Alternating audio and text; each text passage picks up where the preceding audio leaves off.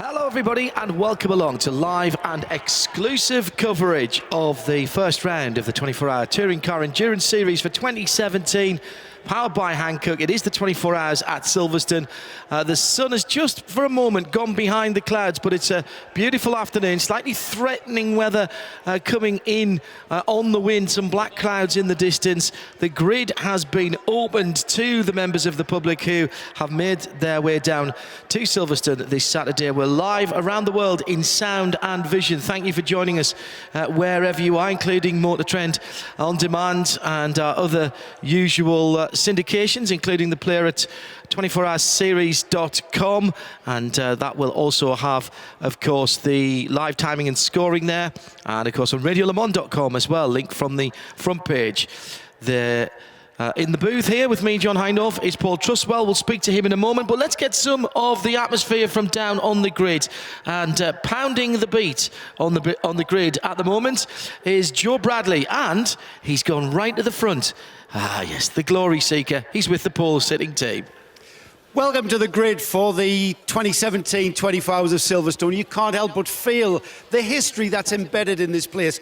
We are standing on the very tarmac where the Formula One World Championship began, all the way back in 1950. The same tarmac, Farina, Fangio, Ascari, all the greats have been. Well, today's about today, and right now, our pole position car, the Manlo Competition 107 Seat, is on the pole position for Great Britain's only around-the-clock race. Now, their drivers, this is a Spanish team, predominantly Spanish drivers who speak poco inglés, and I speak muy poco español. But thankfully, Jürgen Smet, who will be one of the drivers in the team. Estupendo, guys, estupendo. Jürgen, please, talk to us, please. Fantastic to see the Manlo Competizione Seat on the pole position. Your thoughts, is this a nervous place to be starting a race from? Yes, because we have to last for 24 hours, so it's always good to be in the front, but it's more important to end the race and reach the finish line.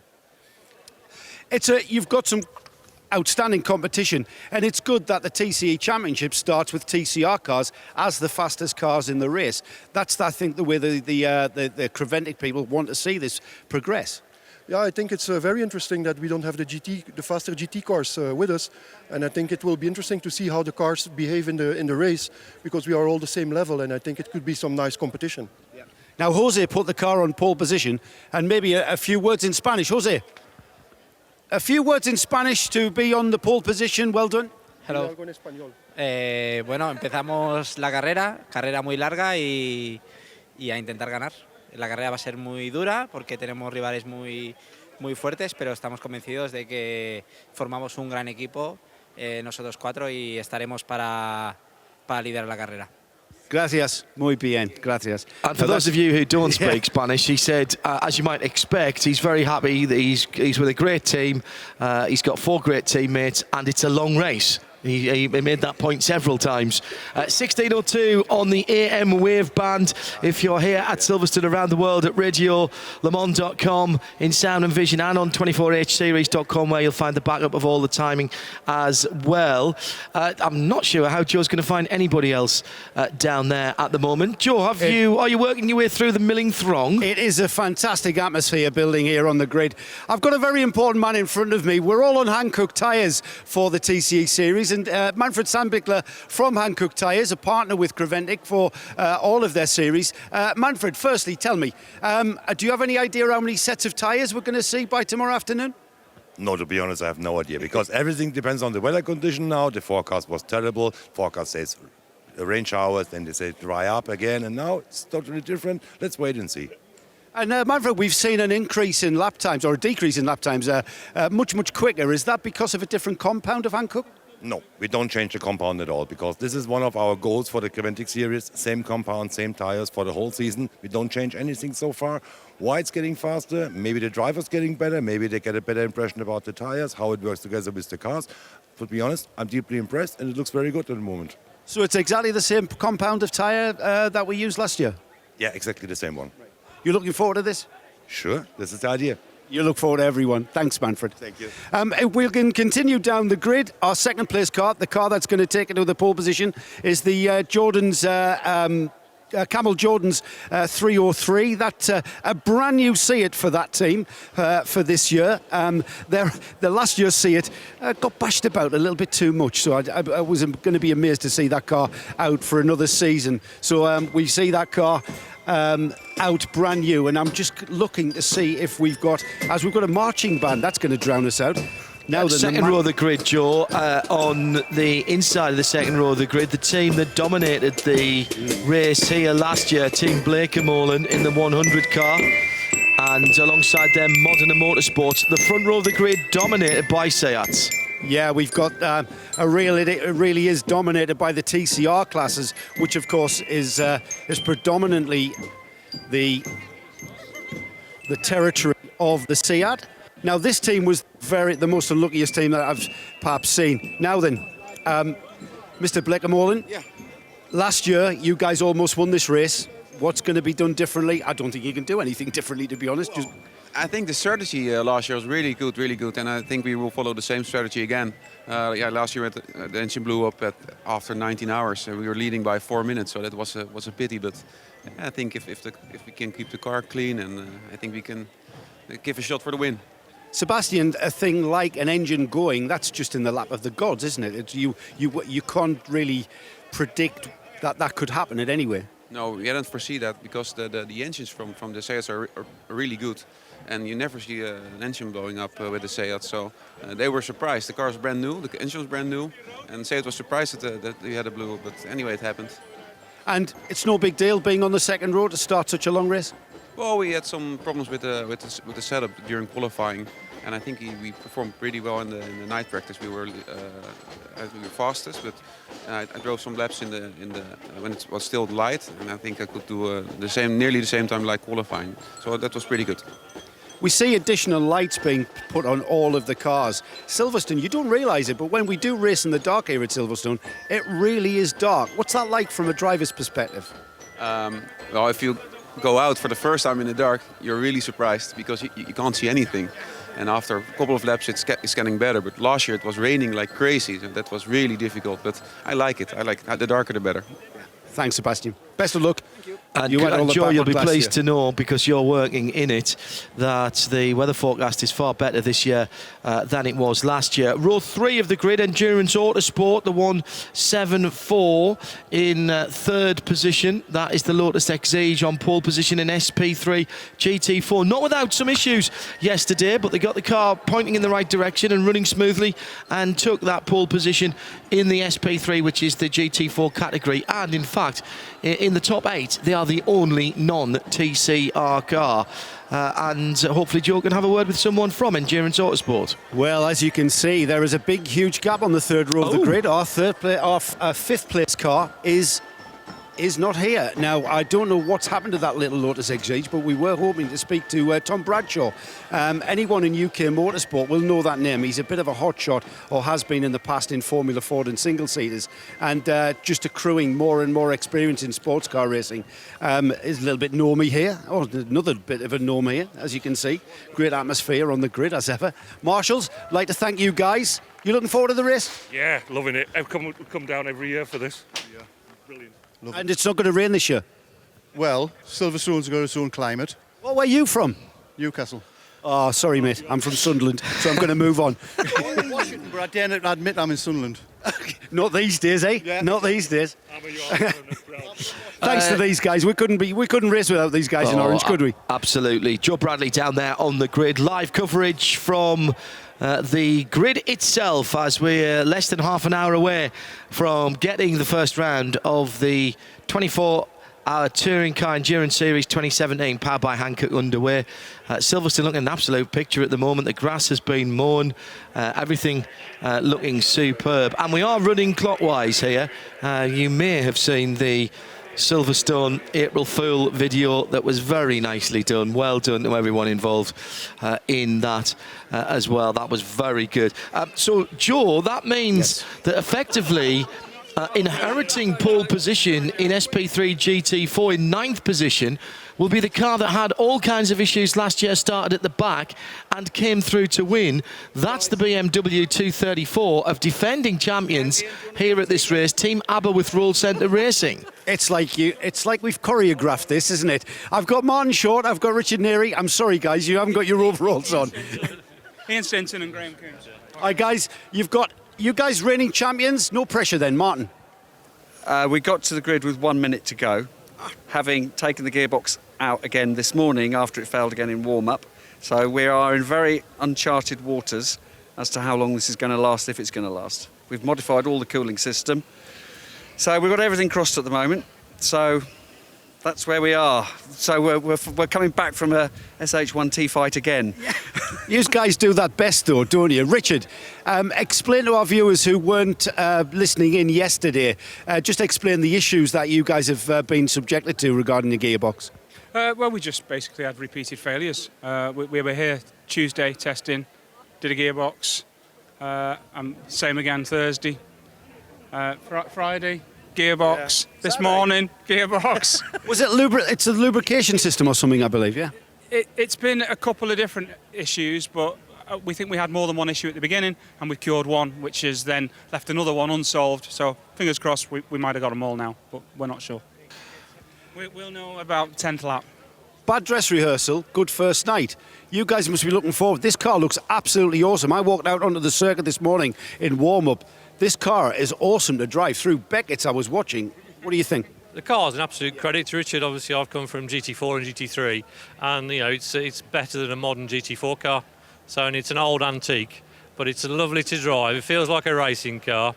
The gearbox. You did mean the car there, not the owners, didn't you? Well, I think we're all an antique firm. You know, I used to remember when I was a young upcoming driver, and now I'm an old fart, really. But another 24-hour race would be fantastic. And no pressure then, reigning champions? No pressure. They're used to it, aren't they? Yeah. It's either going to work or it's not. Simple as that, really. Yeah. Good luck, guys. It can only get better. Joe Bradley working his way through the grid. That was Team Aberworth Roll Centre on the inside of row 5. Behind them, it's CWS, the 178, Colin White's black. Janetta with the Vimmerwerk Motorsport 266 alongside them. I'm looking for another pole sitter for you. That will be the Intersport BMW M3 CSL, the number 140. That is in 17th position.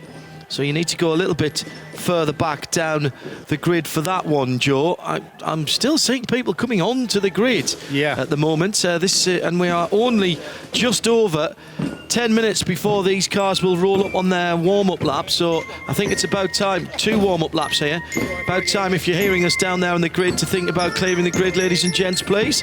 Let's get back to Joe. Yeah, we've got the 140, the A3 pole sitter, Kevin Clark. Kevin, you're already getting in the zone. I see you're already in the...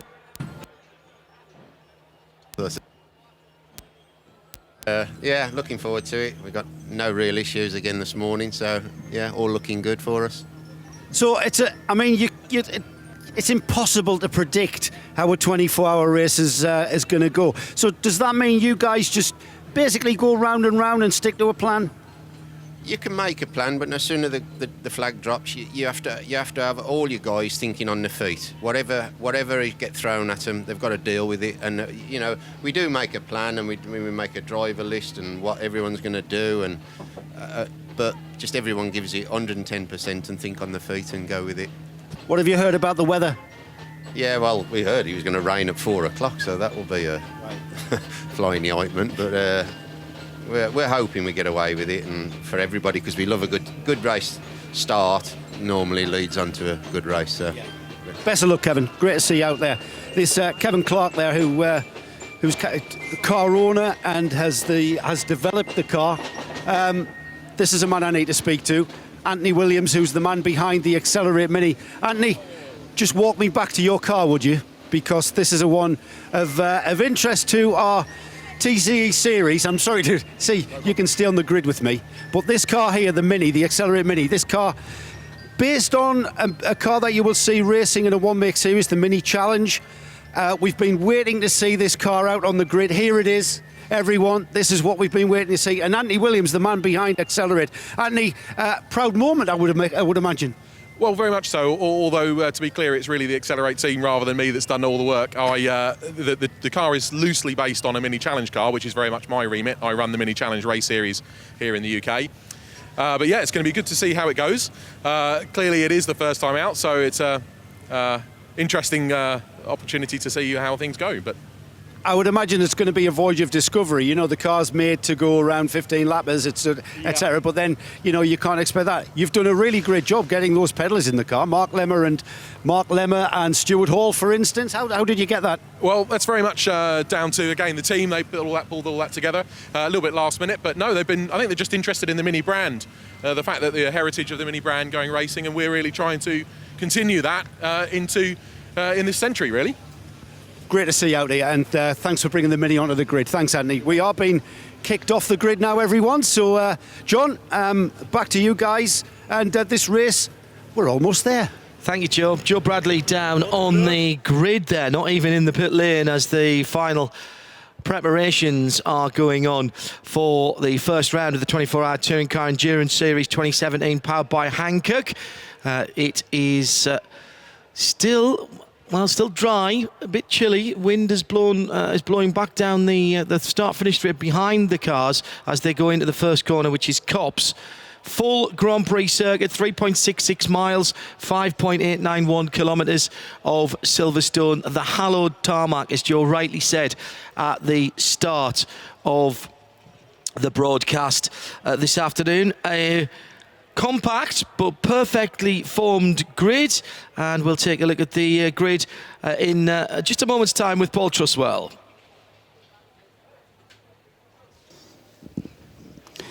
So 29 cars on the 30-car grid. The 174 Lotus Exige is going to be starting from the pit lane, we hope, but we'll find out about that as soon as the race gets underway. Front row of the grid then will be started on pole position by car number 107, the Monlau Competition Seat Leon. Alongside it, 303 is the red Camel Jordans.NL Seat Leon. And that's 303 will be starting alongside it on the front row. 107 and 303 the front row. The second row, number 100, the team Blakemolen Seat Leon, and alongside it, number 216, Modena Motorsports, the Hong Kong entry, another Seat Leon. So all four of the front two rows Seat Leon TCR cars.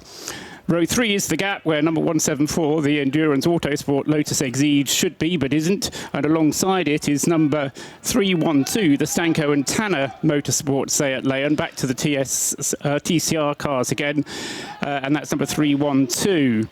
So a gap, 174, and then 312 on the third row. The fourth row, number 144, is the RS Connect TCR car. This is the car entered by Lee Hodson, which was very quick in last year's race. And then on the outside of that fourth row is Modena Motorsports' second car, number 217, both of the Modena Motorsport cars with Benny Simonsen and Patrice Descombes driving, and various other Hong Kong drivers lined up with that car as well. So 144, 217 is the fourth row of the grid.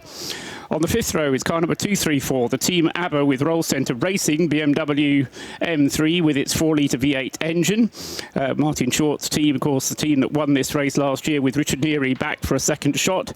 Two new co-drivers, though, in the shape of Graham Coombs and Ian Stinton, completing the driver lineup for that car. It's on the inside of row 5, and on the outside of row 5 is car number 110, the Leicester Racing team. This is the VW Golf TCR car. From, as I say, the Lestrop Racing team, and that's car number 110 starting from the outside of row 5. Row 6 is number 178, the CWS Ginetta, and alongside him is the 266, car number 266, the Vivaverk Motorsport Seat Leon, back to the TCR class there for the outside of row 6. On row 7, car number 122 is the Pit Lane Competizione Audi RS3 TCR. Class car, and on the outside of that row is car number 102, the Holmgard Motorsport Seat Leon. So 122 and 102 sharing row 7. On row 8, car number 248 is the TDF Gaver Ginetta G50 GT4.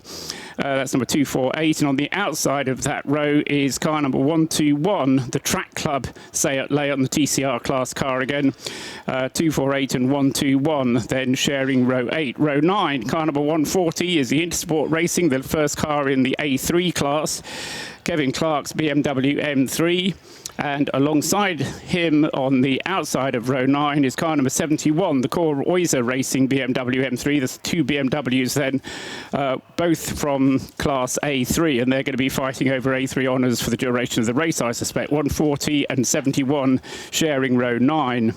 Row 10 is number 137, the GT4 BMW 1M. Of the Moss Motorsports team, 137, and on the outside of that row, car number 105 is the Zest Race Car Engineering Seat Leon, again from the TCR class. That's car number 105.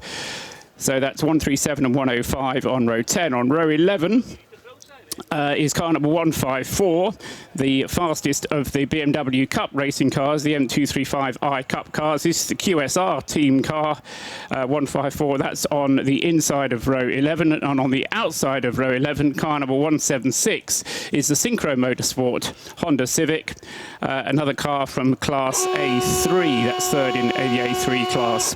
On the outside of row 11. On the row 12, we have the Accelerate Motorsport Mini. Just hearing from Joe Bradley down there on the pit wall. And alongside that, on the outside of row 12, is the second place car in the Cup 1 class, the RMA Track Days car, BMW M235i, entered by RMA Track Days and JJ Motorsport. That's car number 156. So 134 and 156 is row 12. Row 13. Car number 151 is the Sorg Rennsport BMW 235 Cup class car. And on the outside of that row, car number 136 is the second of the two Moss Motorsport entries, the BMW M3, and that's car number 136. So 151 and 136 is row 13. Row 14, car number 91 is the faster of the two A2 class cars, and this is the Area Motorsport Owens Endurance Team class car, Honda Civic, say number 91. And on the outside of that row is the Vanquish Motorsport Seat Leon, car number 138. 91 and 138, row 14. And then on row 15, the last row of the grid, car number 235 is the Duvo Racing BMW 235i Cup class car. And on the outside of that row, car number 52 is the Team Sally Racing Renault Clio Cup car. So 235 and 52 complete the grid.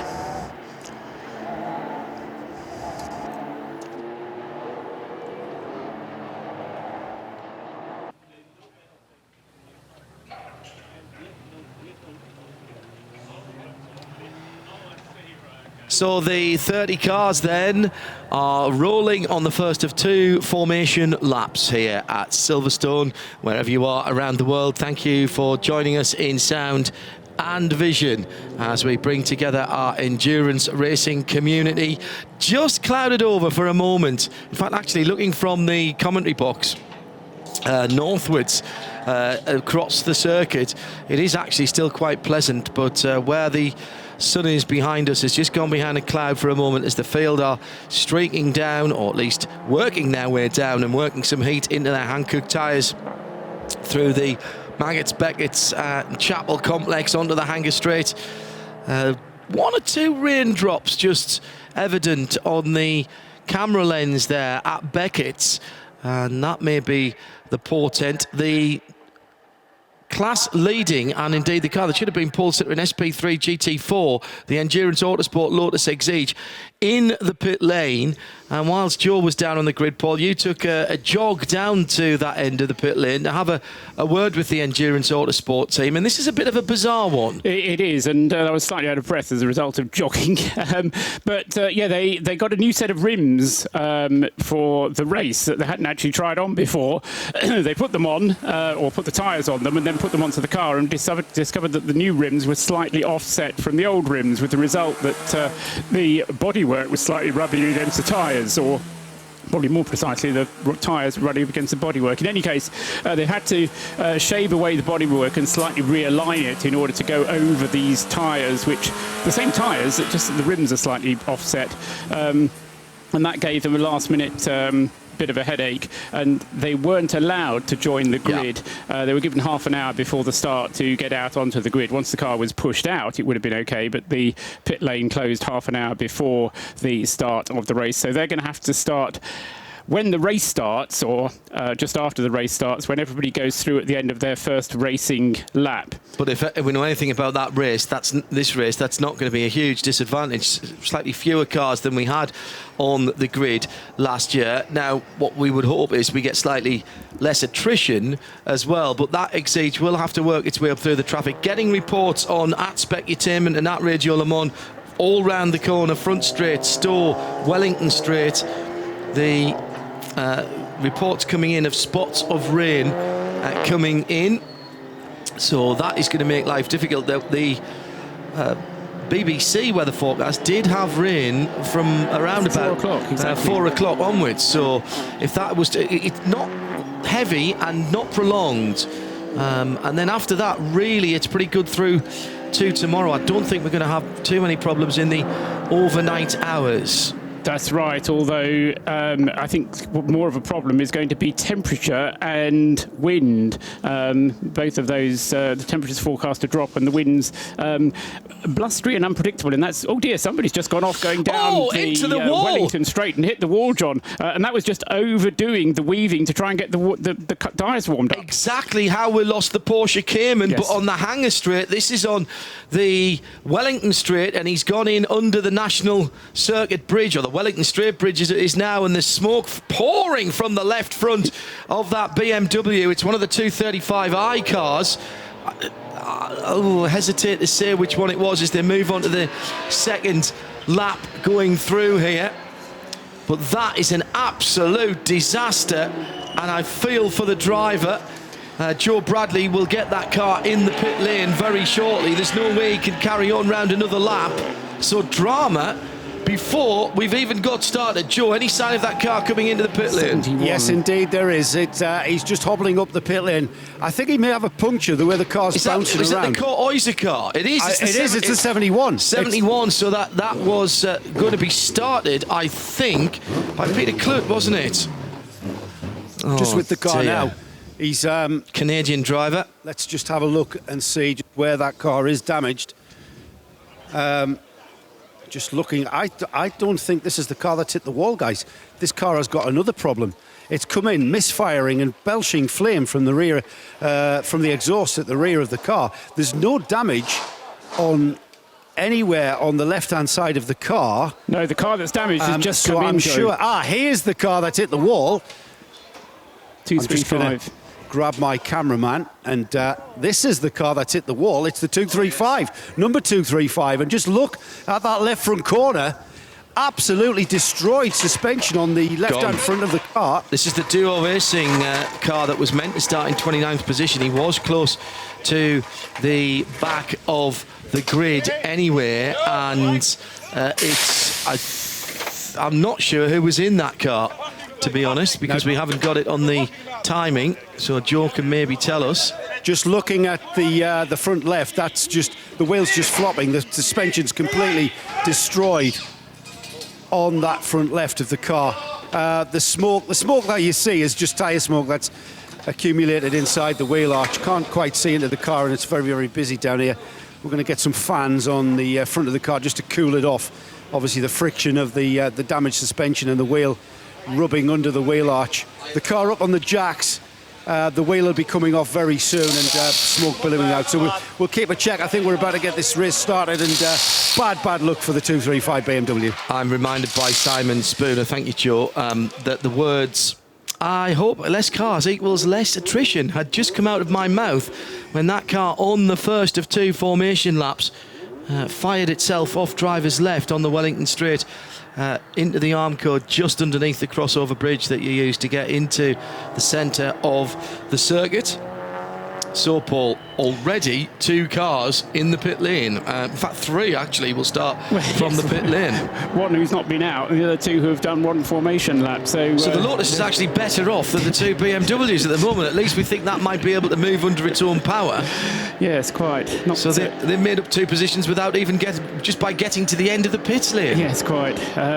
But yeah, I mean, I suppose it shows. I mean, the nerves do play a role in this, and you do have to be careful with the cold tyres. I mean, I said yesterday during the qualifying, there are 2 pinch points, and Silverstone as a Grand Prix circuit has big wide open spaces most of the way around. But there's 2 pinch points where the 2 bridges are. One's on the Wellington Straight, one's on the Hangar Straight, and they've both been hit by cars warming the tyres. Yeah. And there's no excuse for it. That is the excuse for it, but it's terribly frustrating for the team and devastating for the driver concerned. Cars, though, coming up towards the start-finish line to start this race, John. Yeah, and don't like the look of that front of that BMW at all, because I think they've done more damage than just to the suspension, the steam coming out of that car. So 3 cars are in the pit lane, the 71 BMW and the 235 with ailments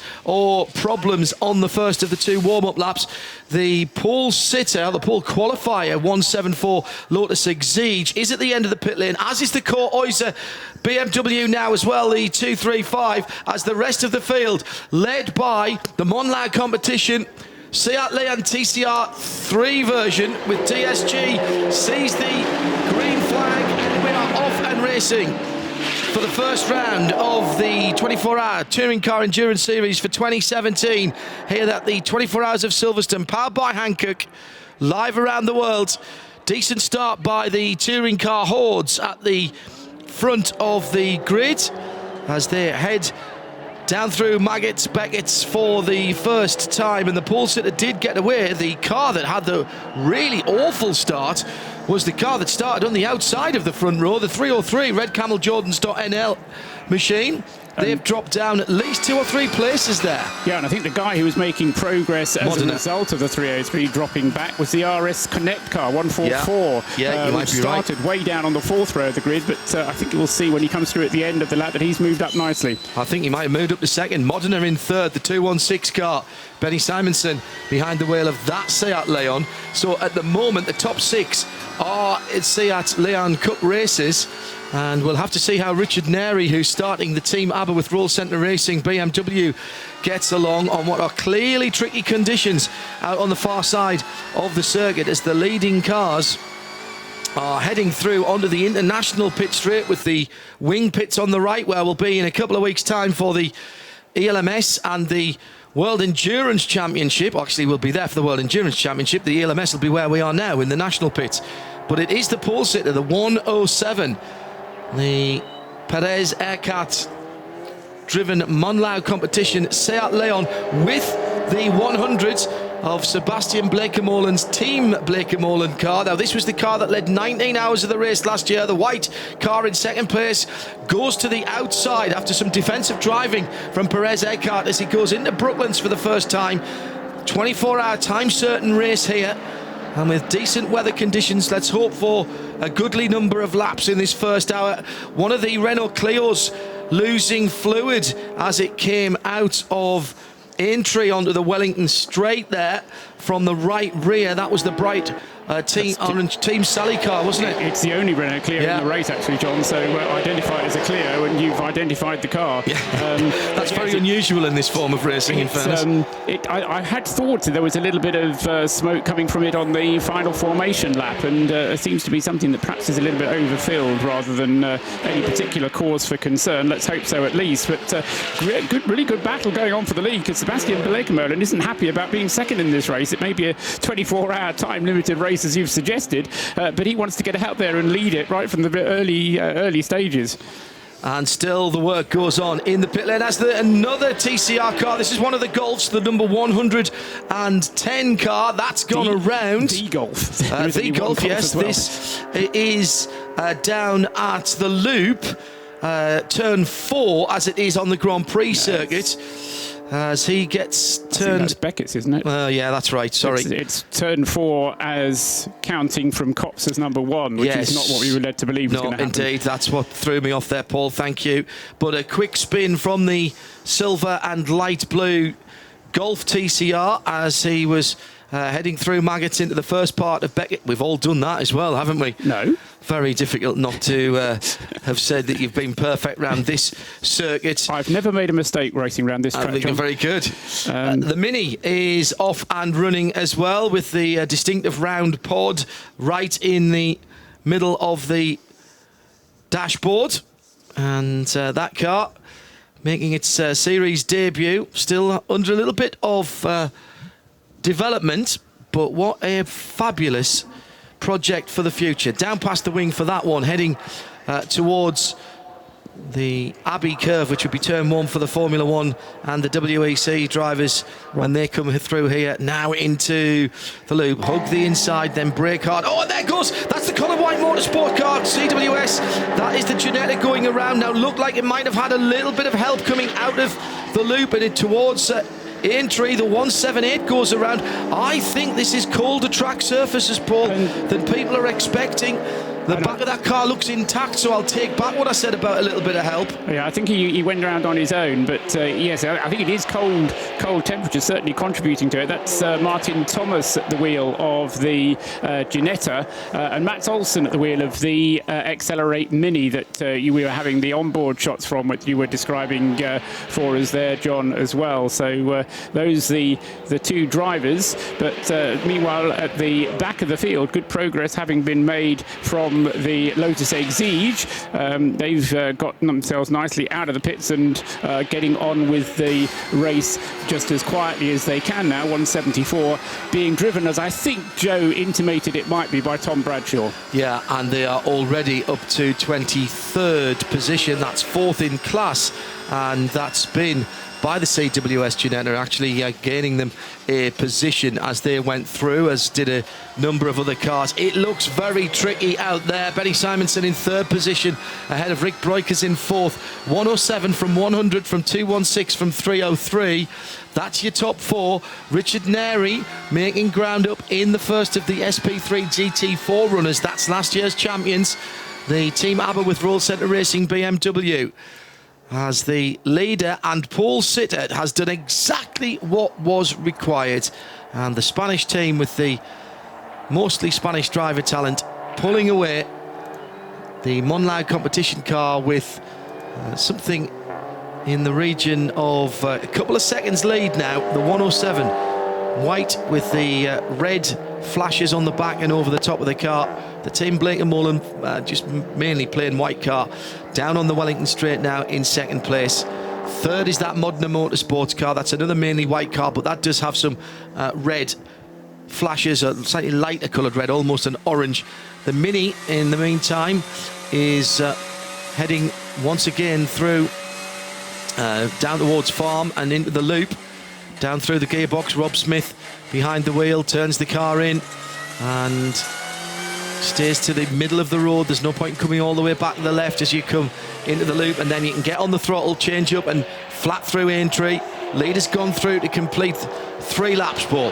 Yes, and Richard Neri, as you say, leading SP3 GT4 class car at the moment in 4th place. Now, we haven't talked about minimum reference lap times yet, and I don't apologise for that because it does get complicated.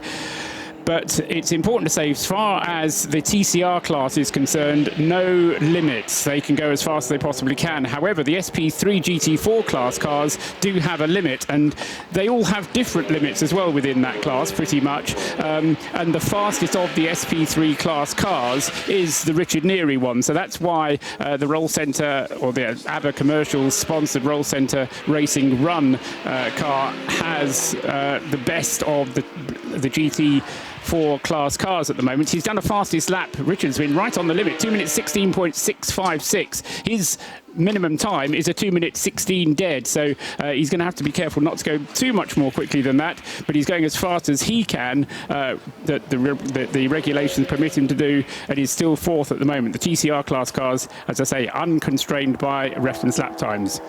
Update on the number 235, the Duo Racing BMW that we saw going off into the wall whilst warming its tyres on the pace lap. Well, it's got massive damage on the front of the car, on the front left of the car. That's the corner of the car that struck.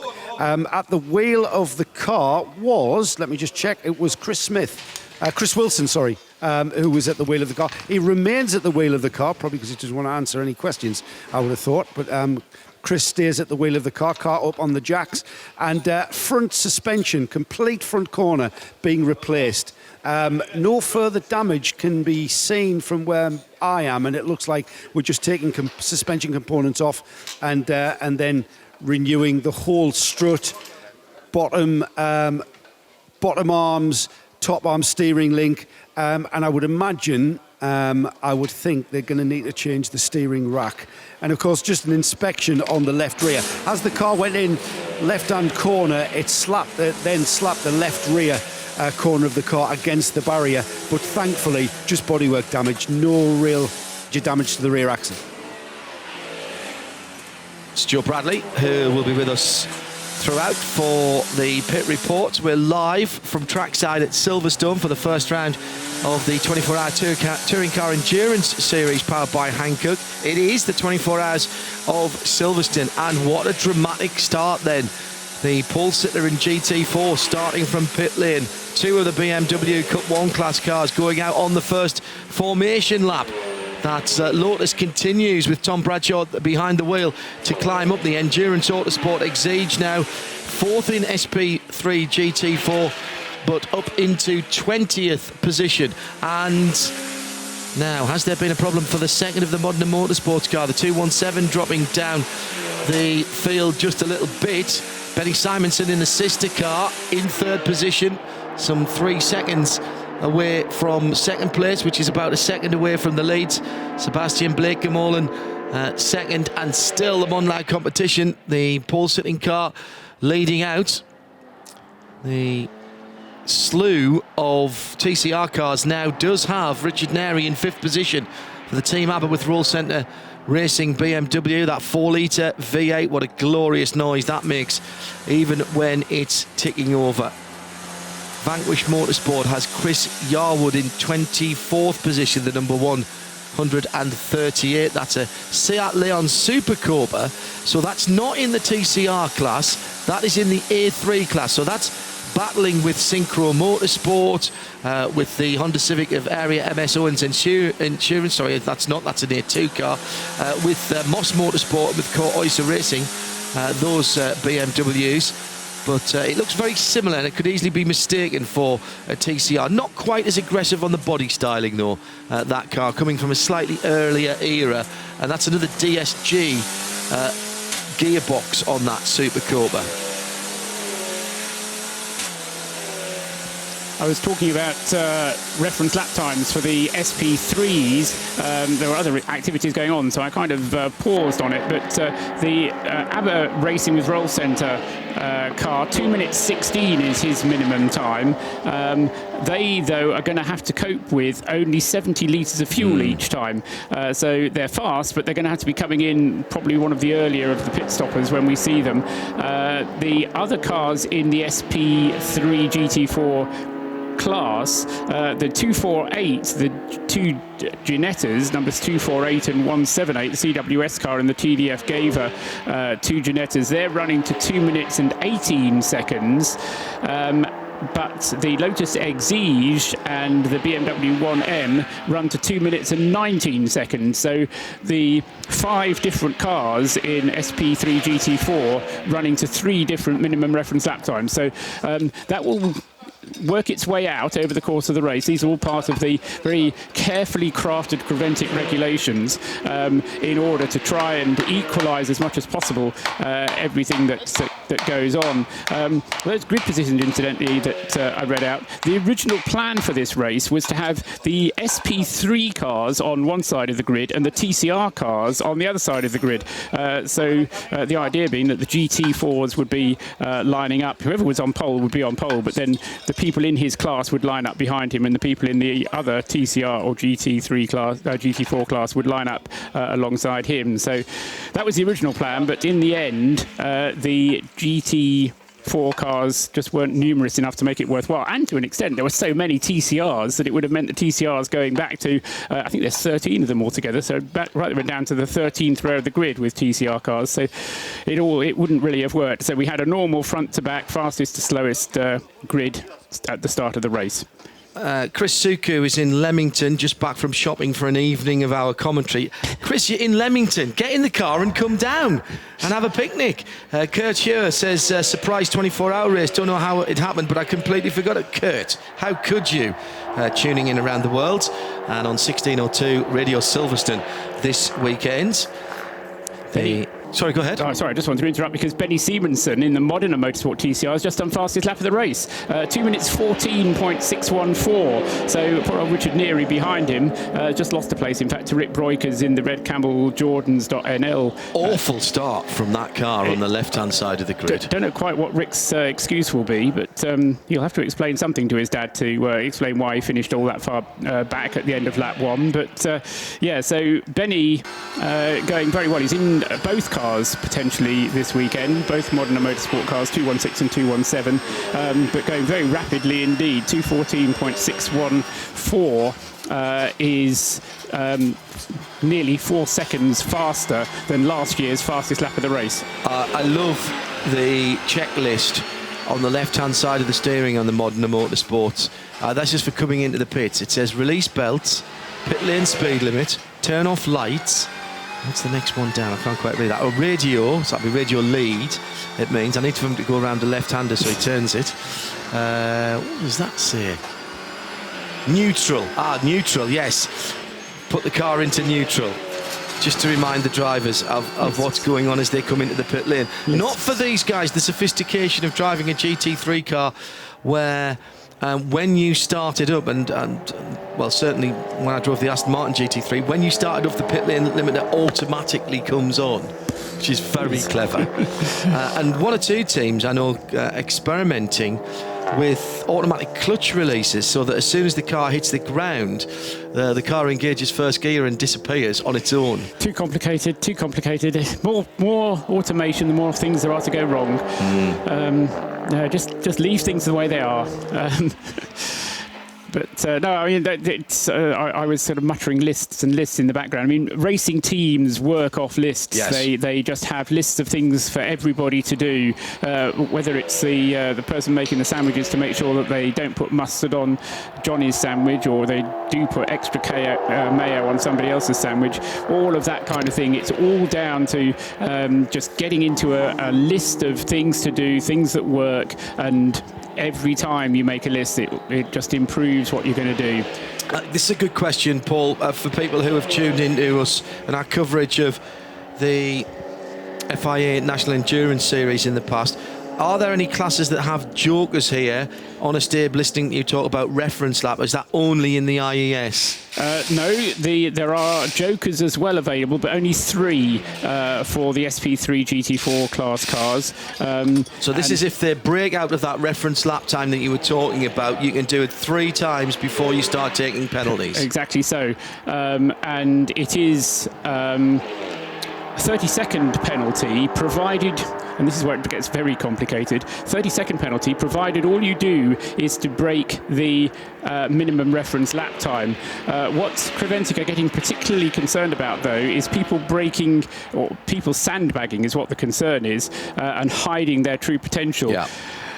And inevitably, you come across traffic in a race like this, and so inevitably you try and make up the time when you don't come across traffic. Now, that shows that you've been sandbagging in some shape or form, because you have a car that will go faster than its minimum reference lap time. So if you get caught going underneath your minimum theoretical lap time, it's a 2-minute penalty, as opposed to just 30 seconds penalty if you just go underneath your reference lap time. So, as I say, it does get a bit complicated there, and I've just realised that our screen screen isn't quite wide enough to accommodate the right column, so we may have to keep an eye on that one. But I'll try and work out a way of doing that. We have got the world's biggest timing screen here, with about a 40-inch plasma screen in front of us. I can't work out why it's not wide enough, but anyway. Will we have to make some of the columns slightly smaller? Maybe if I do that, dare I? See if I can. I'm going to mess about with. Yeah, I don't think it does. I don't think it does. I think all you do is change the sort order. Oh yeah, you're right. So you've got all the Audis at the bottom, at the top, and all the Seats at the bottom now. Help. So position is what I want. There we go. We're back to Hindhoffen technology. This could be fun. It's still Monlight Competition that leads by just on 2 seconds from Tim Blakemollen in second, Modern Motorsports in third. Then in fourth, the recovering Rick Breukers, 11 seconds back. Team Aberworth Roll Centre Racing now 24 seconds away, and just ahead of the RS Connect Seat Leon, Stanko and Tanner, which sounds like a 1980s cop show, doesn't it? And the RS Connect, no offence meant there, chaps and chapesses, and then the RS Connect in seventh. That is the 144.8th, just going across the line in front of us, the pit lane Competizione. That is the only Audi RS3 LMS TCR car in the race, 7th in class, 8th overall. Then the Holmgard Motorsports Seat Leon, the 102 car, making up the top 10. Zest with another Seat Leon. In the classes, Intersport lead the A3 category in their BMW number 140 in 12th position. The Cup 1 class is the RMA Track Days car, and that is the 156 in 16th position. Further down the timing screen, where's the A3 leader? No, that's Kevin Clark. I mentioned that. Yes, and the Honda Civic of Area MS Owens Endurance in 28th is leading the A2 class. And that's how they stand then, with 8 laps completed. And still a small matter of 23 hours and 40 minutes to go. Modern Motorsports then, the third position car out on the circuit, with the sun beating down again here at Silverstone, and the threat that just spits and spots that we had a moment or two ago seem to have disappeared. On the Wellington Straight, heading towards Brooklands, down through the gearboxes, you see that curb on the right hand side, late apex, back end getting away from Benny Simonson as he tried to drive that car through the left-hander, then the double apex right-hander at Luffield. Surprising amount of grip there on the inside, even when it's wet, as they've come through Woodcote, perfectly dry now, and down towards the awesome Copse corner, past us then from left to right, and heads in to Copse. And another big slidey moment on the back end of that Modena Motorsports car. The back end is not helping Benny at all, as he's totally committed into these fast sweepers. Just noticed that there's a built-up curb on the inside of Maggots as well now, rather like the one that's all the way down at the inside of Vale, the left-hander. Looks like a small garden wall there. You do not want to be hitting that. Already Benny onto the hanger straight and beginning to close in on the car ahead of him. And that is the team Blakemollen Seat, with Sebastian Blakemollen at the wheel. Through the lovely sweeping right-hander at Stone, now plunging down. You just gently coax the car to the right-hand side of the road. Wait till the start the curb, brake, down through the gearbox. It's all flicks of fingers on paddles nowadays for these guys. And Benny taking a little bit more of a touring car line and hammering the curbs on the inside as he comes through the final part of Club and onto the international pit straight to head towards Abbey. And they are absolutely together now as they come into the loop. Nothing between the plain white Blakemollen car and the white, orange and black of the Modena Motorsports 216 machine. Barely see the Blakemollen car, in fact, as we watch the tails away shot as the cars go back towards Brooklands, and Benny again tries to go down the inside, but again he's just thwarted. Does seem as though he has the pace at the moment of the Seat in front of him.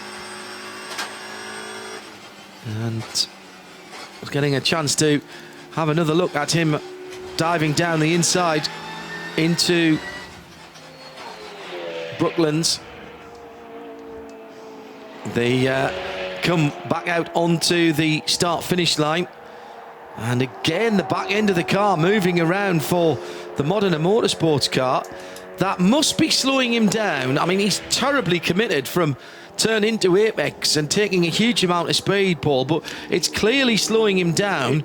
He does have what looks to be a decent car and very fast, but he just can't seem to get it to turn in and go towards the apex without the back end want to overtake the front. Seems to be on ball bearings, doesn't it, a lot of the time? I mean, it may well be that's the sort of car that Benny likes to drive and have it that way, but I suspect part of his commitment is that he wants to get past the Blake & Molan car, and then when he's past the Blake & Molan car, he feels he's going to be able to draw away. Now, it may well be that Sebastian's got another agenda and he's just driving to his particular plan, but as I say, it's great fun watching them have this dice for second place, and you do get the impression that Simonson does want to get past and make up a bit of a gap between himself, or possibly just to stop the Monlau competition Spanish SEAT from getting away at the front of the field. And Jose Manuel Perez Ecart is doing exactly that, has stretched out to 4 seconds.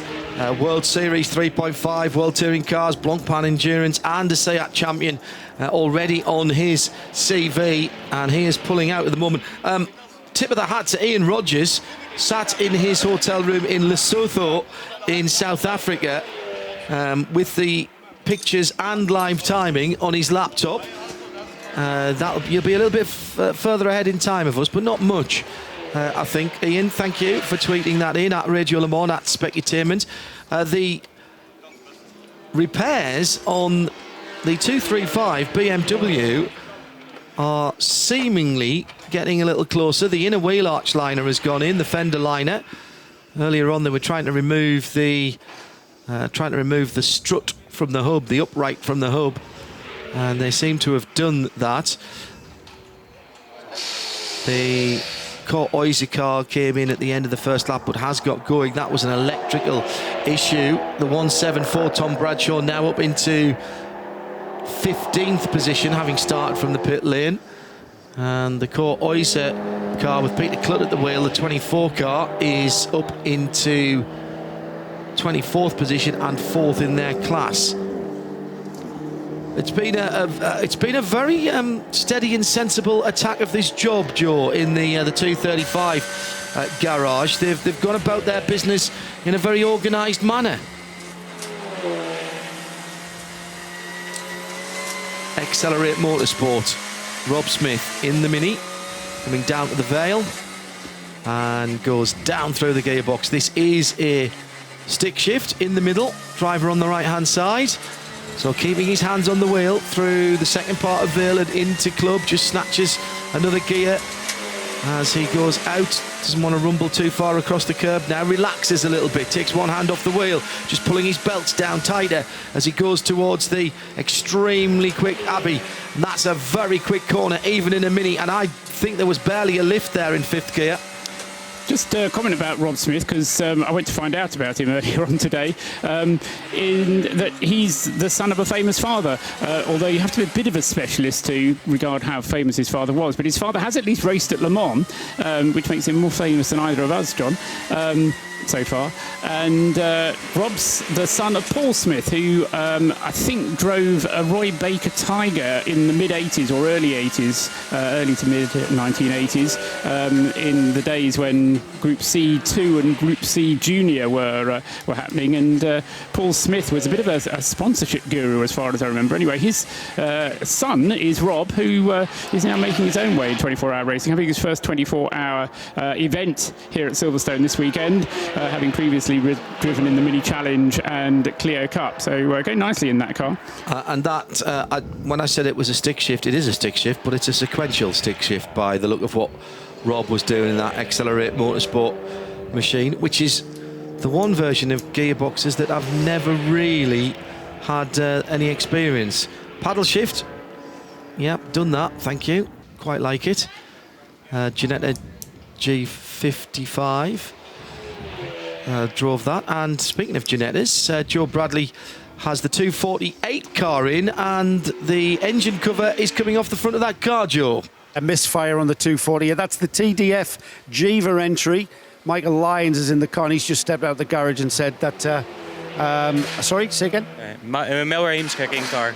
Yes, but Michael Lyons just stepped out and said our car's coming in with a misfire, and it has indeed come in with a misfire. So the engine covers come off. That's the whole front bodywork on this Ginetta, and they're going to have to find out what it is. Hopefully it's just something simple, like a plug lead maybe, but it's not good at this stage of any race. That's Joe Bradley down in the pits. I'm John Hindhaugh, Paul Trustwell alongside me as we bring you live coverage of the first round of the 24-hour Touring Car Endurance Series for 2017, powered by Hankook.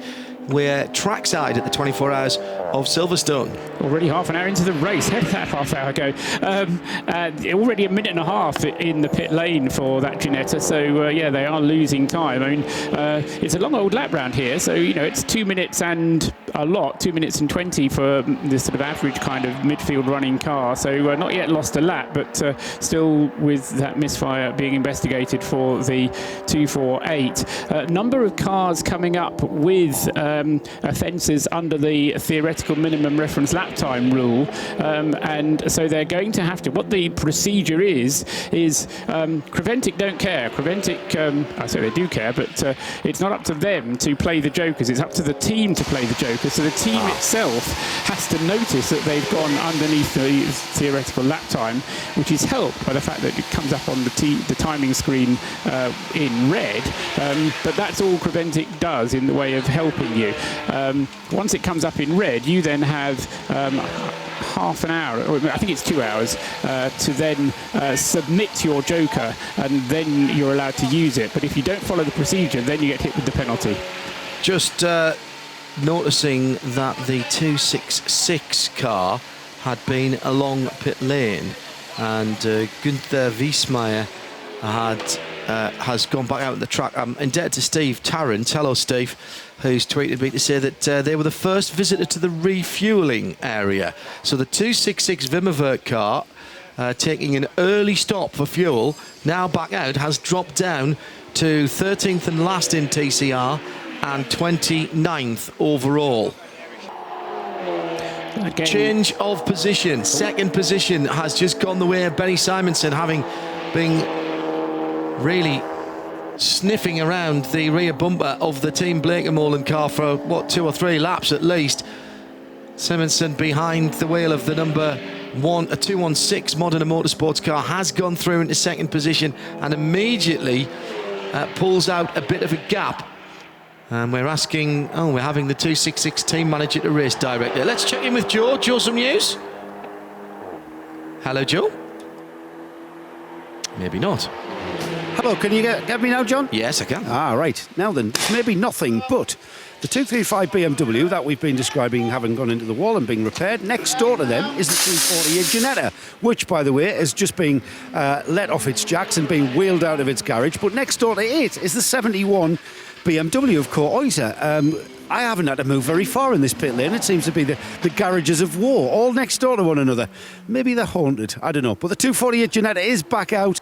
The niggly little, and that's not my words, that's been the team's description, a niggly little misfire that's manifested itself because of having to keep to a delta time. Thank you very much.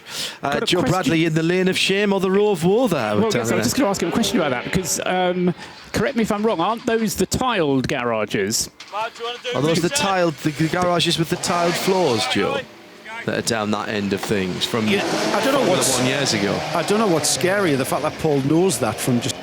Yes, it is. It's the old. It's the grey tiles. Is that McLaren when McLaren tiled the garage? It was McLaren in about 2004 or 2003 or 4, and part of their deal when they came into a garage was to tile the floor. They were partly sponsored by a tile manufacturer, of course. Is that what it was? They did tile the floor, and everybody else hates it because. It looks lovely and it's great when it's dry, but it's awfully slippery when it's wet, depending what kind of footwear you're wearing. But of course, Ron thought of that and issued all his team with the right sort of footwear so that it was non-slip even if it was wet. But no, I'm actually amazed those tyres have lasted that long, because they've certainly been there at least 10 years. Yes, I'd agree. Kyle Wheatley is behind the wheel of the Zorg Rennsport 151 BMW 235. M235 Racing Cup car. He is in 25th position at the moment and in 3rd place in that Cup class.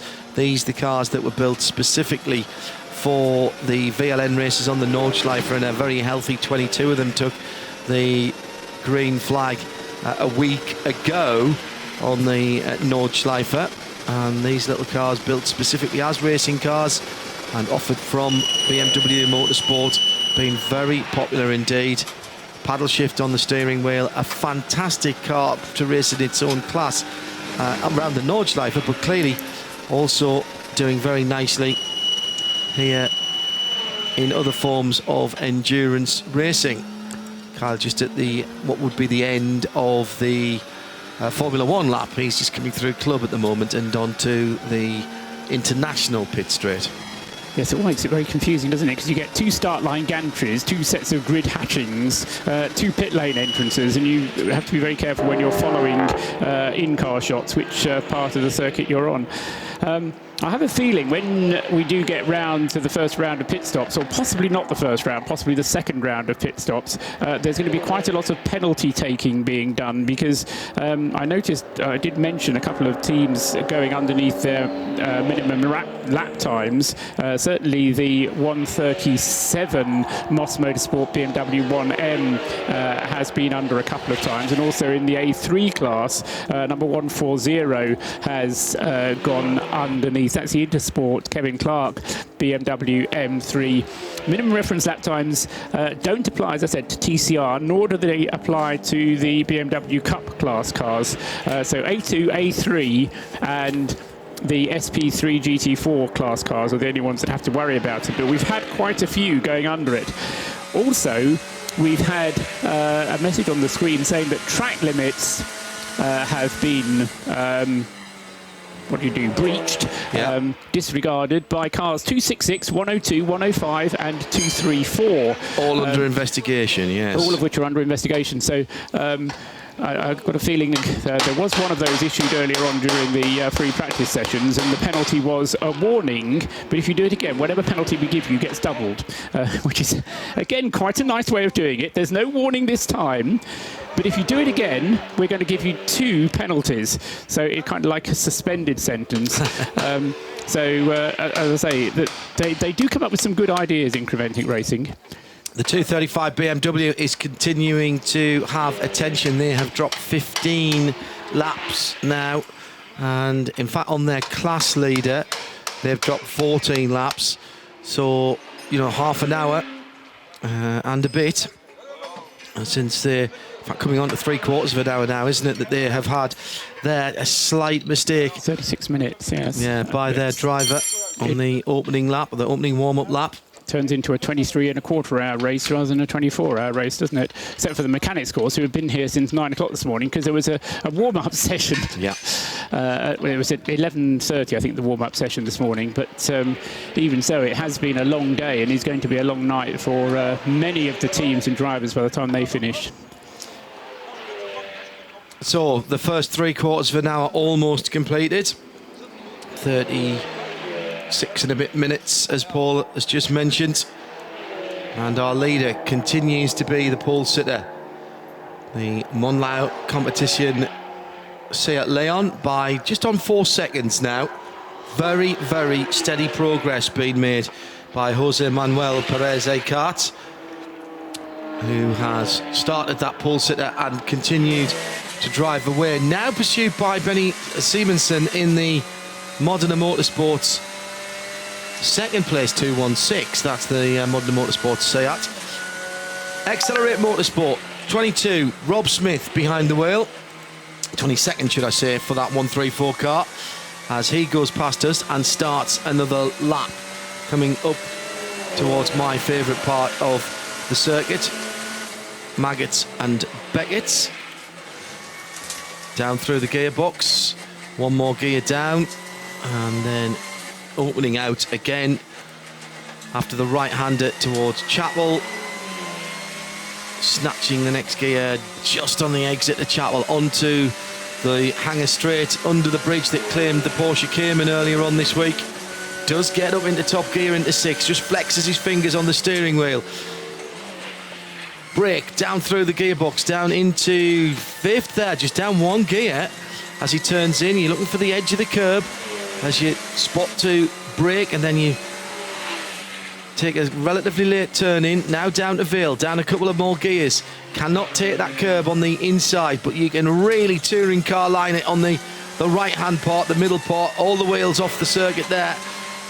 And Rob favouring making that into 1 corner from the second part of Vale into Club. Just didn't really unload the lock at all on that little Mini. Now through Abbey, the first corner on the international circuit. That Mini looks very well planted through there. He'll hug the left-hand side of the circuit, not let the car drift out too far as he positions it perfectly to turn in to the right of Village. 3rd at the moment. He'll go down another gear. Does he? No, he doesn't need to go down another gear. That's interesting. So that is very much good news for all things mechanical. That's a gear change that he didn't have to do there. So took the loop, the left-hander, the tightest corner on the circuit probably, in 3rd gear. Now coming down the Wellington Straight. It's quite well banked, isn't it? The loop. It's kind of the opposite to Village, because Village it doesn't help you at all. But the loop is well banked, but the banking kind of disappears as you get halfway round it. So yeah, as you say, if they can avoid a gear change, then that's all good news. It's like staying off the curb. It's just a kind of a different mentality to people who have done club racing to suddenly come into this endurance racing mentality where lap times don't matter, staying off the curbs does matter. Also, having spoken to people who've raced here in 24 hours, also at the Nürburgring, you look for natural features that will help you, like that banking, like the little bit of a rise up towards Stowe, so that you're not having to brake to the ultimate every lap. At the Nürburgring, the Nordschleife, lots of people are lifting and coasting rather than going all the way in and braking. Again, same idea, just to give them and the car a bit more mechanical sympathy. Absolutely, yeah. And I think that's what distinguishes some of the great endurance drivers from some of the great Grand Prix drivers, who we say over the years, who have made their name in Formula 1 and single-seaters, but never quite made the grade in the endurance racing. And it's that ability to be mechanically sympathetic. 156 BMW has just had an issue with a spin around, and that looked well, that's the Ironman Track Days car. That was leading the class, was it not? And that was at Village as well, the right-hander, just leading into the loop we were just talking about. Now, they were in very close competition with the QSR car, and that was a battle for the lead in that class. So, 2+2. Yes. The Richard Neri driven Team Aberystwyth Roll Centre racing car, just dropping back down to 7th position, was up as high as 4th. Now, I didn't see Richard have a particularly long lap. No, he just has to keep to his lap times is the problem, because he's constrained to 2 minutes 16. Well, he did a 16.6. Last time he did a 2:20, so that was a bit longer of a lap. But everybody's lap times are going out all of a sudden. And I think this is temperature related. I really do. Possibly. It's overcast, there's no sun. Yeah, or bit of headwind perhaps. It's also worth keeping an eye on the gap 1st to 2nd though, because Benny Simonsen, having got himself past Sebastian Bleekemolen, has made great inroads into Jose Manuel Perez Aycart's lead. Remember, I think you said a moment ago, John, it was 4 seconds, now down to 2.8. When he took 2nd place, it was 6 seconds. So it's gone from 6 seconds to 4 seconds, down to 2.8. And so it was certainly worth Benny pushing on to get past Sebastian, because he's now opened up a very useful margin indeed. And you were talking about where the Team ABBA car is down as the leading, still the leading SP3 GT4 class car, but there has been a bit of a gap build up back to certainly the 303 car, Rick Breukers. He's slipped to 10 seconds off the Bleekemolen car. back out onto the track for the BMW that had the spin. That's the RMA Track Days car. Dropped down to second now in the Cup class. Joe Bradley just sauntering down there gently to find out if they were pushed or they jumped. Also in and out of the pits, the Volkswagen Golf. In fact, that car hasn't come out, the Lestrup Racing team. The Golf, which is the silver and blue car that we saw, that car had a spin earlier on, and that car is in the pit lane as well, has been for just under 2 minutes. So has Benny Simonsen got this car handling the way he wants it now? A number of people thinking that track temperatures and perhaps tyre pressures may have to be attended to, as the Monlau Racing Team board has gone out this time around for their driver. It's the 107 car, and those guys have led since the drop of the flag, as it were. Jose Manuel Perez. 19 laps completed. Benny Stevenson 2.0 seconds only behind.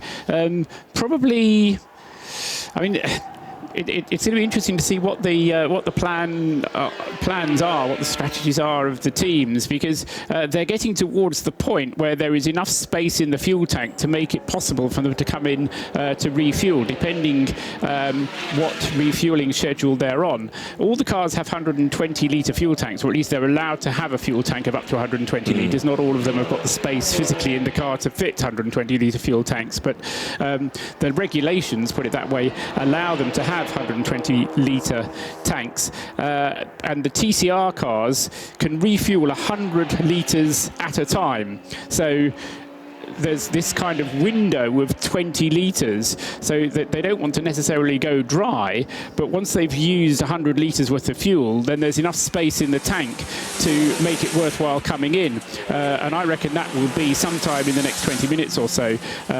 So they'll all start with tanks absolutely full, but then they'll make their choice whether they run it all the way to dry and then just put in the 100 litres, or whether they come in with still 20 litres in the tank and then top it up to the full point. Obviously what they would like is if they can refuel under a code 60, because they'll lose less time, but of course they're only allowed, I say of course, the rules say that they are only allowed to put in half their allocated amount if they come in during a code 60.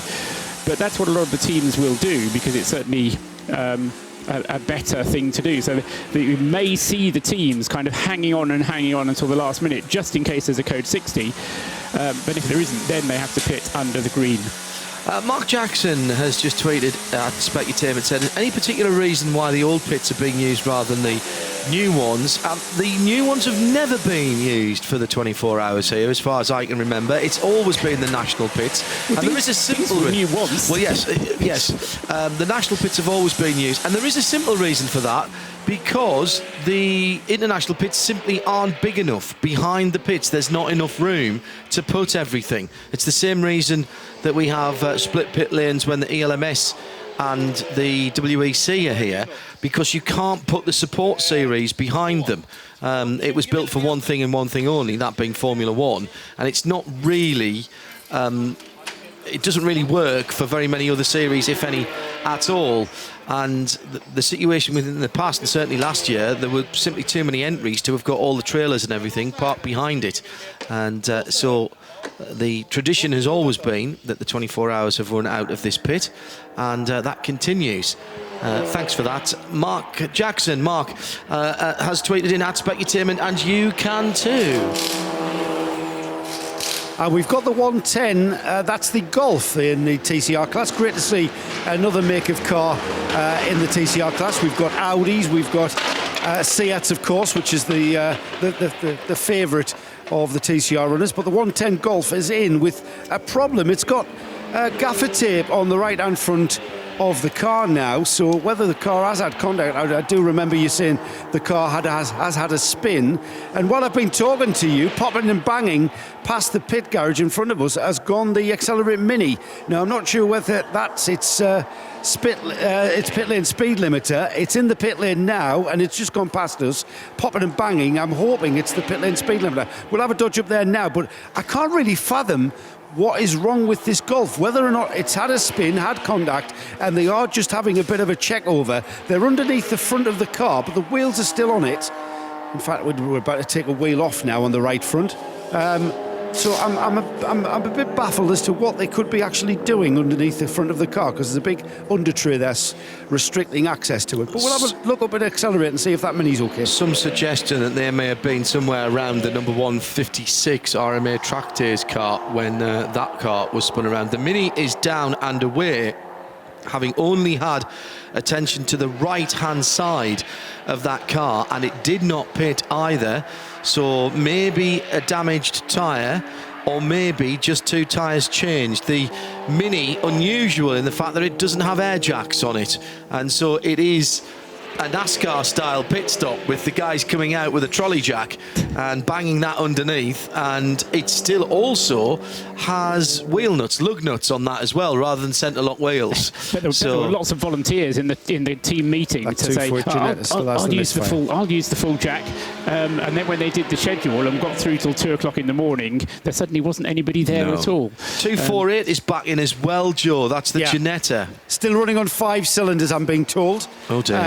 And that's not good. They're unsure as to what it is. They're replacing something to do with the management system, and I'm fathoming that by the fact that they're in what would be the passenger side, and the team told me that they were just readying a new component, meaning they were just getting a new ECU wired in to put into the car. That's happening now. The bonnet, the front of the car remains on the car, so it's nothing in the engine bay that they're doing. It's all to do with the electric. So hopefully this will rectify the solution. It's a bit of an odd one, running on 5 cylinders, but door shut, and driver's door shut now. We should hear the car fire up and get underway.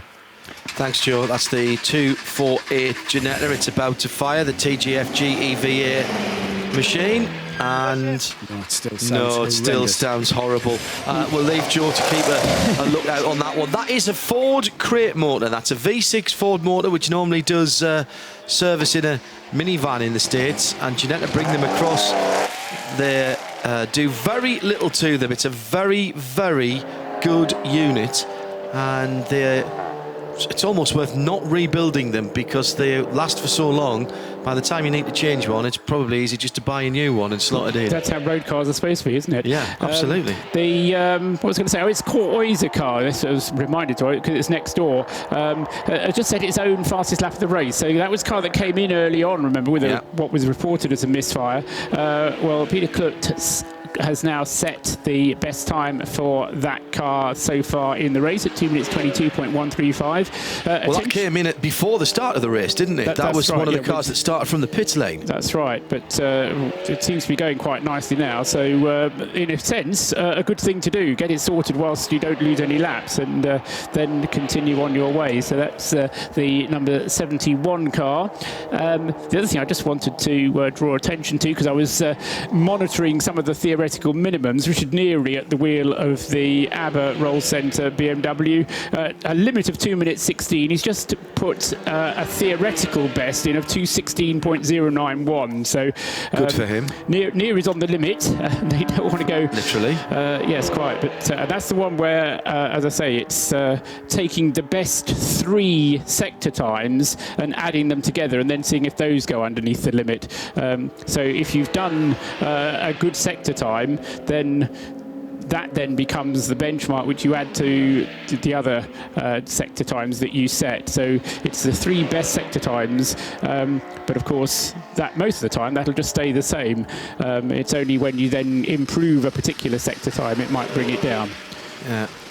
Moss Motorsport have just come up red as well, which you told me means a theoretical issue. Indeed. Is that the A3 class car? It is the SP3 GT4 car, oh, right, okay, the BMW 1M rather than the M1. Right, the 137, that's already... That's 137, correct. Yes, that's already burnt 2, I think, so that might be its 3rd joker already, and we've not even had an hour of the race yet. Yes, and I'm sure then in that case Tony Morris is going to be very popular with his team. Oh, you've had all the fun. You've been doing the quick laps. Through has gone the leader, Jose Perez Ecart.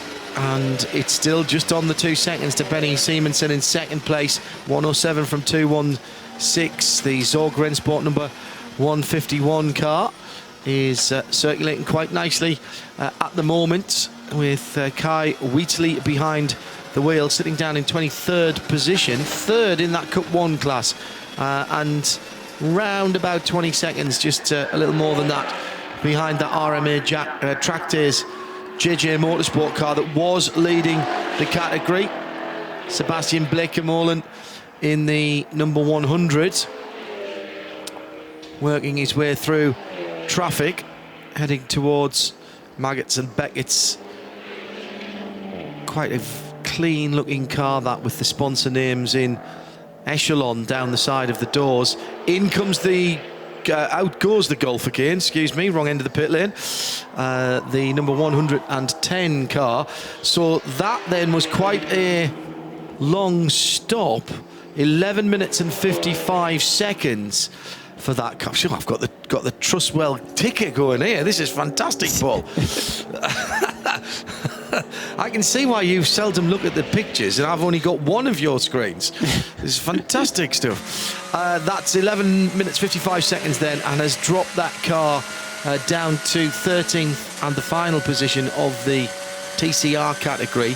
And in terms of the lead, they are now 5 laps off the lead, and we've still not had the Duvo Racing BMW car completing any laps. It's still listed as a non-starter, still being worked on.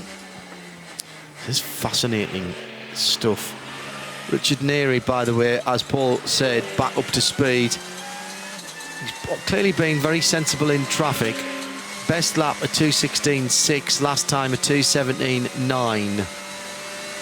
Yes, the team wanted to average 2:18s, and their average at the moment 2:19. But as I say, that's kind of near where they want to be. But the trouble is, your average lap time and your minimum lap time have to be a fair distance apart, because there is this great danger of just going a little bit too quickly, and just gaining a second by going underneath your minimum reference lap time is more than compensated for by the penalty that you have to pay. So it really does pay to keep your jokers just for the case where you need them. And I think the other advantage, and not writing off, I mean, the feature of last year's race was that the TCR cars were relatively new in 24-hour form. This year, we've got far more TCR class cars, and they're far more proven in 24-hour race form. So I think it's far less likely that we'll lose TCR class cars. But I think Richard Neary and the Roll Centre team's only chance is if their competition does hit reliability problems. And as I say, we were hearing from them down on the grid. They've had reliability problems of their own thus far. So I think between the 4 drivers, they're going to be just trying to keep the car on the road and out of the pit lane, rather than worrying too much necessarily about its pace. They know the car is quick enough, but they just need to keep it reliable. Vanquish Motorsport, the South Leon Super Cobra. Now that is an A3 car with Chris Yarwood at the wheel, working his way. Marshals with the blue flags. Thank you to all of our volunteers, as all of a sudden first and second have come together, Paul, and in the loop now there's nothing between them, and we've seen Simonsen at this point before in the race be very quick indeed out onto the Wellington Straight. 2 cars that are not dissimilar in terms of the colours of vinyl that have been applied. It's not the same livery at all. Simonsen really likes to go down the inside of his competitors into Brooklands. They're in the Brooklands Luffield complex now, and will pop back out onto the front straight any second now to complete their 25th lap. And there's nothing between them. No, it's been a great stint this from Benny, to be honest, yes, hasn't it? Because he had to plug away for quite a few laps before he got past Blekemolen, and now he's going to have to really work at the task if he's going to get past Icart as well. I think what's going to be interesting is when it's dark, the Modena Motorsports car is going to be very distinctive indeed. That flash at the back, I think, is probably a fluorescent or something. Yes. But, and on the front of the the valance on the front, the spoiler. Yes. You can see it reflecting even off the curbs now. I thought Eckhart there was going to be in trouble as he tried to pass a slower car and was certainly cost some momentum as he came out of Copse. But now Benny has seemingly tamed the back end of that Seat, which was really causing some problems. That is a very fast car in a straight line. He's got the draft. He's in the hole, being made in the air by the pole sitter, who have led all of the race until now, as down the inside into Stowe goes the Modena Motorsports Seat, and Benny Simonson goes through into the lead for Modena Motorsports. And that is the first time that the Monlight competition car has been bested, and we are 2 minutes away for the first hour of this race being completed. A really stunning opening stint from Modena Motorsports, and in particular from Simonson. Beautiful overtake, absolutely textbook here at Silverstone. Got a good run through Chapel and on the Hanger Straight, but that 216 is not breaking away as they are in the loop now, and Monlau car fighting back with Perez Eckhart. Now he's got the aerodynamic advantage, if there is one, down the slightly shorter Wellington Straight to the left-hander at Brooklands. Traffic ahead.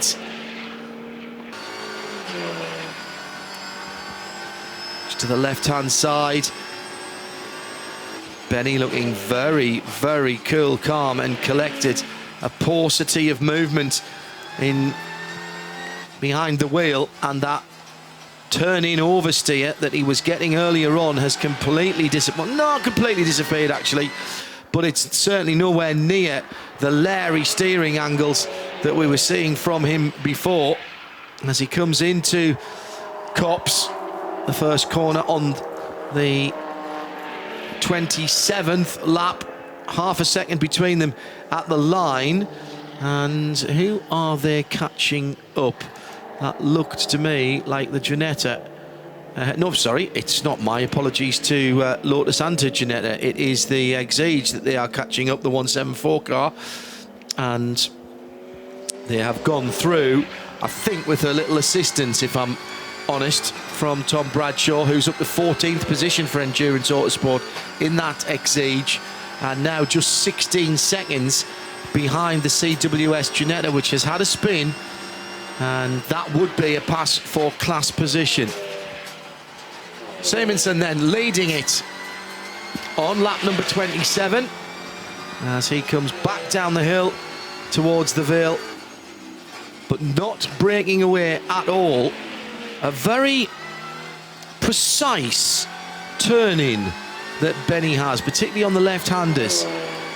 It's almost as if he's measuring it by degrees, and that the steering wheel has a protractor on it. As they come up to the Synchro Motorsport Honda, that is the car that the 176 running 5th in A3 at the moment, and being driven by at the moment, as my screen's just in the process of updating, my apologies. However, the two leaders and the 216 now in behind another of the Seats, coming out of the complex there and across the line in front of us, and Eichhart's got back through clearly. So that was certainly a battle that was not over and done with. So that battle to the head of the field from the Modena Motorsports car lasted barely a lap, Paul, but that will count as a change of lead because we did see that over the start line. It did happen across the start-finish line, yes. Now it's happened back again. So it's... yeah, it's certainly, and it just strikes me watching iCar now, sort of actually, if anything, stretching the legs again, opening up a bit of a margin. Certainly, Benny not immediately in a position to make another change of the lead. But as I say, they're going to have to start looking for the fuel now and decide whether or not what they want to do is to come in and, as I say, they may not be empty of fuel, but they've got enough space in the tank to put the 100 litres in that they're allowed. Why would you want to cart round an extra 20 litres of fuel?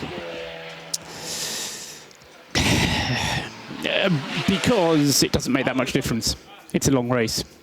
20 litres is, what, something around about 30-something kilos, something like that of fuel? We thought it would be that much, but yeah, say 25 kilos. It does make a difference, but on the other hand, if you're going to run it all the way to be empty, you're then running out of options next time around, because this time around you only put 100 litres in. Next time around, if you do the same thing, you won't be able to go as long on your next tank of fuel, because obviously you've only got 100 litres, whereas the first stint was given 120 litres.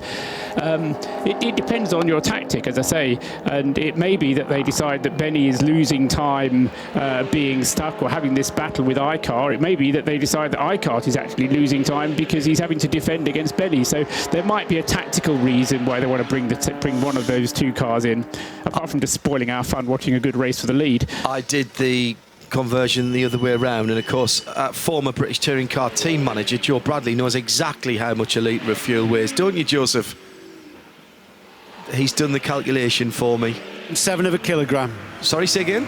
A litre of fuel weighs 0.7 of a kilogram, which means it weighs 20 litres is 14 kilograms. Thank you very much indeed. Knows those things. It's burnt into his brain now.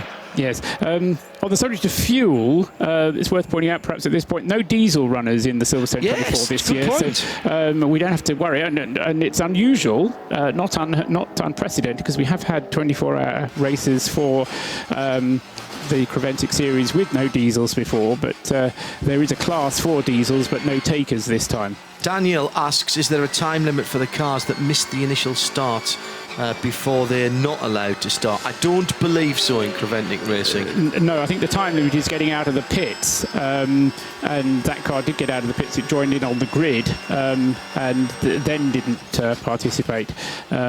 So I don't think there is any other limit in this form of racing. They want you to compete as easily or putting as few barriers in your way as possible. So the battle for the lead continues into Brooklands, and Simonson very late, and a slight mistake maybe by Perez Cart as he went through the first part of Luffield. Just got the rear wheel up onto the curb and it sort of unsettled the car, but he doesn't seem to have lost anything. The Modern and Motorsport Seat looking very much more balanced than it did earlier on. My apologies, that was down at the Vale. And now they're into the loop, as Paul said, having 2 start lines, 2 finish lines and 2 sets of grandstands that look rather similar. My apologies. So that was Stowe down into the Vale, and the lead is still lapping traffic. He thought the traffic wasn't going to be so much of an issue, but with such a variety of cars out there, it's amazing how they get involved. And now there is a 235 Cup car in between the leaders, and they are at Luffield. And Benny Simonson just struggling for a moment to get the optimum line. He's going to try and go down the inside at Woodcote. Hope he doesn't get moved over on there. That was very brave indeed.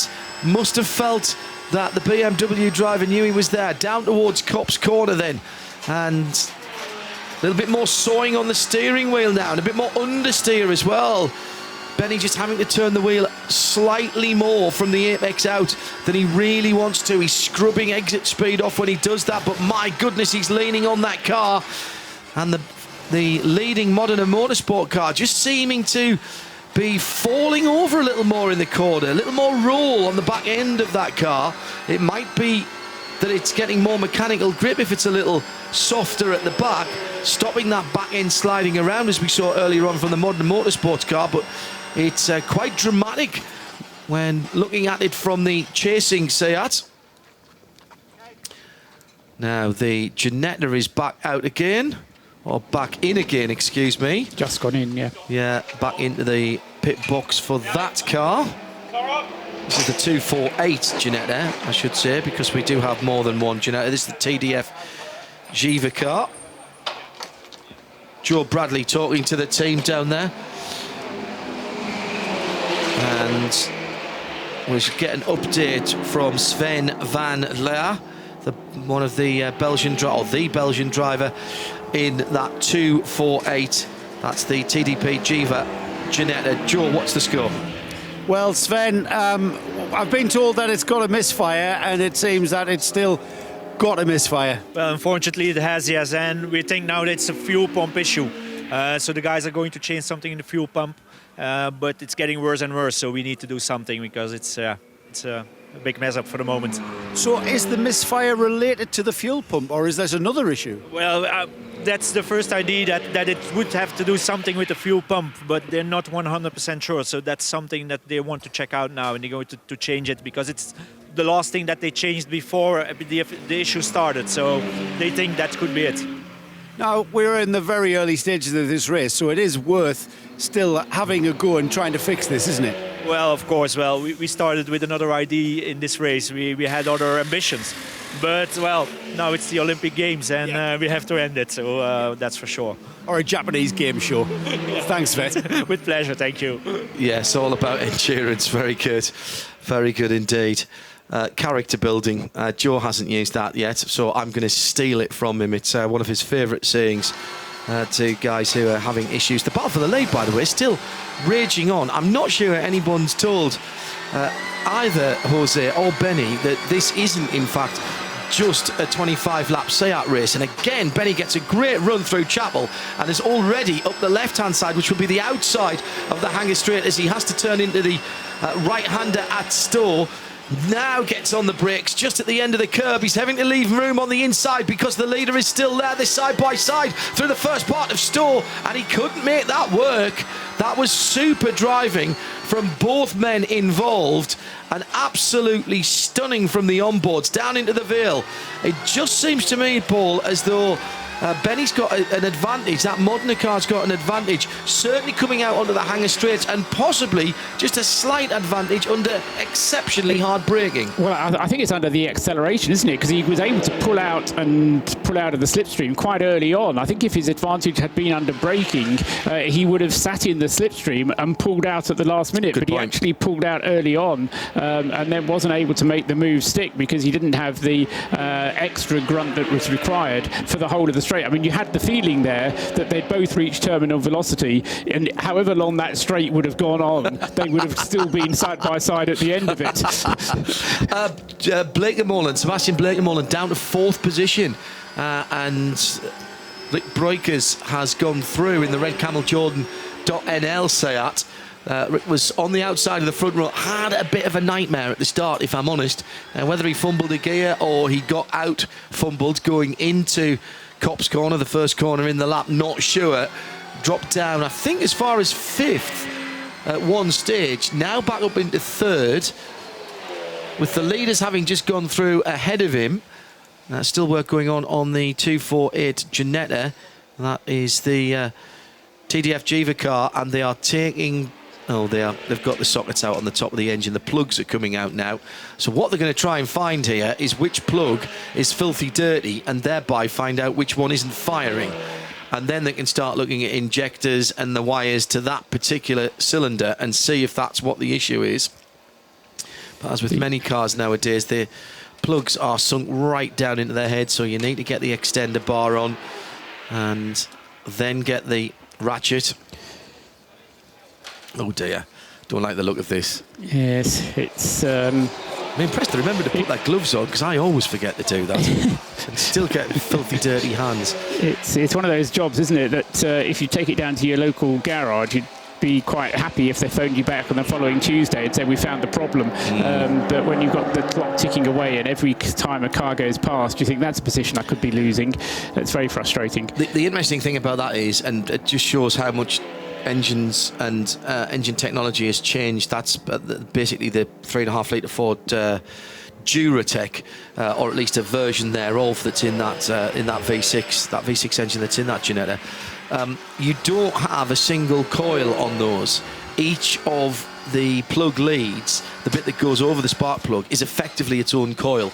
So you might have I would guess one of those coil packs has broken down. It might have been the coil pack rather than the plug, and just But at least they'll find out if they take all 6 plugs out. Aha, this is the black one. They're hoping that they find one that is really dirty, and if it looks horrible and smells of petrol, then they'll know that that's the one that isn't firing, and change the coil pack out on that one and hope that fixes it. Yes. If it's not, and it's a different one every time, then they're in real trouble, because then that is an ECU problem. Indeed. The best car so far that it hasn't anymore, into the pits for his first stop. Now, I was going to say that he was going quite well. Richard Neary with the Roll Centre Racing BMW, number 234, coming in for what is a routine pit stop for them, because they kind of got a double whammy. They're running in the SP3 GT4 class, so that in any case gives them less amount of fuel. Secondly, they then run as the fastest minimum reference lap time, which gives them less fuel. But also, they then get hit with a further 10 litres less, because they're running a 4-litre engine. And SP3 is supposed to be for cars up to, but not over 4-litre engines. And because the BMW is just over 4 litres, they get an extra 10 litres. So they have to refuel, or they are only allowed to put in 70 litres at every stop. So that's why the Richard Neary car has come in, and we saw it there on the screen, having more fuel put into it. The next car back, which has made a pit stop, has actually just come in for its second stop, which makes me think it might be a problem beginning to manifest itself, is the second place car in the BMW Cup class car, the number 156 car, which has just come in, as I say, for its second stop. Leighton Clark bringing that car in. BMW in trouble, and by the way, we've got a new leader. It's Benny back in the lead again as well, and that is a BMW that is either overheating very, very badly, or it has fire in the bonnet. The driver is still aboard at the moment. Sadly, it's behind the Armco, so I can't identify it as easily as I might have been able to, as the car looks like it's had a spin off the circuit. It's coming through the first part of the international lap. That's at Abbey, and it's gone off driver's left. Now, has he just driven that car straight on, or has he actually had a spin? It looked to me as though he might have had a wee spin going into Abbey, but whether that was cause or effect on the smoke stroke steam, driver now out of the car. We've had just over an hour of racing, and yet to see a code 60 flag, the purple flags, which we'll explain if and when they become required. Glad you said that, not me. Hashtag blame Hindo. And that car still smoking stroke steaming. But it has forward motion. So that must have been then a marshal that walked down and said, what do you reckon? I think I can get back to the pits. Oh, okay then. On you go. It's crawled forward a couple of inches, but not far enough for me to see the number of that car. Although we do have a tracker somewhere, Paul, don't we? Yes. Can I get that from here? Yes, you need to go to the scroll bar. 137, I'm being told. Thank you very much indeed from our team. That's the Moss Motorsport BMW 1M, the SP3 GT4 car. Thank you very much to the guys in the TV truck. And indeed confirmed, 4th in class. Windscreen wiper firing across the screen, which would suggest to me that was steam rather than smoke. And indeed, now that we can see it more clearly as it heads in towards the loop, that is coming out of the louvres in the bonnet. It is white in colour, not black, so that's a sigh of relief in one respect, but why is it overheating so much? That would be the next question. And where is any excess water going? Well, and presumably because it's got so hot, what's been done to the internals of it? Just coming, he was only halfway around the lap, wasn't he? Yeah, it was right at Abbey when he fell off or drove off. Yes. And the other problem that car has is either they don't quite understand the way the regulation minimum reference lap times work, or I don't, but they have been under, to my knowledge, at least 4 and possibly 5 times. And that's even if they use their 3 jokers. They've still got 4 minutes worth of penalties to take at some point. Rules on penalties, you don't have to take them straight away. You can wait until your next pit stop. And you don't actually even have to wait until your next pit stop if for some reason that's inconvenient, provided you take them within 2 hours, then and you can accumulate them together. So if you've been given 3 or 4 penalties for different things, track limits or minimum reference lap times, they all might have different reasons. So as I say, that 137 car, I think, is going to have to spend a long time in the penalty box at some point. Question about the interior of the Mini, which I'll have a look at the next time we see it. The BMW number 154 is in the pit lane. So these are all, Paul, presumably these are all absolutely regular stops that we're seeing for obviously not for the BMW that was steaming, but for Roll Centre, for these guys, this is where you roughly expected them to come in. Steaming BMW has come in.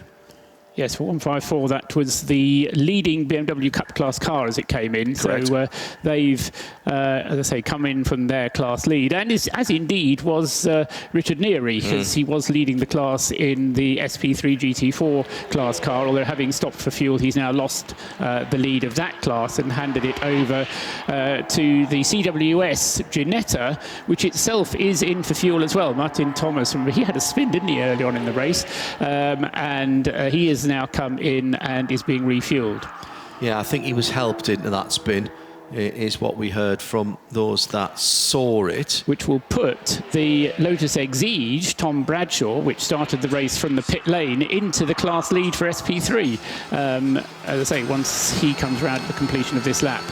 There was a question that has just come in from one of our listeners, Billy, who wants to know what the switch, the rotary switch in the middle of the dashboard is. That is the driver identification area. So if you look very carefully and you've got good enough resolution, you'll be able to see that there's a little arrow on that knob and it's pointing towards Benny. So there are 5 drivers.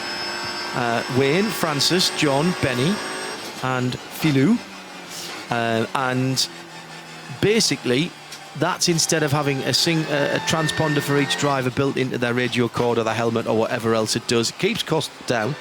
It is a 5 or 6 position switch. Each driver, 5 position in this case, each driver has a spot to turn it onto. Some of the teams aren't as clever as that. They just put 1, 2, 3, 4, 5. Now I can tell you that Benny is number 4 because I get that information on the ID screen. And if you look, Wayne, Francis, John, Benny, he's the 4th one on the way around. Fantastic. The important thing with that switch is that the sensor, which picks up the signal that is transponding, is at pit exit. Yeah. So if you go out of the pits, turn through Copse, Beckett's and go, oh, I've forgotten to do it. I'll do it now. Yeah. You might not have bothered because the sensor doesn't pick it up. So if that happens, and having realised you've done it, and the team realises you've done it, you then have 20 minutes to tell race control. And then when you tell race control, they will adjust it on our system. But you do have that 20 minutes of grace. And if you don't do it within 20 minutes, then you have to take a penalty. They're not making a cup of tea down at the 137 Moss Motorsport BMW pit. Joe Bradley is there. They've got the kettle out, Joe.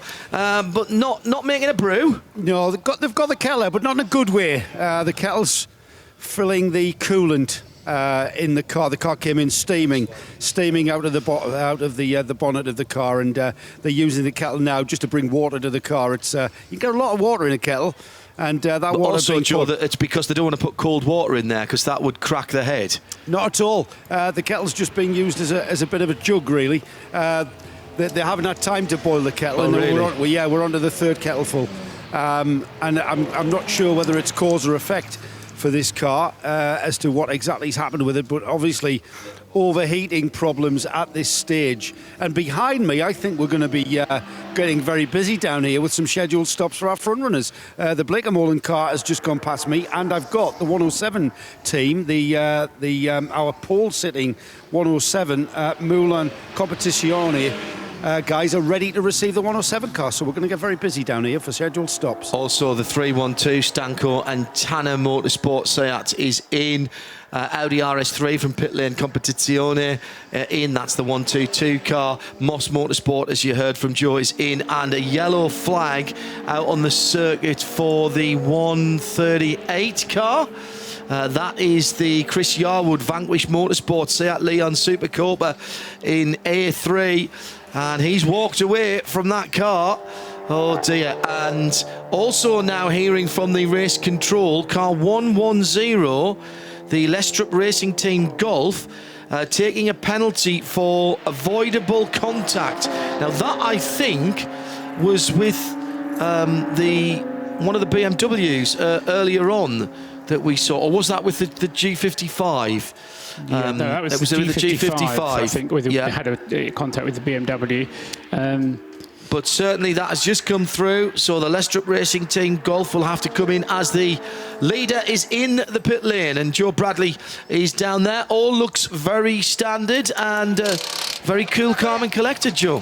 Yeah, very much so. This Spanish team are very well drilled. I've been watching them over the course of the week, and as expected, their first scheduled stop of this race is now ongoing. It's Jürgen Smet who will take over the wheel of the car from pole sitter Jose Manuel Perez Icar, who has jammed the door on the wheel as it came off the jacks. The wheel just a little bit towards the car, but we're already done. Now the car will head off and not go back out on track, but of course turn very hard right and go behind the pits in what is the scrutineering bay at this end of the Silverstone circuit, into the refuelling area where it'll get replenished with fuel under green conditions, so a full tank of fuel. And I'm probably going to get a muy bien from Jose, no doubt, and maybe a thumbs up, because the car very sweet. Looking at the tyres, a little bit of pickup there on the tyre, but other than that, it's that pale grey rubber colour that we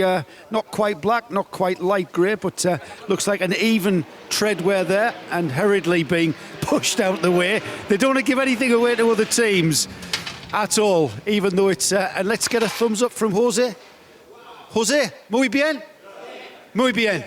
There we go, big muy bien from Jose. Thanks, Jose. Fantastic. I can see people in Malaga quaking in their boots. You do know, I'm going to give Joe's secret away here. He did go to night classes for conversational Spanish for quite some time. And classes at night, or yeah, and Code 60. He only knows one useful phrase. Well, he only knows one phrase of Spanish, and it's not rude, but it's not applicable here. But we'll save that till later on in the evening, I think. Code 64, that Seat, by the way. Yes, quite. The thing I just wanted to correct Joe on, because he was calling that the lead car. Of course, it had lost the lead before it came into the pits, because Benny Simonsen had managed to get the Modena Motorsport Seat past before Jose Manuel came into the pit lane. So he had been leading the race for sure, and he is the car that has led the race more than any other. But Benny Simonsen leads the race at the moment. Of course, Benny can now come in under this code 60, which is crucially important, except that he'll only be able to put half a tank of fuel in. That was what you were going to tell me, wasn't it? No, that was my question. Yes. Are we running to the similar rules of the FIA International Endurance Series, which is the full 24H series run by Creventic? So he can put half of his fuel allowance in. Yeah, he can put 50 litres in, whereas but you do it. You absolutely do it, don't you? Yes, absolutely. Because the time you lose putting those 50 litres in is far less than you would have lost putting those 50 litres in at any other time. So it's absolutely free from that point of view. The problem will be is that when the next round of pit stops comes around, then that car is going to have to stop that much earlier. Unless this is a longer Code 60 period, Benny can get into the pits, get refueled, go round the full 5.89 kilometres of Silverstone Grand Prix circuit, and then come in. 0.891. Don't forget that extra 0.001. Sure. Okay. Yeah. 3.66 miles, if you prefer. There's another debate there. We can have another time. The point being that if he can, then Benny will be able to put in the full amount. But I don't think that this Code 60 is going to last that long, because it would need to be about 15 minutes. I have actually a serious question about track lengths, which somebody asked me a while ago, and I didn't have an answer to it. How do they measure track length? Is it on the racing line, or is it one side or the other? It's the middle of the road. The official FIA way of doing it is to take the middle of the road. The problem comes when you start converting from miles to kilometres. Right. Because there are circuits in the UK, for example, which are measured in miles, because that's what we do, because we're British. We're imperial. Yeah. And then the FIA come along and make their measurement, and they do it in kilometres. And then you look at your maths, your table of when it says in the maths tables how many kilometres there are in a mile to umpteen decimal places. And then you do the conversion and you find that it's wrong. Yes. So what's 5.891. Is your maths table wrong, which has got the conversion in, or wasn't one of the measurements wrong? And if one of the measurements were wrong, which one? 5.891 is what it's listed at in the FIA book, and that comes to 3.65, I think 657 or 659 miles. So everybody rounds it up to 3.66 miles. Yeah, and 365 I always remember, because it's the number of days in a year, so I always know how far round it is here, unless it's a leap year, obviously. The car that, to get back onto the point, 364 days in a year, unless it's a leap year. I don't know. No, it's 365. 365. And then it's 366 in leap years. Correct. And then you get leap seconds from time to time. We're an hour and a half into this race, and it's far too early to be diving off into such rabbit holes as. However, it is Code 60, so it is the perfect time. It is. The reason why I hate getting into it is that it is conversations that I've had with the bearded wonder, Janos Wimpfen, who has noticed various anomalies in race results, because they are then calculated based on race distances and things like that. For race distance purposes. And we then have to get into the problem of working out whether or not the time spent driving through the pit lane should count. Go on, you're putting your finger up. Just that the leader, and it is the leader, is in the pits, and Benny has come in to get out of the car. So there is a rule about driver time here. 2 hours. 2 hours is the driving time limit. So with an hour and a half of the race gone, and Benny having started the race, this is precisely the right time to change driver as well. So Benny Simonsen, and also we've had in Rick Broikers in the 303 Red Camel Jordans.nl Seat. So all of the leaders who haven't already made a pit stop will be using this opportunity to do so. Although, having said that, the RS car, number 144, Adam Jones, has not come in. And I think has just gone through to do another lap. So I'm surprised at that. It's in the third sector now, yeah. Yes, so, he's in the third sector, so he's coming through. So it may well be that he's just we've not had enough of the Code 60. Fabulous work by the recovery team and the marshals to get that Vanquish Motorsport Seat Leon Super Copa back to the pit. Slightly earlier version of the Seat Leon than the TCR cars, but you can say, now suspension failure on the left front of that car, but what I'm not seeing is any rubbing and crashing type damage. Even the edge of the wheel looks kind of okay. That may have let go on its own. What a shame for those guys. The 138 having caused this first Code 60, and well, that was a shame, because they were going quite well. And just a quick note from Rob Janer here, saying the Marshall's doing a super job, and Code 60 is brilliant to help us do our job. Rob, one of the many people listening in who don the orange and go marshalling at various times and give up their free time, of which we thank every single one of you both here in the UK and around the world. Yeah, that's going straight onto dollies, that Seat. Joe Bradley is there. That's an odd one for me, Joe, because I can't see any obvious damage on the left front, and even looking at the wheel, there's not any certainly not been any side-by-side contact there that I can obviously see, but that left-hand front suspension had collapsed. Looks like the bottom mount had come away. You saw on the stream exactly what I could see in reality, and it was like no damage whatsoever, and a collapsed front left suspension.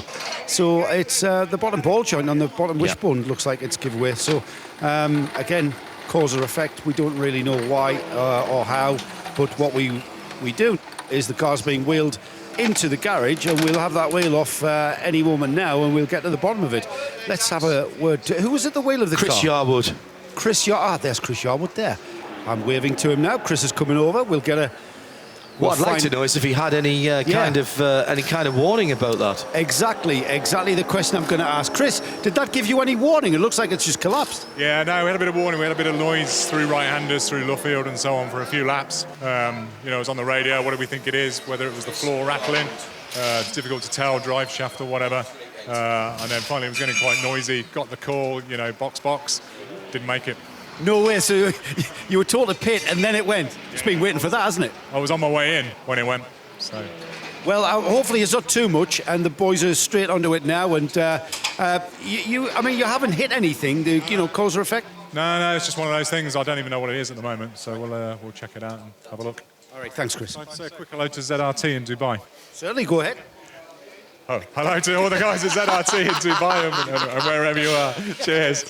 And everyone who knows him. Chris Yarwood there. Paul Truswell.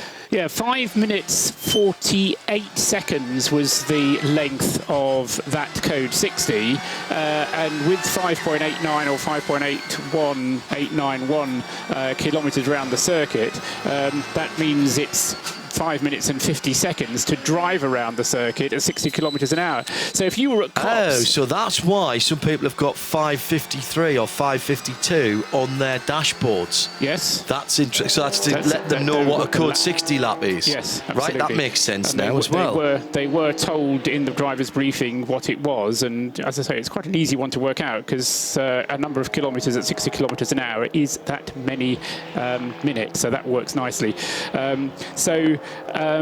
What I'm saying is that because the period of code 60 was less than a full lap at code 60 speed, if you were at Cops, by the time you got to the pit entrance, you're suddenly back to green flag racing. So if you would have come in at the end of the code 60, then you get stuck in the pit lane, and you might as well come in under green conditions anyway. And the problem is, of course, if you come in, if you're a bit further round, you've come in whilst it was code 60, but then it goes green whilst you're out there, you're still only allowed to put half a tank of fuel in. So you get the penalty for only being able to put half the amount of fuel in, but you also get the penalty of the fact that it's gone green while you're putting the half a tank of fuel in. So it's kind of a double bad news. So it was unfortunate. It was fortunate in one way, but unfortunate in another, that Benny Simonsen took so long to complete his lap that he was at Cops Corner when the purple flag was thrown, because he didn't get as much of an advantage as he would have done otherwise. And so that might have been why the RS car, number 144, which was Adam Jones, wasn't it, who was driving, Adam Jones staying out. And so he didn't make a pit stop at all. Rick Breukers did make a pit stop with the 303 Red Camel Jordan Stott NL car.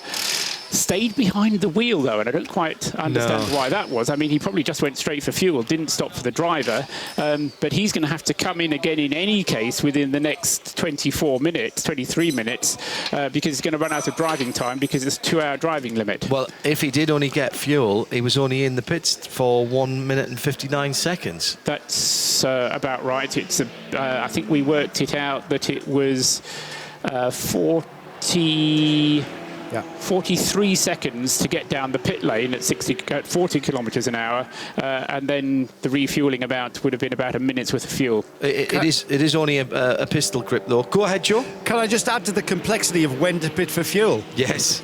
It's befallen the 134, the Accelerate Motorsport Mini. Code 60 came out.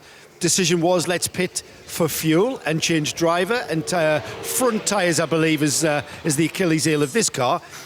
Then they get the message from the refuelers that there's a big queue at the refueling station. A different kind of motorsport altogether is the 24-hour and the TCE series, of course, because we don't refuel in front of the garages. We have to go to a refueling area. And it just looks like your ordinary service station where if there is already a car being fueled there, you have to wait in line. So they kept the car out. And they're still going to pit, I think, but now they've lost the Code 60 conditions. All right, the advantage is they'll be able to refuel a full tank at a full fuel allocation, but it's adding that into lost track time under Code 60, etc. It just adds to the complexity of when do you call into the pits for fuel? Is there a queue at the fuel station? Which is why you need a spotter down by the fuel stop before you commit, whether it's under Code 60 or particularly under green flag conditions. It is not, as Joe said, cut and dried to come in for fuel every time. It's not like your average full course caution where if you are going to neutralise the race, particularly behind a safety car, then in you come. It isn't as simple as making that. It is a complex series of decisions that need to be made, and part of that is having somebody at the fuel stop, which is just down to the pit exit where the white arrows are to the right hand side of the 144 RS Connect car. If you're watching the stream at the moment, you turn right into there, get your fuel, and then come do a U-turn effectively and come back out onto the pit lane. Even with somebody there, Paul, you could say, yes, there's a pump, and by the time you get into the pit lane, somebody else could have got on it because they've pulled out of a pit stop. Absolutely, yes. I mean, it certainly isn't straightforward, and there are. It will come out eventually that I'm part-timing with one of the teams here and doing some work at Roll Centre. One of the biggest discussions we've had is the problem of knowing how long a Code 60 is going to be, because the Code 60 can be just the wrong length, and it depends on where you are and where the when the Code 60 is, as to whether or not it becomes worthwhile. Plus, you've then, as you say, got to have the spotters positioned where you are. But the hardest part is, as I say, to know how long the Code 60 is going to be. 174 Exige being pushed into the paddock area at the moment behind the fuel station. Panther, the fuel partner of the Touring Car Endurance Series. I just wonder whether they ran particularly low on fuel, because they were one of the last ones to come in. Let's go down to Joe Bradley, please. Into me, please. Let's go down to Joe Bradley, who is in the pit lane with someone who is a racing megastar, as far as I'm concerned. Joe. I'm going to tell him you've just described him as a racing megastar, which there, big smile on his face. I knew that would happen. We've just been talking about the complexity, Mark Lemmer is who I'm talking about. The complexity of when to come in for fuel. Now, the Code 60 flag was shown. You guys came out, and my speculation was that you were going to take advantage of the Code 60, but it's not necessarily advantage you were going to tell me, Mark.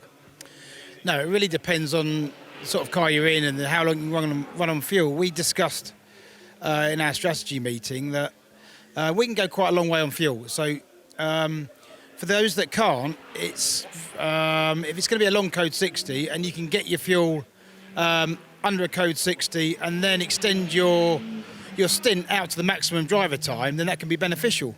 But we can go very long on fuel anyway. We're really efficient. So, you know, the only gain for us stopping under a Code 60 is stopping under a Code 60 versus stopping under green, but versus the risk of being queued up. And the risk of being queued up, especially in the early stages of the race when people are on similar strategies, is quite high. So we discussed that, not coming in, using the Code 60 if there was a high risk of queuing. And does that take a slide rule and a calculator to it, you know, because there's so much anomaly that goes on there, and it's the goalposts are constantly shifting, aren't they, for you to make that kind of decision on the pit wall? it takes experience, I guess. Yeah, and these guys know what they're doing. But you know, in Creventic, there's been so many different theories. You know, we've seen with last year when we were in GT3 racing against the Herberth Porsche. You know, even those guys, one race they would stop religiously under code 60s. The next race they'd have a different strategy, and they won, I think, 4 in a row. So they proved that you don't have to always have the same strategy. But you know, the last thing you want to be doing is stood still queuing for no reason. So you've got to weigh up the risk of that. If it's a long code 60, then you can wait for the queue to die down. The other key thing is to have good communication from the fuel station, so you know how busy it is at all times. And you can see down the pit lane, are people likely to go into fuel? So you've got to take all these things into consideration, really. And I take it, Mark, you've got the Accelerate team personnel out there at the fuel station with a radio and firing this information back and I would imagine the call is, because they can't see around corners, is like, yeah, it's clear now, but in a moment it could be chocker. So yeah, it's a real case of everybody communicating. It's something we talked about yesterday. You know, as I say, you can see down the pit lane, see if anyone's likely to be going to fuel. Those guys do have direct radio to car, so they can make a call when we're in our fuel window, for instance. They can, you know, if the pumps are busy, they will tell the car to stay out for another lap or so. So, you know, we've learned over the years that it's a real key thing. Don't waste time queued up unless you can help it. Now, Mark, you're down to drive the Mini actually as a race driver, not a team manager, and we're talking to you as a team manager. Are you, I would imagine with your experience, the team are really gleaning everything from you, like what we've been talking about there? Oh, no, these are a good bunch of guys. They really know what they're doing. But, of course, they don't have huge experience of this type of racing. So, you know, if we can pitch in a little bit, we will. But, you know, everyone's doing a good job, apart from Kelly, obviously, who's just completely... it's his birthday today, so I've got to be nice to him, but he's been counterproductive and undermining everything the team and the drivers have been trying to do. Where is he? Thanks, Mark. Mark Lemmer there. Just shedding a bit more light on what we've been deliberating about. Fantastic stuff. Thank you to Joe Bradley, and I hope those of you who were watching like the fact that we moved Joe out of the way of the steering wheel and Mark there. That was down to our technical wizards in the TV OB truck for the guys from 0221. Well done, guys. Pesky right-hand drive cars, you see. Paul Trustwell, and we've also got Stuart Hall with us in the booth for a little while. Stuart, when are you in the car? 11 o'clock tonight. So we've got a bit of a wait, so I thought, why not come and have a chat with you boys? Bother us, is what you thought. You didn't get here till 3 o'clock this afternoon. I know. We'll have a chat with Stuart in a moment. Just to underline the situation out on the circuit, we've got our third different Seat leading. It's the 303 Red Camel Jordans.nl ahead of the modern motorsports car. Now, that would seem to me to be all down to the fact that Rick Breukers went straight for fuel and only spent 2 minutes in the pit lane under that code 60. Absolutely right. So, and of course, he was only able to take half a tank of fuel. So, Breukers is going to have to come in again within the next half an hour because it's going to be over his driving time. Wayne Shen has taken over from Benny Simonsen, so they don't have a problem with driving time, but they do have the problem of only having taken 50 litres at their last pit stop. Third place, and it's worth mentioning this car, it's another TCR Seat Leon, but it's the Track Club car, which Cody Hill is driving. And I do hope that Joe does manage to catch up with Cody Hill at some point, because I think the last time Joe and Cody saw each other was in Dubai, not this year, but last year. And that wasn't in the best of circumstances. So it'd be nice if we could hear from Cody at some point from Joe at the end of this stint. He's not come in at all yet, so they stayed out through the code 60, taking the Mark Lemmer theory of you can do other things, and that car's in third place. And then in fourth place is the Kevin Clark Intersport BMW M3, which is just coming through now. It's still on the lead lap, but that is also going to be due a pit stop because that car hasn't been in for fuel since the beginning of the race. So 4 different strategies really from the top 4 cars. So quite an interesting situation there. Bit of water, I think, going into the Mini, which is pulled in for a set of new Hankooks on the front with normal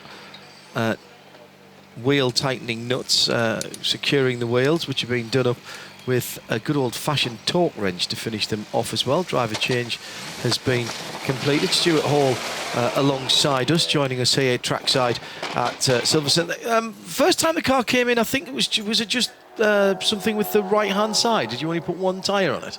Did it have a bit of an issue? Yeah, I think Rob was aware of a nasty vibration in the car and was concerned that there was a puncture or something going on there. Right. You know, luckily it turned out just to be pickup, but it's better to be safe rather than sorry in this bit of this sort of racing, as you see lots of things happening already, and we're less than 2 hours in. People, if you've never experienced pickup, which most people who drive road cars on the road probably never will in their driving career, it's an extraordinary thing to get it, because it's being a slow driver, anytime I've raced, you get offline and try to help the people around you. It's like the whole thing's rattled itself to bits sometimes, isn't it? Extraordinary. You're just basically picking up other people's rubber that's come off their tyres, and it can form into huge balls, like cricket ball size balls of rubber, sometimes bigger when you're racing at Le Mans and things like that. And when you get one on your tyre, unless you're used to it, and unless you're used to the sort of severity of the vibration and what it could actually do to the car, that's a very loose Seat there going through Stowe. This happened exactly the same on the early part of Benny Simonson's stint, that the back end on turning was all over. It actually got better as the stint went on. I'll come back to you, because I want to ask you about the pit stop strategy from a driver's point of view, because something's just come in which I think is very interesting. But we're actually going to stay with your team and go back to Joe, who's got Rob Smith with him, who has just got out of that Mini, Joe, and Rob hasn't got a huge amount of endurance experience. Is that the longest time he's ever spent in one stint in a race car? I'm presuming, so I'm going to ask the man that very question. Rob, that's the longest you've ever been in a race car, ever, isn't it? Comfortably, yeah. Very much been a sprint race up to this point, so 45 minutes was a push before that, and we just doubled it comfortably, so, yeah. You're also very wet. Is that because you're sweaty, or what happened down there?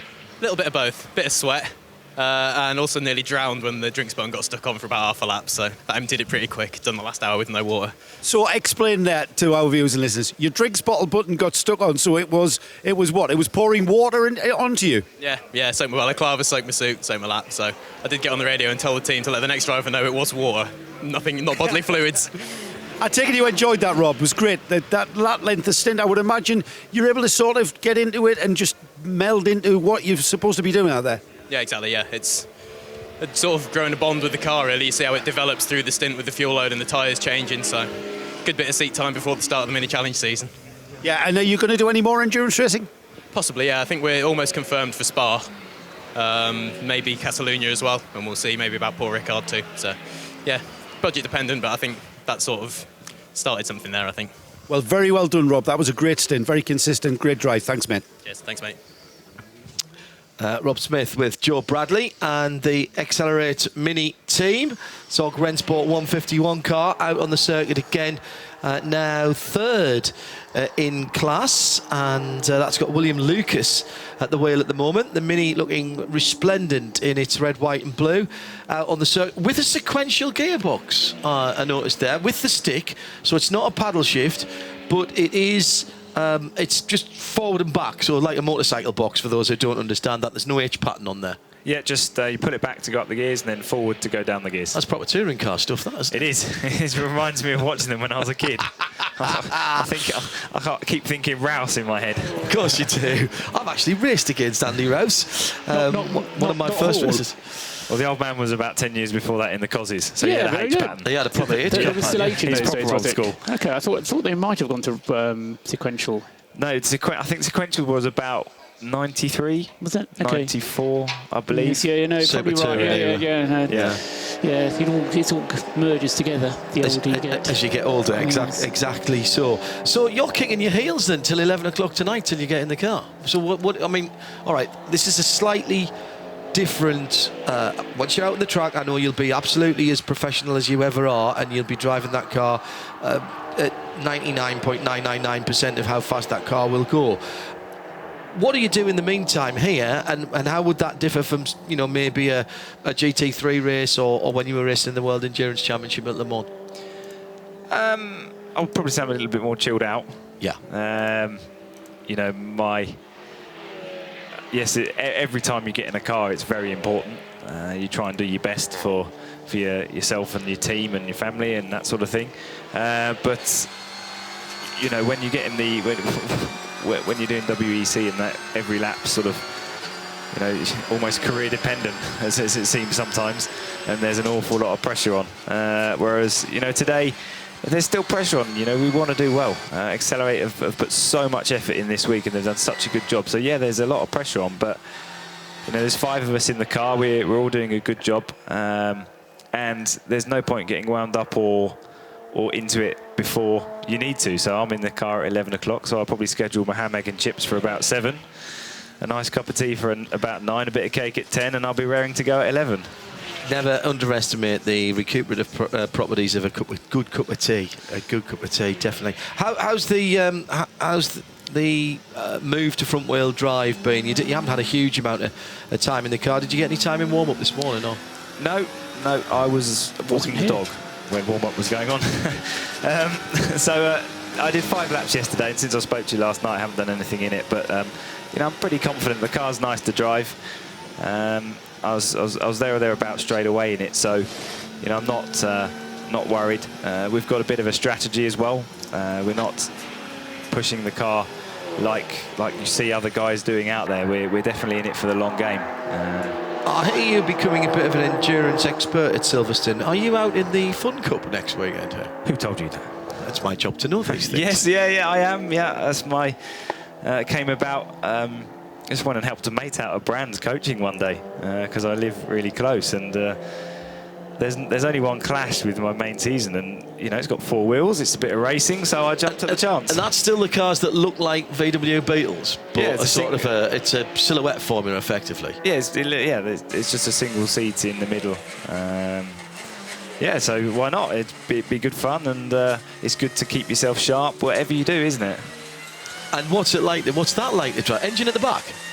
Yes. Yeah. So it has got the engine at the back, and it looks a bit like an old Beetle. So what's that like to drive then? It is exactly what it says on the tin. It's a lot of fun. Really? You know, and when you spend all day and all night in GTE cars and LMP1 cars, I've been very fortunate to do. You don't look at other aspects. You know, you're very focused on your goal. And because I'm not as busy as I have been, I still got plenty of racing, but not quite as busy as I have been. You know, there's been opportunity to drive other things, as we're on board now with Max actually in the Mini, just coming out of the 2 hairpins onto the Wellington Straight. And up through the gearbox, up into 5th there. I noticed that they were going around the hairpin at the loop only in 3rd, so not having to go all the way down the gears. Is that a deliberate ploy in endurance spec to say to yourself, we're not going to necessarily do an extra gear change if we don't need to? Yeah, you know, the Mini's unproven. It's its first long distance race, so we're trying to do everything we can to give it an easier life. And what you don't want to be doing, you don't want to be crashing down the boxes as far as you can go, and then lighting up the front tyres and putting lots of strain on the drive shafts, etc. So it's a really torquey engine. The guys have built it really well. So you can afford to use slightly high gears here and there, and that makes it nicer to drive, easier on the equipment as well, and better on tyre wear. So you know, we've got a bit of a strategy. We've got a bit of a lap time to stick to. We've all discussed what curbs we're going to stay off and what curbs we're going to use, etc. Just so hopefully we can play this long game and get through the night, be there in the morning, and then see where we are. Stay with us for a little while. We're expecting Rick Breukers in from the lead. Hello to all of our international viewers and listeners. Carol Brink in Monterey, California. Kirk from Tennessee. Aaron Stoller from, in fact, about to go grocery shopping in Virginia, but is taking us with them. Thanks, Aaron. Good for that. Stephen Garford says, can you tell me, can you tell us why none of the cars have their position indicators working? With such a small field, and I think just the touring cars, I think it was decided not necessarily to bring the software to run that here, but it runs in the full 24-hour series. Now, was that a bit of a slow lap from Rick Breukers there? 2:22 last time around. Everybody's down in the 20s and the 22. Schmetti's down to 27 in the Monlau car. It's no worse than any of his others. His one before that 222 was a 221, but the one before that was a 224. Okay. What I'm slightly more concerned about is his driving time, because he's been out there since the beginning of the race. So he's got 3 minutes and 43 seconds to get in the pits. Well, yes, he has, but he hasn't, because there's been a change in the regulations so that the time spent in the pits now no longer counts. So the fact that that car has had a pit stop, he's got a bit in hand. That as a kind of bit of grace. So if he doesn't come in exactly at 2 o'clock, or not 2 o'clock, 6 o'clock, 2 hours into the race, so I've got different clocks telling me different things, but the 2 hour into the race, 6 o'clock this evening, if he comes in up to a minute after that, that's fine, because he doesn't have to count the time that he spent in the pit stop, which was very nearly 2 minutes.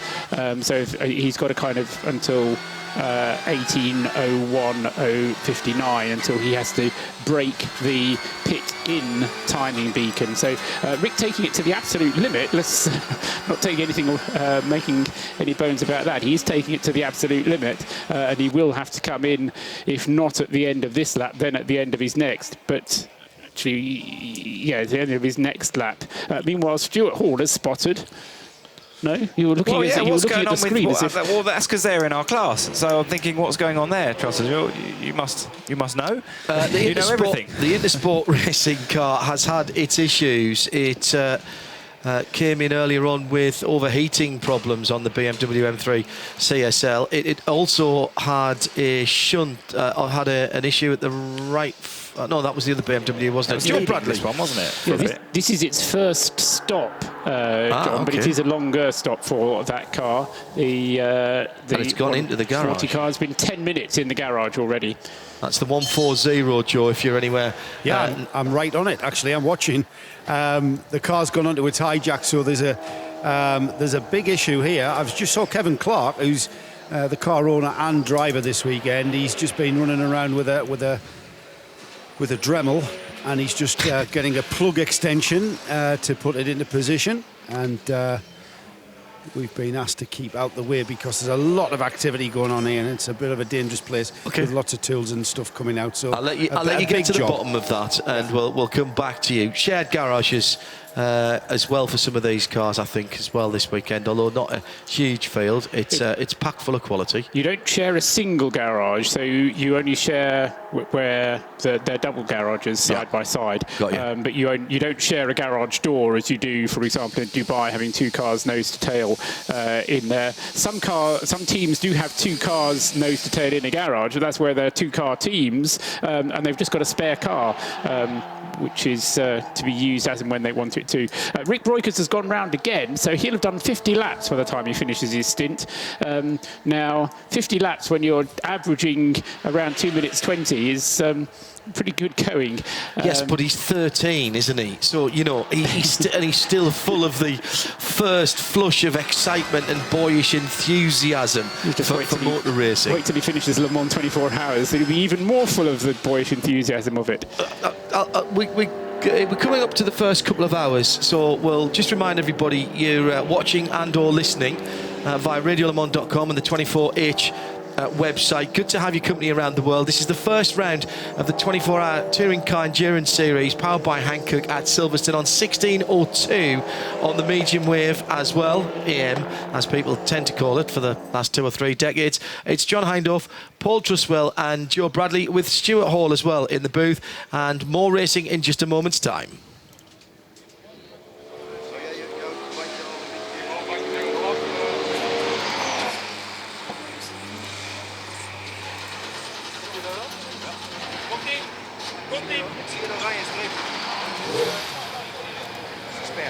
So we move into the third hour of motor racing. Stuart Hall is with us. Rick Broikers due in, and in fact is now in the pit lane at the end of 50 laps of racing. The bright orange TCR Seat coming in. Rick going to Le Mans this year in a P2 car. Obviously, the TCRs are at the front of this field, but mostly when we're racing in the FI Endurance Series, they're not. How important will it be for him to have had experience, not in exactly the same cars, but in mixed category racing, so that when he gets to Le Mans, he's used to cars going faster and slower than him? Yeah, I think it's really important. Le Mans was my first ever 24-hour race in 2007. Was it your first mixed class race as well? Yeah. And it was a real baptism of fire. And I think the more experience you get dealing with traffic, dealing with things like pickup, dealing with pit stops, dealing with everything really, just gets yourself dialed in. You know, especially somewhere like Dubai when there's 80 cars, you are dealing with 3, 4, 5, 10 cars a lap. So you're so dialed into traffic and watching your mirrors and calculating things that when he goes to Le Mans and there's a 9-mile track with only 56 cars on it, it's probably going to feel comparatively easy from that perspective, although speed and other factors come in there, and that's what makes it incredibly hard. Let's go down to Joe Bradley. That looked like a very, very standard stop indeed. Rick Breukers presumably jumped out of the car. It was a very quick stop for tyres, and the 303 is now in the fuel stop. They're having a look at the tyres down there with Ivo Breukers in the grey suit closest to us. Joe Bradley, what do you have for us? Yeah, a very, very efficient pit stop by this team, and a bit of deliberation and a bit of chat about the tyre, and I think it's probably because of... Can I have a look at that? A bit of uneven wear on that outer edge. Hang on, let's have a look. Can I have a look at that? That's what's got the guys concerned. See the way they're breaking up the tread? I'm not really sure. It's the inner edge of the tyre, and that really shouldn't look like that. It should look like this. This is nice. This is bad. Not good. Good. Do you think has that been catching something, Joe, or is that just a camber issue? I think that's been catching something. There's the other tyre. Is that off the other side? A little bit the same. Rick? You've been damaging those tyres. What do we think that's off? What do we think? What do we think that's off, by the way? The 50 laps on those tyres, is that right? Yeah, that's correct. We only fueled during the Code 60, so we did 2 hours on the tyres. It was really, really tough at the end. I really had to throw the car into the corner to get the rear sliding. And yeah, it was a little bit difficult. Also at 5 laps after the start, I was already starting saving tyres because I knew this was going to be a problem. But I got hit by another Seat in the back. I gave him more than enough room, but I think he lost the car. And the rear tyre, the position is not right anymore, so it will even make the front tyres work harder. So for us, that's it's real pity that we have this situation right now, but we still try to make the best. And I think I came in at P1, if I'm correct, because of our pit stop. So yeah, hopefully we can continue this. So the tyres there, is that the uneven wear there on the inside, is that because the tyres have been overworked for 50 laps? Yeah, those tyres are completely off right now. I did 50 laps on 2 hours, so that's absolutely the maximum we can do on these tyres. What happened at the start, Rick? You didn't get away. I would have thought you were not pleased with that start. You dropped back a little. No, at the start I lost, I think, 1 position on the straight. And after that, the other guys kept pushing so hard. And I knew if I was going to continue with them, I would have even destroyed the tyre more. Our setup is not optimal for the tyre wear, so I decided to save fuel, save the tyre, and come in after 2 hours. So yeah, I think we did a pretty good job at the strategy. And we will see who is leading on the end of the race. Who took over the car from you, Rick? Klaus is now in the car, and hopefully he will also manage the tyres pretty well. Thanks, Rick. Klaus Kresnik, as Rick's just told us, is now at the wheel of the 303, and I'm not surprised. I'm not surprised those tyres were torn up. Laps. Extraordinary. 50 laps in 2 hours on a front-wheel drive car, a car that was being driven very hard at the front. He's quite an assured individual, is young Mr. Breukers, and the team timed that perfectly, Paul. Yeah, to 46 seconds he had spare on the 2 hour driving limit, and that was including the fact that the regulations have changed so that they now discount the time spent in the pit. So yes. And we've got the 102 Seat going slowly, Paul. Yes. And that is the Holmgard Motorsport car. Just coming onto the Wellington straight. Staying driver's left there. And I think he's trying to bump start that. Yes. Has he got fire in that or not? Stuart Hall is with us. He's like it's just got power. Yeah. power, but not boodles of it.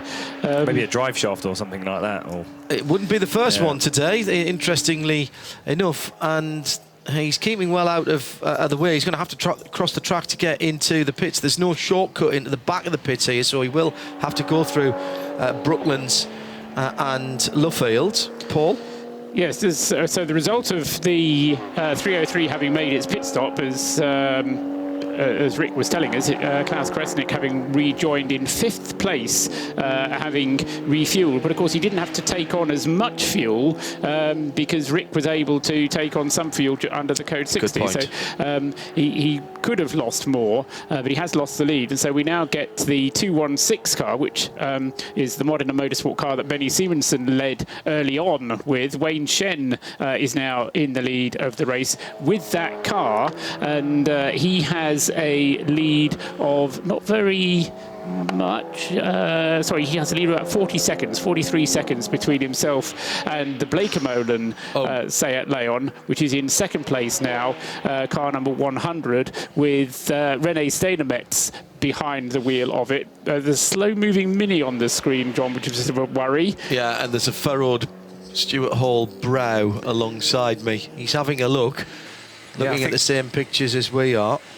And who did we put in that at the stop? Max. Max, yeah, thank you. Max Bladen. He's got a long way to go to get back as well. Yes, Max Bladen, who was on Eve's table at the Rolex Grand Marshals dinner at the Rolex 24, was young Max Bladen. Lovely young man, and very, very handy driver. A moment ago on the dash, there was an R on the screen where it tells you which gear you're in. Now, that must be some indication that the gearbox problem on that car. Now, Stuart, I've got an idea of what that is. Go on then, Stuart. I had a pit limiter problem yesterday in testing, and the pit limiter stuck on. And you can see the dash, the pit limiter's done on revs, and it's not done on speed, it's done on a rev. And it looks to me like it's this electrical fault. It could be what's reoccurred. Right. So query a pit lane problem. Hopefully, it's a very easy fix. But is it an easy thing to catch when you're turning the wheel? Is it on the steering wheel? Because I've done that on a single-seater before. Not really, because it's down the bottom. Right, okay. But hopefully, it's nothing too major.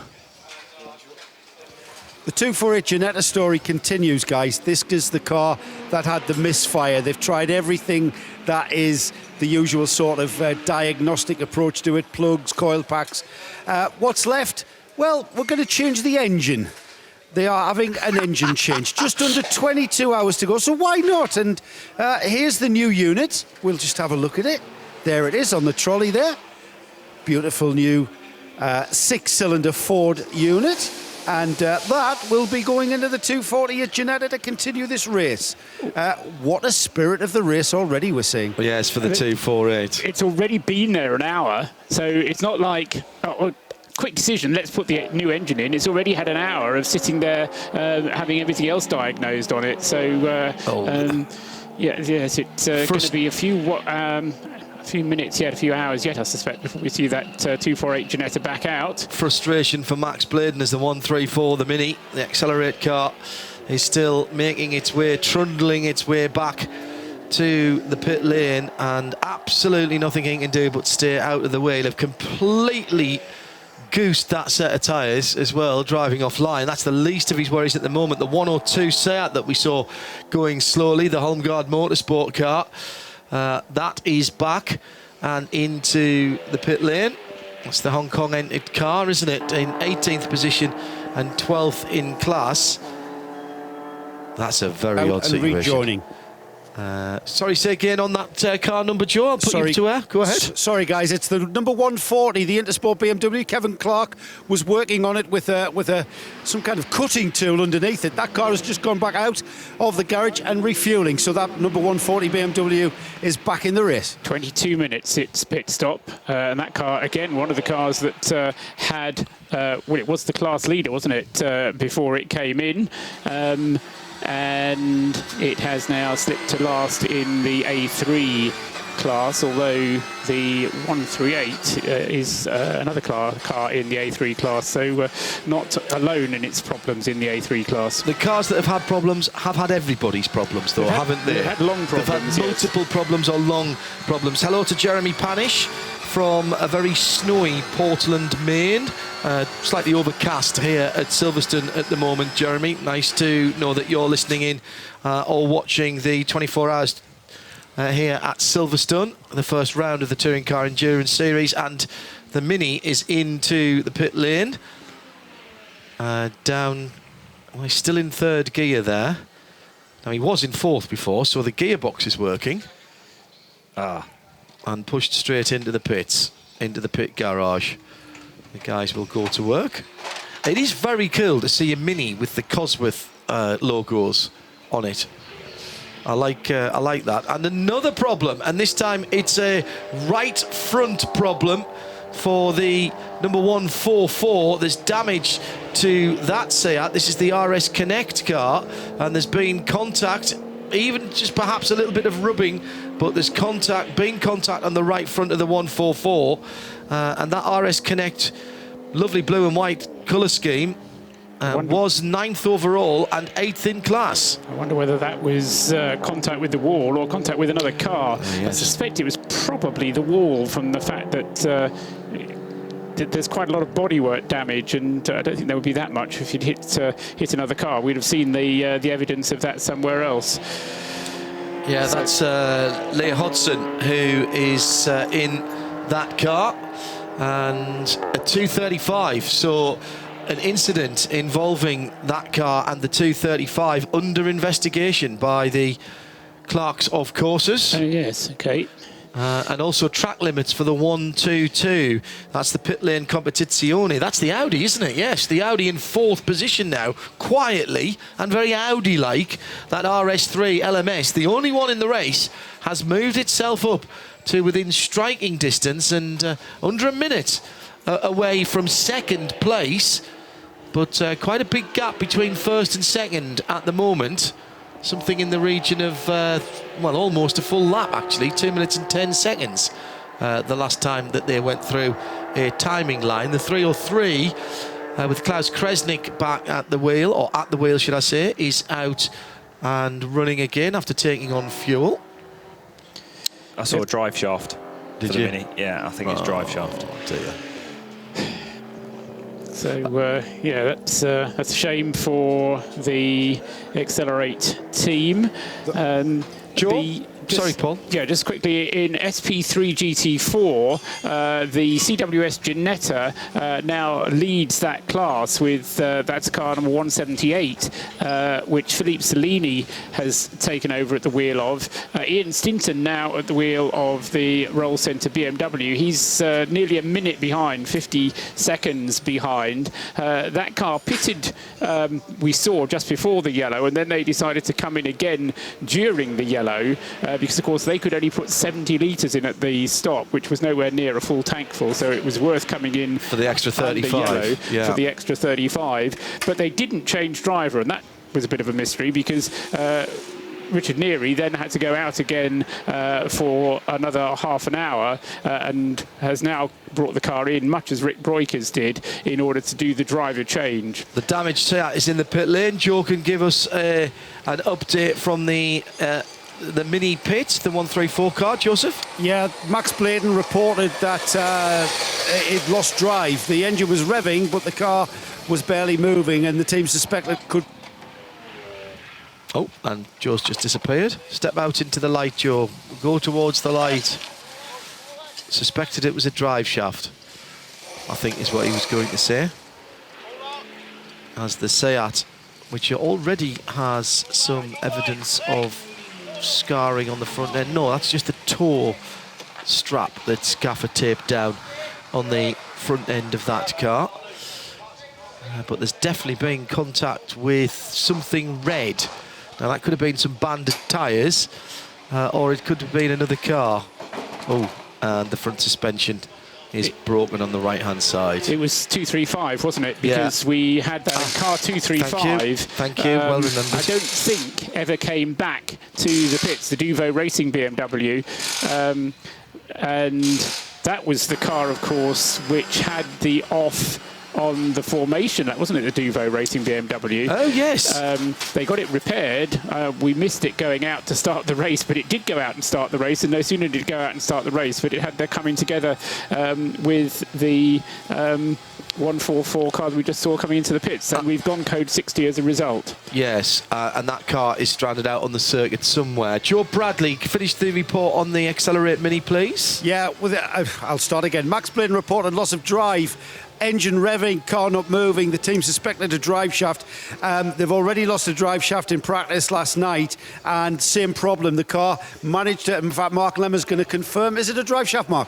Yeah, but the good news is that it's not the same problem as last night. It looks like we've had a CV boot split, and the tripod joint itself's dried out, all the grease is gone, and it's failed. So that's just bad luck. But the good news is that they can just change the drive shaft and we can be on our way. The problem with last night, it was a higher mileage shaft, and it actually sheared off in the diff, and that meant they had to take the gearbox out to get the gut, which they did, and got the guys out for night practice. But this is just a drive shaft change. Looks like it's a CV gator. The rubber joint that holds the grease in has gone, but there's no grease left in there, so a bit unlucky, but it should be good to go in 5 minutes or so.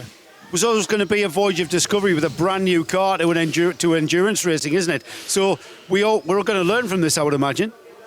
Yeah, I mean, a split CV boot is a bit unlucky, but the guys will analyse it, see if they can improve the material of the boots they're using, that sort of thing. And but this one looks like more bad luck than a new car situation. Could happen to any front-wheel drive car. And it's gone code 60, so it's not all bad. Need a little bit of luck. Yeah, absolutely. Thanks, Mark. So it is a drive shaft, guys. Thank you, Joe. But as Joe rightly said, under code 60 at the moment, so they are not losing as much time as their competitors going round at full speed, Paul. No, absolutely. And because they came in before the code 60 happened, they will be able to fuel. And take full fuel. Take full if fuel. They can get it in. So that's kind of a double benefit. The fact that it is code 60 will mean that most cars come in. Leader is in the pit lane, but in the penalty box, Paul. Well, he's not constrained by minimum reference lap time, so that must be track limits, which is causing this penalty to be taken. And Paul, there'll be a lot of people who'll be saying, no, hang on, you can't take a penalty under effectively neutralised racing conditions, but... You can, but the penalty is doubled. Now, if you want to do the maths, it's quite easy, really. You compare your speed going round at 60 kilometres an hour to your speed that you would normally go around at, and if you would normally go around at twice as fast as 60 kilometres an hour, then obviously it's better to do it under the code 60. Yeah. Because double the penalty when you're doing less than half the speed is obviously the better way to do it. So you just need to do that little calculation. I'm just nodding at this point. Yes, right, good. Stewie's gone blank completely. Most people's average speed is more than 120 kilometres an hour. I understand. Stewie at this point's going, this is why I'm a driver. Well, I think we need to employ you to be our strategist. Well, the trouble is, I tend to get used, but... there we go. Back to green flag. And back to Joe Bradley for a quick update. Go, Joe. Lee Hodgson was at the wheel of the 144. That's the Seat, the RS connection car. Lee, problem there. Looks like damage on the right front. Yeah, I think we've done the drive shaft and the bottom arm. So, was that from contact? Yeah, I had contact with a BMW 2 Series, I think, M235. We came up to the dog leg pretty much together, and unfortunately, I sort of outbraked myself and caught him in the front quarter as we went round the corner. So knocked him off the track and obviously took me out as well. So one of them things, unfortunately. Yeah, I mean, what's issues with traffic been like in the first couple of hours? Traffic's not too bad. There are some cars that are desperately indifferent in pace, and that can cause a problem, particularly at the really slow corners. You see that braking efficiency is massively different. So whereas these are really good on the brakes, the BMWs just aren't. As we came into the corner, I don't think you'd see me turned in I was perhaps being a little bit over-ambitious. So it's a bit of a... I feel really bad, actually. You know, I've knocked him off, so it's a terrible shame. It's fair of you to say that, Lee. Best of luck next time, mate. Thanks very much. Yeah, very self-aware. You tend to know as a driver, don't you, if it's your fault or not, Stuart? Yeah, you know, you have to be honest, don't you? Everyone makes mistakes. I've made my fair few, but you've just got to man up, own up, apologise and get on with it, because that's what learning is all about, isn't it? And it's part of this, as we were talking about earlier on, it's part of this multi-class racing. We are back up to green flag, and that was the end of it. Was that only our second Code 60, Paul, that we just finished there? Yes, and it only lasted for 3 minutes and 44 seconds. And they did get the 235 back to the pits, so that must have been a flat toe, I'm thinking. Because that car is now shown in pit lane, and it had a question mark over it before. Yeah, or it was just pushed out of the gravel and fired up. That's a fair point, yes. Which, again, would be a possible way of getting it back. Outside assistance to get it out of the gravel is allowed. Outside assistance on the back of a flatbed to get it in the pit lane is allowed. Is allowed. Cleanse your minds of all things Le Mans here. This is all about getting the cars back to the pit, getting them fixed and getting them back out again. This is old-fashioned endurance racing, where it's as much an endurance race for the mechanics and the teams it is for the drivers in terms of getting cars fixed. I often wish sometimes, we've seen some of the cars before, haven't we, Paul, where you just say to them, no, honestly, take it out the back and set fire to it, guys. Give up now. Really, just give up. But nobody seems to want to. No, quite. And luckily we don't have to worry about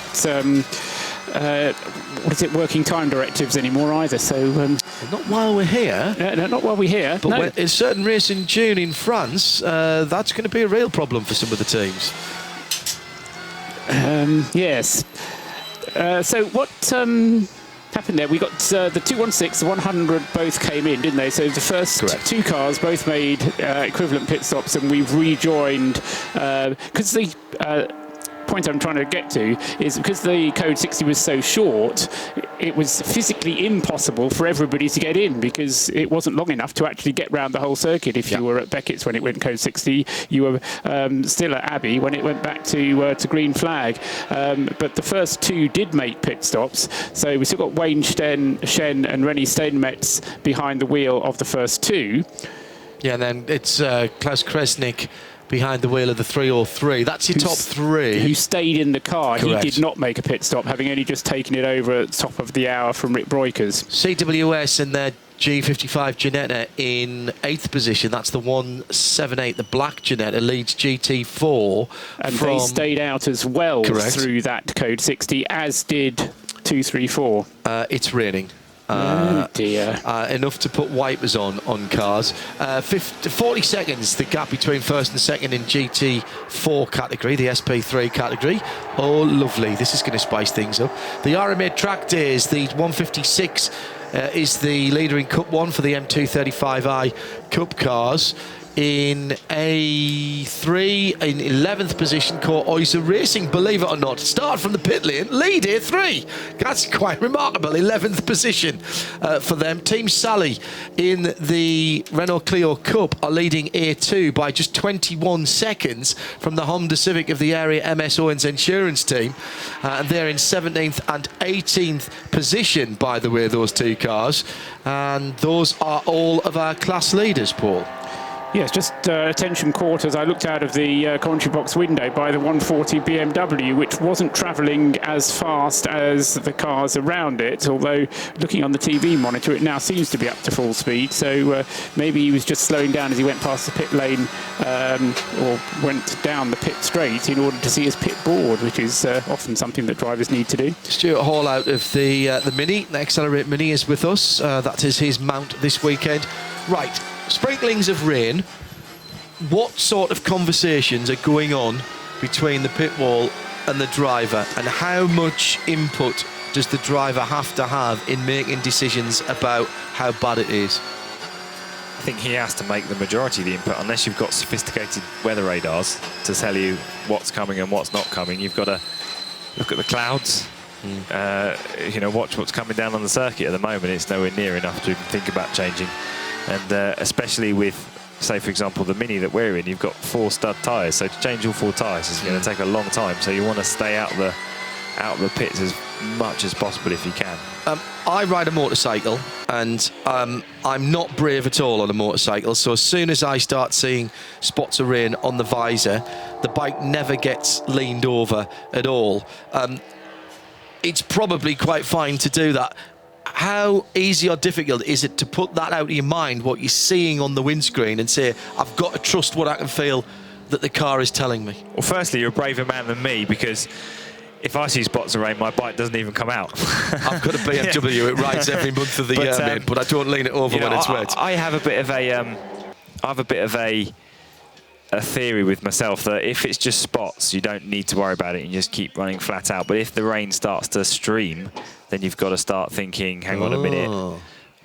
You know, so if there's enough to get the spots moving on the windscreen and streaming on the windscreen, that's when you start thinking. That's my theory. I like that. If it's just spots, I think I'm going to ignore it and treat it as dry. Yeah. If it starts to stream, virtual rain, as somebody once called it, I thought was good. If it starts to stream, I'm just going to start braking a little bit early and being slightly more cautious. So with the Mini, which has a much more upright windscreen, then that won't stream much at all compared to a more coupe type of car. See, that's why we have them, right? See? But also, you've got front-wheel drive, so it doesn't really matter that much. You just throw it at the corner and catch it, don't you? At some point, it will start to stream, and if I get it wrong and end up in the wall, then I'll come to see you. But so far, I haven't got it wrong. I've already got my next excuse for if I go off in the wet. Well, Stuart Hall said, if it ain't streaming, then it's not raining. What's the first clue that you get in terms of what you're feeling on a car, that you're getting to a situation where you've got to think about coming in? You've already probably slowed down a bit, but is it when you start feeling aquaplaning, when you're getting more wheel spin? What really catches your attention that says, guys, we've got to start thinking about wets now? When you have your first brown trouser moment. I think that's probably, you know, you push as hard as you can, but there comes a point where you'll have a couple of moments and you think, oh, that was more good luck than good management. I'm not sure I should be pushing this hard, and I should think about coming in. But then you've got to think, hang on a minute, look at the weather. If it's starting to clear up, just back off, slow down, and keep going around till it dries out, because that will be better than actually coming in the pits, changing to wets, then having to change over to dries again. So it's all you've got to calculate it really, and generally in this sort of racing, it's down to the driver to make that decision at the time, and it's a really tricky one. Has there ever been a race where you've been out there and thought, nah, I'm going to stay out, I'm going to stay out, I'm going to stay out, and if you're brave, sometimes the weather comes back to you, doesn't it? And then you look like a total hero. Yeah, you just have to. You've just got to. Because slick tyres actually, until there's standing water, slick tyres actually have a lot more grip than most people would expect. Yes, they do. But the minute the minute there's enough water to cool them down, it becomes like an ice rink. And you've just got to play that happy medium, and sometimes you roll the dice and you get a bit lucky. Spa is a great place. You know, the amount of times I've done the 24-hour and the rain comes down, everybody panics and we all go into the pits, and then there's going to be two brave guys that have stayed out, and it's dry 10 laps later and they're laughing at you as you're back in. But again, you've just got to play the right call at the right time. Sometimes it's luck, and sometimes it's down to experience as well. When you've been in these situations, you don't tend to panic as much as if it's your first time, you see a bit of rain and think, oh crikey, I've got to come in and put wets on, when actually if you just take a bit of time out, back off a bit, let the conditions improve, you'll save minutes in the pits. Yeah, because it's effectively, if it changes quickly, it could be 2 pit stops you save, not just. I love driving in the rain. I haven't done a lot of racing in the rain, but I raced at Anglesey in the rain a couple of years ago in a front wheel drive car, and I absolutely loved it. I didn't think I would, and I did. Unfortunately, I'm come from an era when cars moved around a lot more than they did now, so a car moving around underneath me I don't worry so much about. Some people like it, some people hate it, don't they? They just don't. We joke about rainmeisters. Everybody drives in the rain at some stage in their careers, but some people never get to grips with it, pun intended. Yeah, I think if you're used to high-end karting and then you go straight into a downforce single-seater, you're not used to something moving around underneath you, where I started on grass track minis, so was very used to sliding around, and then I think my first 10 test days in a Formula Ford were in biblical conditions, and and what have you. I did go through the single-seater, but I've also done a lot of historic racing and what have you, and that's more recently in a GT car, which does move around a lot. So I feel quite at home with it moving around a lot now. I guess as the older I get, the more GT cars I drive and the more at home and comfortable I feel with it. That's Stuart Hall. He's with us in the booth with John Hindhaugh and Paul Trustwell. Joe Bradley will be rejoining us in the pit lane in just a little while. Coming up to, in fact, just past another half an hour of racing gone. It's the 216 Modena Motorsports. William Shen leading in that Seat Leon under the Modena Motorsports Hong Kong colours. Wayne Shen. Wayne Shen, sorry. And behind them, Team Blake and Moreland, the Dutch team ahead of the second Dutch team in the top three. That's the red Camel Jordan's car, and just 22.5 seconds between second and third. Our pole sitting car, Monlau Competition, the Spanish entered team in fourth position. Top six all Seat Leons of one version or another, with the Track Club car, the 121 in fifth, and sixth Stanco and Tanner Motorsport with their TCR car, the first non-TCR, and in a decent battle for SP3, which is the GT4 category, CWS's Ginetta and the BMW M3 V8 of Team ABBA with Roll Centre Racing. Just over half a minute between those two. Yes, it's an interesting battle, that one, and I'm sure is absorbing the various team managers, because the two drivers at the moment, being Ian Stinton in the BMW and in the CWS Ginetta, it's currently being driven by Philippe Salini, and neither of them are the fastest driver in the team. So, and they're both, of course, also constrained by minimum reference lap times. Now, the minimum reference lap time for the BMW is faster than the minimum reference lap time for the Ginetta. So theoretically, Stinton should be able to go faster than the Ginetta because he's allowed to. But whereas the Ginetta has to stick to 2 minutes 19, tell a lie, 2 minutes 18, sorry, for the Ginetta, and the BMW can go down 16? To 2 minutes 16, yeah. But I don't think Ian Stinton can. Whether Philippe Salini can get down to his minimum time either, I'm not quite sure. So there's, as I say, an interesting battle between those two. They're separated by about half a minute at the moment, although since Ian has been at the wheel, he has closed the gap. So Ian took over the car from Richard Neary just about at the 2 hour mark. And I'm sure Colin White will be delighted that his car is leading. He's at Brands Hatch and scored a top 5 in the Ginetta G55 Super Cup at Brands Hatch today, racing down there as part of the Toka package. And also, whilst we're on that category, Andy Dolan is behind the wheel of a Lotus, a Scotsman behind the wheel of a Lotus. The Endurance Autosport Exige in 4th position. Gives me an opportunity again to mention the crowdfunding that's going on for the Jim Clark Trust. It's something that we have been following on Midweek Motorsport for the last month or so. Just over £55,000 had been raised the last time that I looked at that. There's just under a month left of that, and they need to get that up to 300 grand.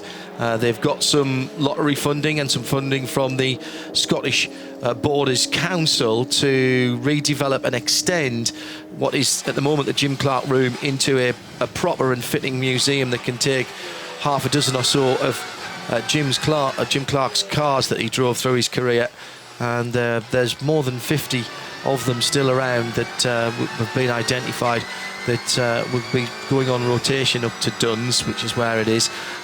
Jim Clark Trust, look it up, get on there if you've got a few pennies spare, put it into the crowdfunding. It's a very worthwhile cause indeed, and for people of a certain age, of which I am, Jim Clark, absolutely a part of my introduction to motorsport. One of my regrets is I never actually saw him race, and although he was entered, he was in the programme, and I had to cross him out because he was a non-starter.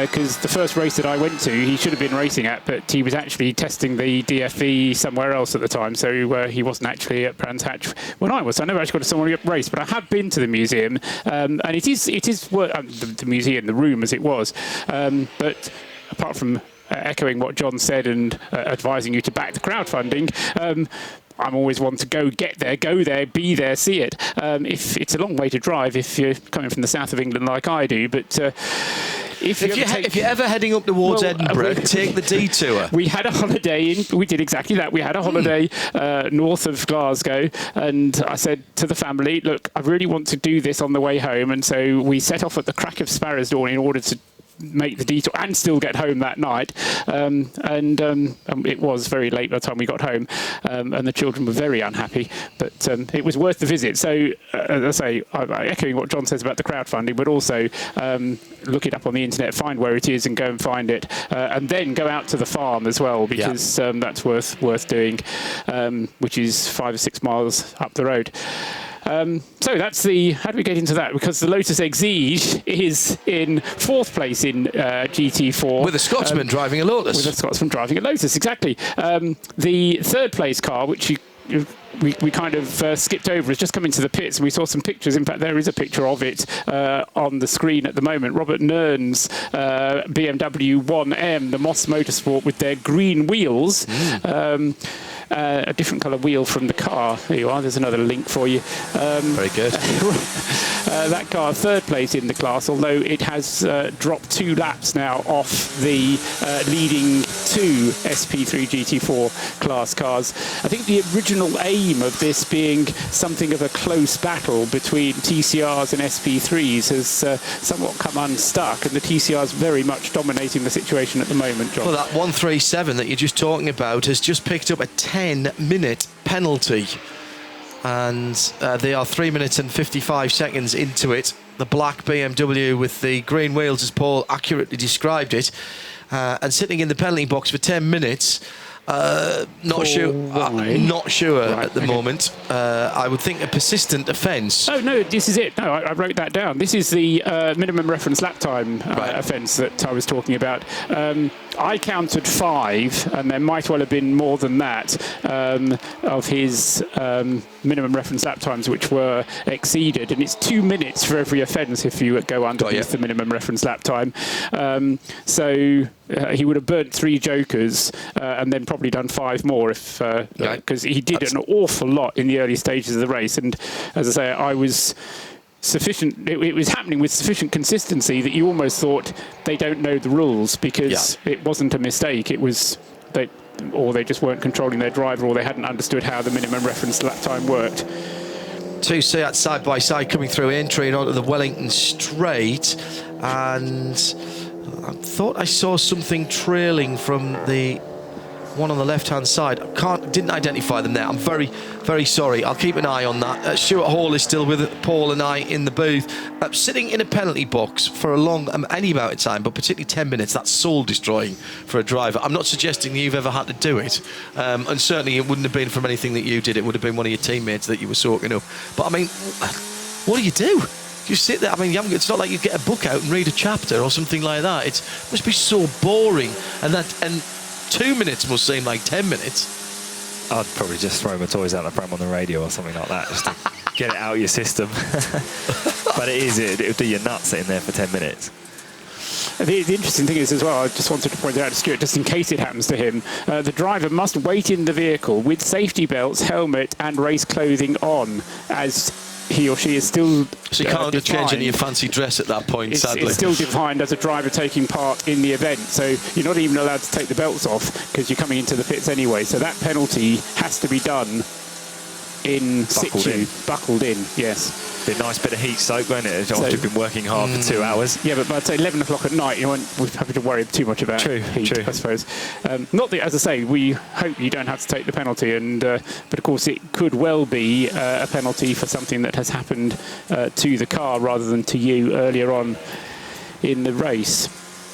So the Vanquish Motorsport 138 back out. This was the car that we saw having work done on it earlier on. Simon Cresswell behind the wheel, sitting 6th. This was the car that stopped out on the circuit.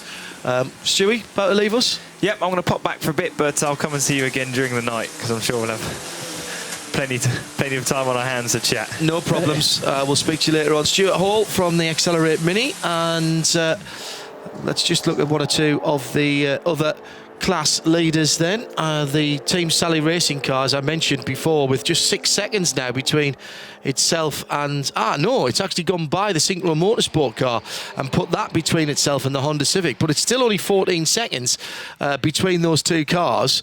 And that is the battle for A2. That's pretty decent scrap that's going on. It's a 1 minute and 10 seconds between Modena and Blakemolen, the two Seat Leons at the front of the field. Not entirely certain, if I'm honest, the difference between version 2 and version 3 of the Seat Leon TCRs and how different those cars are, particularly performance-wise. But they seem to be pretty well balanced. It's live trackside commentary for you, 16:02 a.m. here at Silverstone, and that'll become more important later as we're getting, in fact I would think we're getting very close, if it hasn't already been turned off, to the PA being turned off. So I hope you have got the ability to tune in, as I know many of you have been telling us around the world on the series website, as well as the Radio Le Mans player in sound and vision there too, and a number of other syndications, including Motor Trend. Good to have them on board. Stuart about to go and start his regime as the countdown to him getting in the car at 11 o'clock. So it's ham, eggs and chips, not handbags and chips, as somebody thought he said earlier on. Ham, eggs and chips and a good cup of tea starts the regime. And then some cake, wasn't there? Yeah, involved? definitely cake, he said. I think you were just talking about that minute plus gap first to second, and I kind of had to look up a bit to try to work out quite how that has happened, because I think the main part of it is that Wayne Shen has actually been lapping more quickly than René Steenmet, so the Modena car going more quickly than the number 100 Blakemolen car in Steenmet's hands. Although, having said that, I'm not sure that's actually true. I think it might have been down to the pit stop that the 216 actually just spent longer in the pits. No, that must be the other way around as well. I'll need to do some more homework to work out quite how that gap has got to being over a minute. However, the advantage that those two have over Klaus Kresnik, who is, as Rick Breukers said he would, going quite quickly in the 303 Red Camel Jordan Seat. That car is only 23 seconds behind in third place, and Kresnik has to pit. I think he will have... It'll be interesting, because Kresnik didn't pit during the last Code 60. That's why he's been able to close up. But, of course, he was able to take on the extra fuel when the car came in at the end of the 2 hours. So Kresnik, although he's a little bit behind and pitted earlier, has more fuel aboard because he took a full tank of fuel, whereas both of the cars ahead of him only took half a tank of fuel. So expect to see the two leaders coming in for their pit stops ahead of Kresnik. The fourth place car, the one that led early on, the Spanish car, the Monlau Competición. What's in Joe's phrase? Muy bien, muy bueno. Muy impresivo. Or whatever he says. Estupendo. Cerveza, yes. I'm getting close to Joe's only phrase of Spanish. That car in fourth place, and that car with Jürgen Smet is, again, losing a little bit of ground on the ones ahead of it. The one that's going very impressively is the fifth place car, still only having had one pit stop. That's number 121, the Track Club car, which was started by Cody Hill, now has Simon Atkinson doing the driving of it. And as I say, they've only done the one pit stop. They've ignored Code 60s entirely. Their strategy is, well, we'll just come in at the 2 hour mark. That's what Cody Hill did, and I suspect that Simon Atkinson will do the same thing, because, as I say, when they've had Code 60s, and we've only had 2 of them, they've stayed out.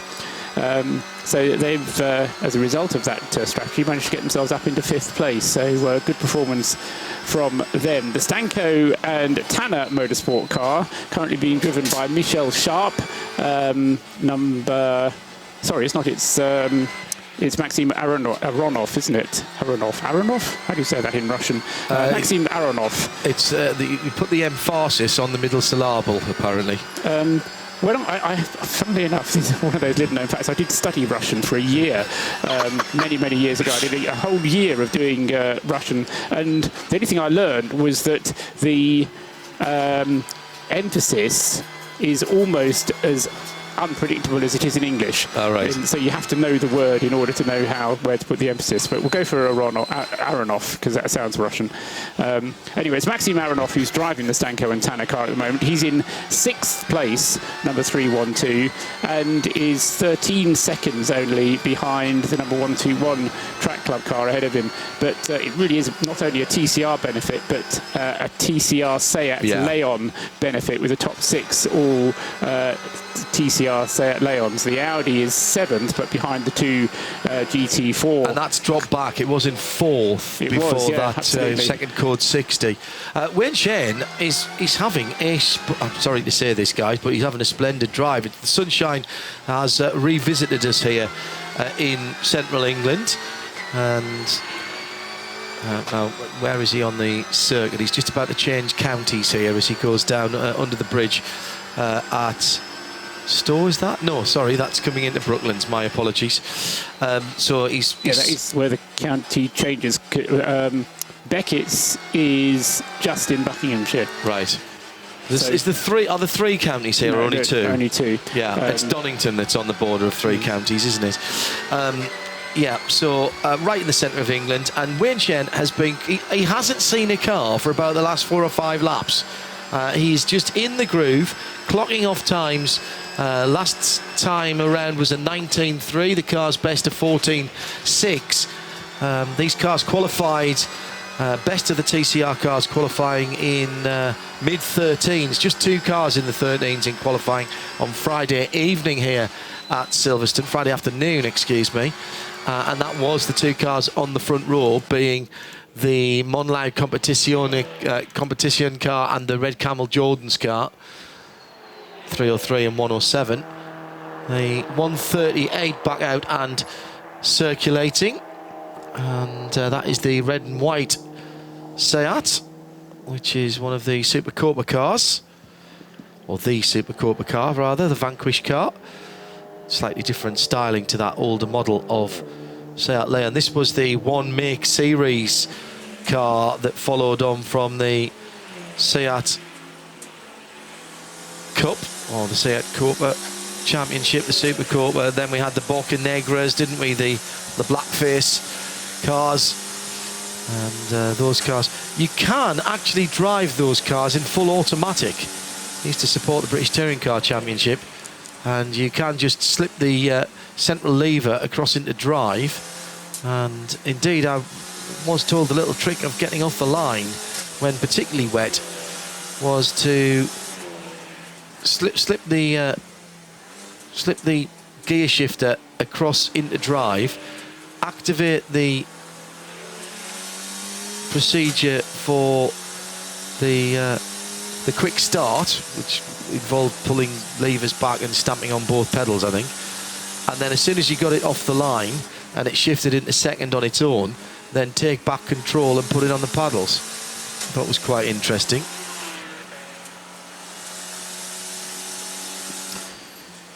I'm still trying to work out this this battle for the lead and how it's got to be a minute, and I think that the culprit was the first safety car, because the code 60. Sorry, the first code 60. That's all right.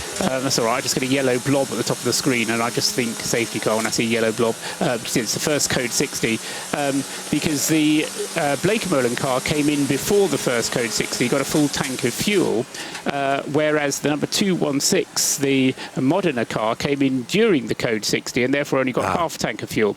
But of course, the pit stop then was a little bit quicker for the 216 because he only got his half a tank of fuel. And then the second stop, they were pretty much the same in terms of time, although let me just check that, because in fact it was the other way round, because the Blakemolen car was turned around much more quickly than the Modena Motorsport car was at the second Code 60 when they both came in at the same time. However, since then, since the last Code 60, Wayne Shen, this is out of the 3 leading cars, Shen in the Modena car, Steinmetz in the Blakemolen car, and Kresnik in the Jordan Camels car. Shen is actually the slowest of them, and so the gap, that 1 minute 10-second gap, has been coming down. It's now, as you see, John, down to 1 minute and 6 seconds. So it's not coming down a lot, but it is coming down just a little bit. But it's the kind of thing that over a 1 hour period, and although we have had the 2 Code 60s, they have been short, it does mean that we've had good, long, solid periods of green racing where the drivers can demonstrate their consistency. It's not just about, as many drivers have been, just putting in a fast lap or doing a sprint, but being able to do consistent, quick lap times. But as well, you then have to be careful about keeping the car out of trouble. Lestrup Racing Team have the Golf back out and running. This is the number 110 car, sitting down in 11th now, 23rd, 11th in class, 23rd overall.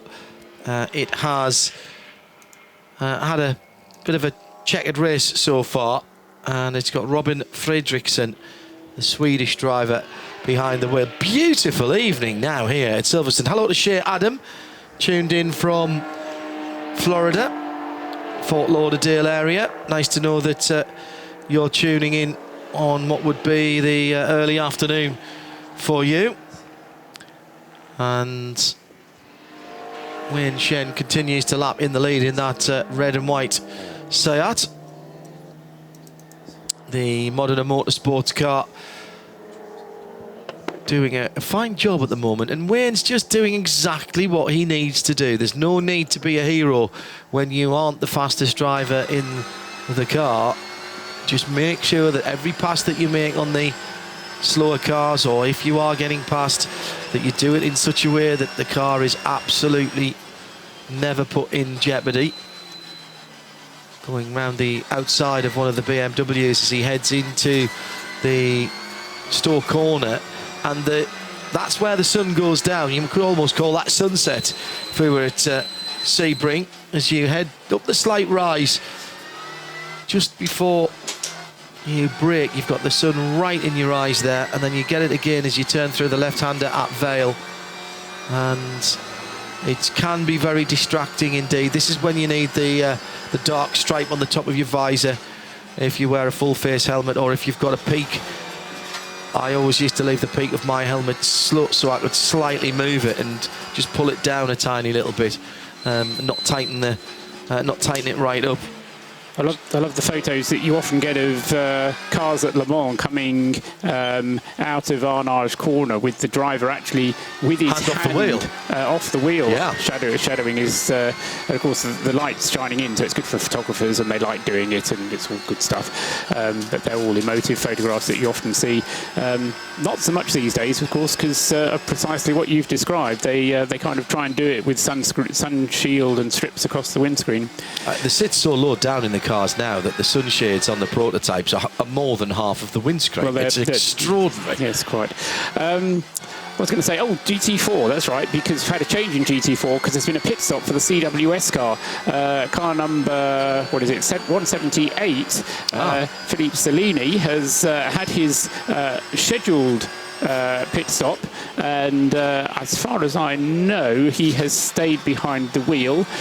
So yes, Philippe Cellini then, Martin Thomas did a double stint at the beginning of the race for 2 hours. Philippe Cellini, and we're 5 minutes away from the end of the third hour of the 2017 Silverstone 24.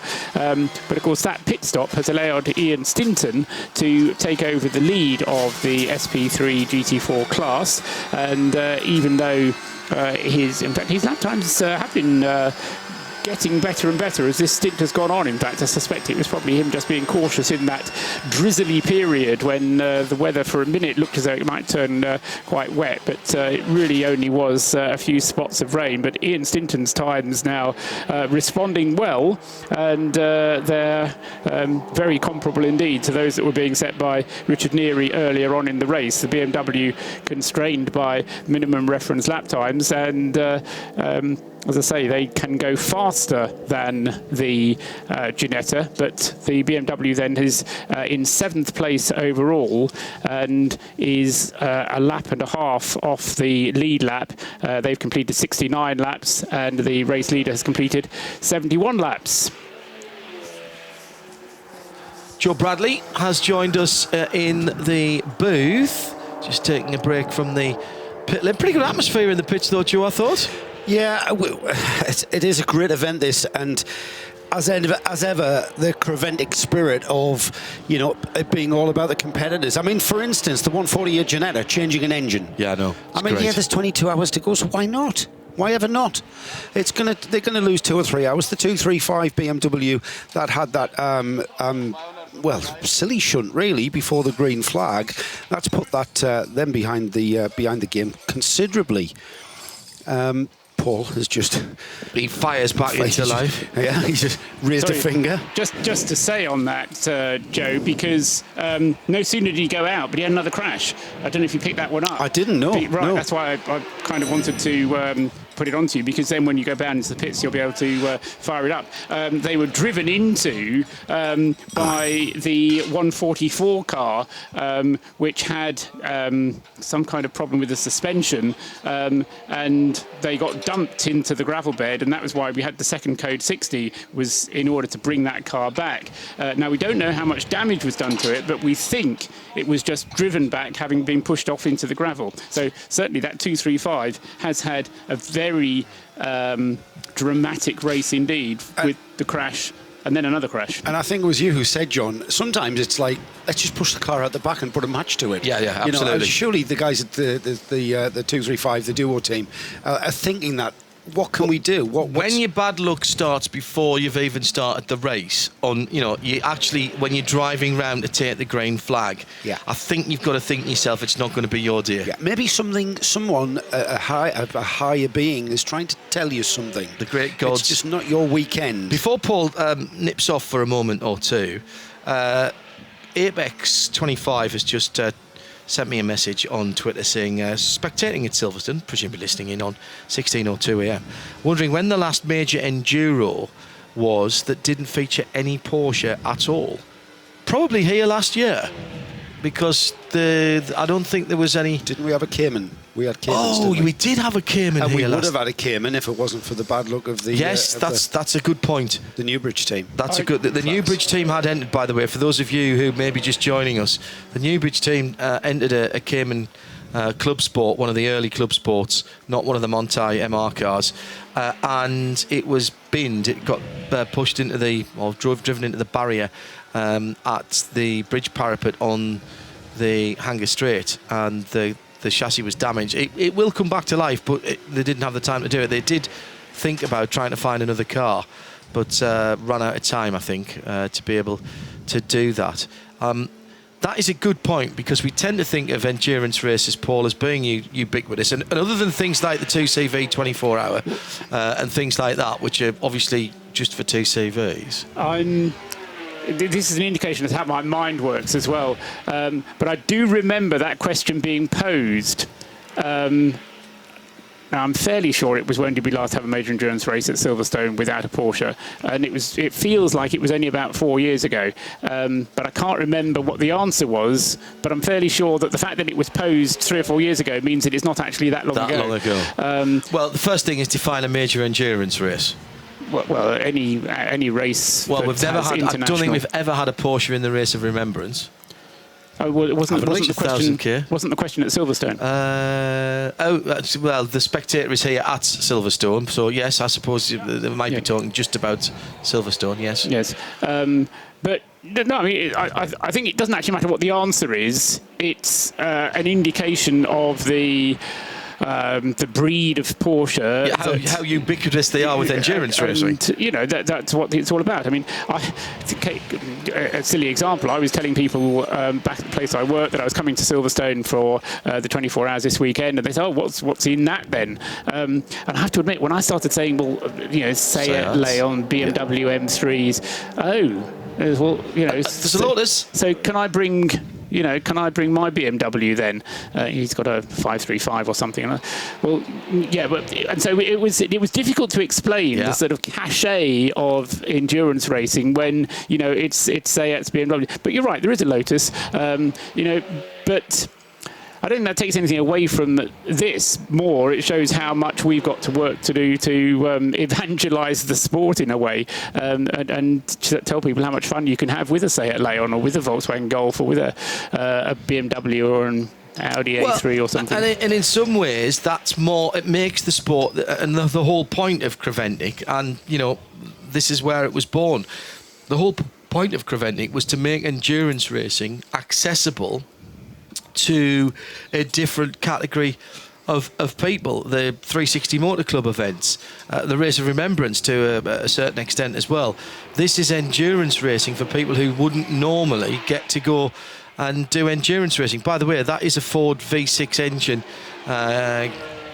Is that coming out or going in, Bradley? I think that's going in. I think that's going in. There seems to be a bit of wiggling going on. My assumption is going from the time that I last was down there. That's the 248, isn't now, it? I've noticed that the smoke billowing from the underneath of the Aberrule Centre BMW. Yes. And Paul's pointing again. Yes. Bradley can't read that from that distance. You're right, you're so right. He's pointing at a left screen rear. full of Simon numbers. Hoff has just pointed this out as well. He's watching. It's from the right rear though, through left-handers. Left rear on entry to Copse in the last couple of laps is what's being reported. We'll keep an eye on that. Have Seat ever won a 24-hour race, says Christian Rodriguez? Outright? Nearly did here last year. Yeah, should have, really. Massive moment there for our leader, Wayne Shane, at Stowe Corner. Got out onto the AstroTurf and had a huge moment there. The back end of the car is not playing at all, and am I at the wrong part of the track again? It was Stowe. Yeah, that was. Oh, that's the bridge. This is the problem that I have. That's the wing. Yeah, this is the problem I had earlier on. That piece of paper has got what I was pointing at there. The answer to the Seat Leon is that almost certainly the Barcelona 24 hours has been won by a Seat Leon, because there has been so many Barcelona 24 hours before Creventic took over and made it a Creventic race, and they were for exactly this type of car. So I would say, without actually looking it up, that the 24 hours of Catalunya, I think they call it, rather than the Barcelona 24 hours, but that race will have been won by a Seat Leon. And you're counting your chickens if you think that just because we've got 6 Seat Leons in the top 6 at the moment, that one's still going to be around at the end of the race. And for those people who you work with, Paul, you mentioned the cars that would be here today. You know, the Seat Leon started life it was built by Seat as a race car, the same way as a Clio Cup car is built by Renault Sport as a race car. They haven't been road cars. Yeah, they didn't. Now there are cars here that started off life as a road car and have been converted into race cars, and that's fantastic and great.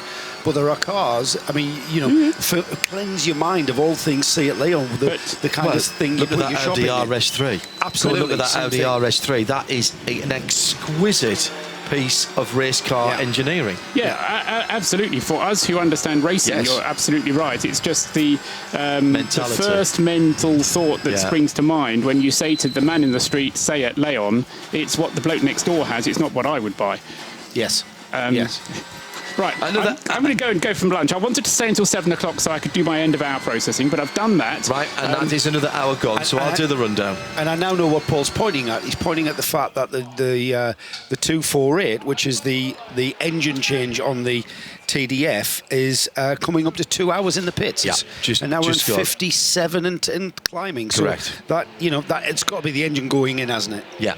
Agreed with that. So this is how it stands at 7 o'clock, or just a little after now, 7:15, and the update then after 3 hours of racing, 20 hours and 55 minutes and 46 seconds still to run. It is Wayne Shen that leads, and he's pushed that lead out again. It was down to a minute and 6, but that little sideways moment, perhaps evidence of the fact that he's got the nod from the pit wall to push on just a wee bit. He's been in the car for 1 hour and 29 minutes, and the gap is 1 minute and 8 seconds.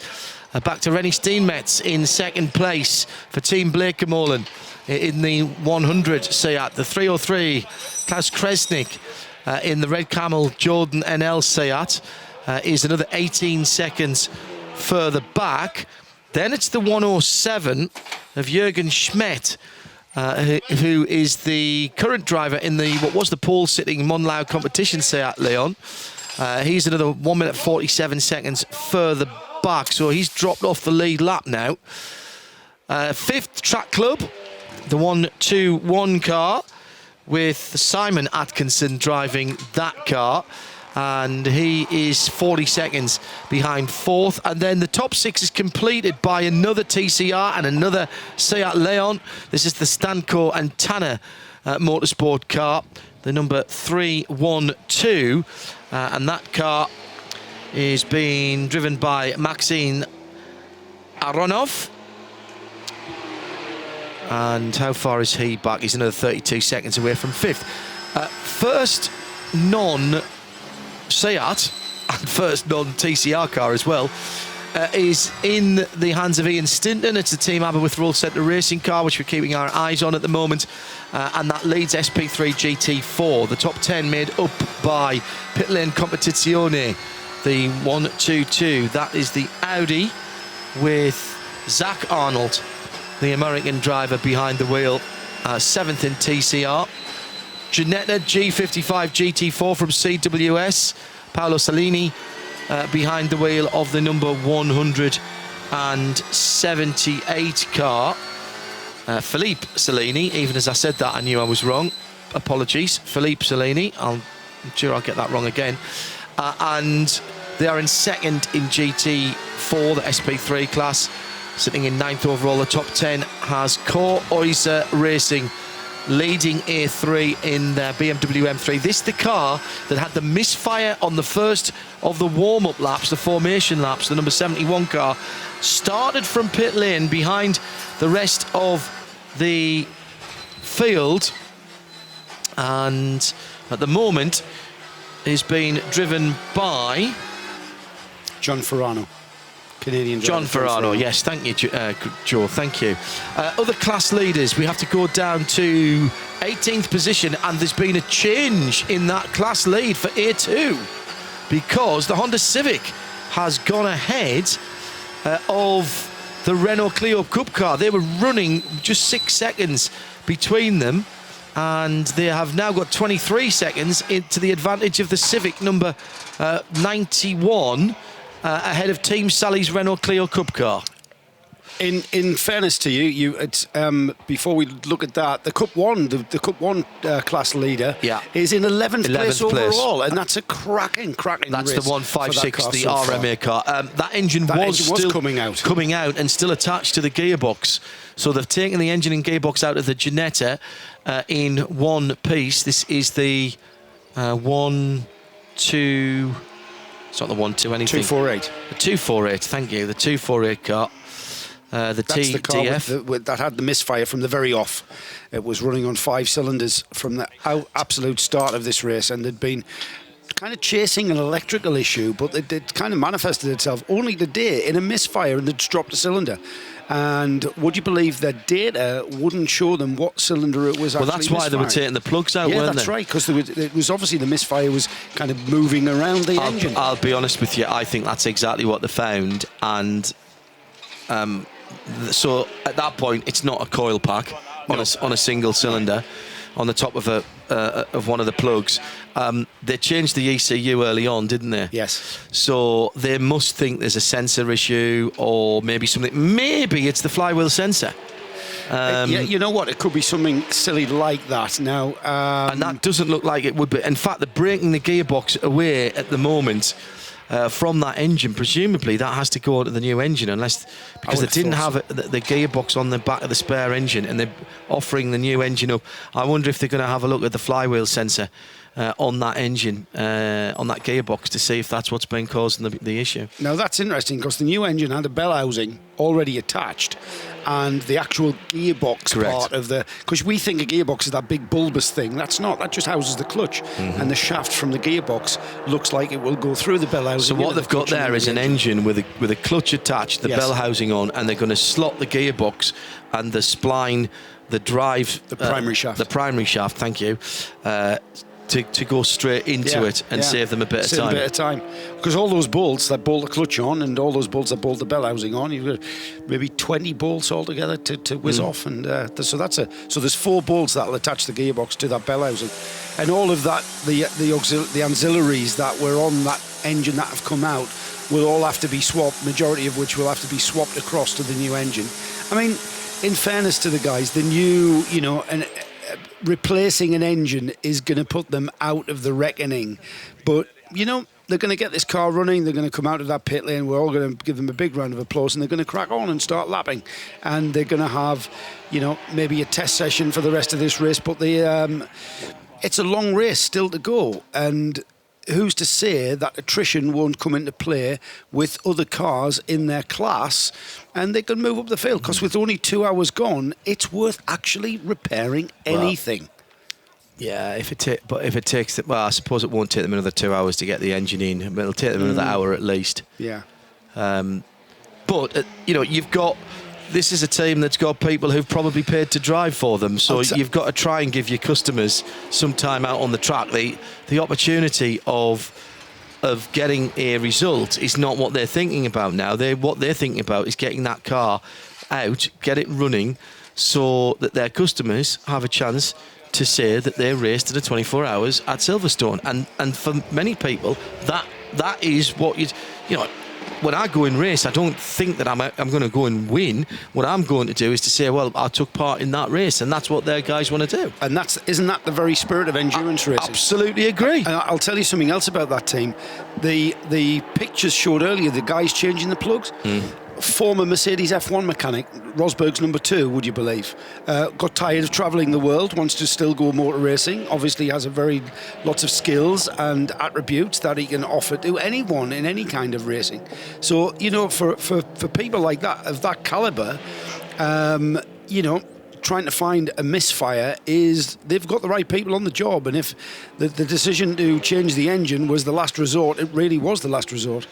Just to prove what a small world we live in, and welcome to everyone who is just joining us worldwide. Motor Trend on demand, as well as on the 24H Series website. And by the way, I heartily recommend you go there and pick up the live timing and scoring as well. RadioLeMans.com with the pop-out player as well. If by the way, if you have to move away from your computer and head out, don't forget you can get the audio broken out, taking up a lot less bandwidth on your smart device, and then link that to your car or wherever you're going if you're heading out either this Saturday evening or whatever time it is around the world, maybe doing a bit of shopping on Saturday afternoon in the US.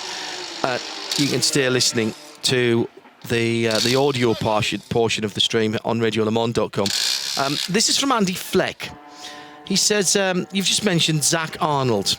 He runs a machine shop here in Tiffin, Ohio, USA. He did say he was from Ohio, didn't he? Yes, he did. Yeah. So, Andy Fleck, welcome along, supporting your local driver and your local machinist. Yes, Zach in 7th position overall at the moment, 6th in class in that very, very lovely Audi RS3 LMS TCR DSG. Too many letters. Yes, it is a little bit, and that's for our purposes. But Zach was telling us yesterday, they'd only taken possession of the car.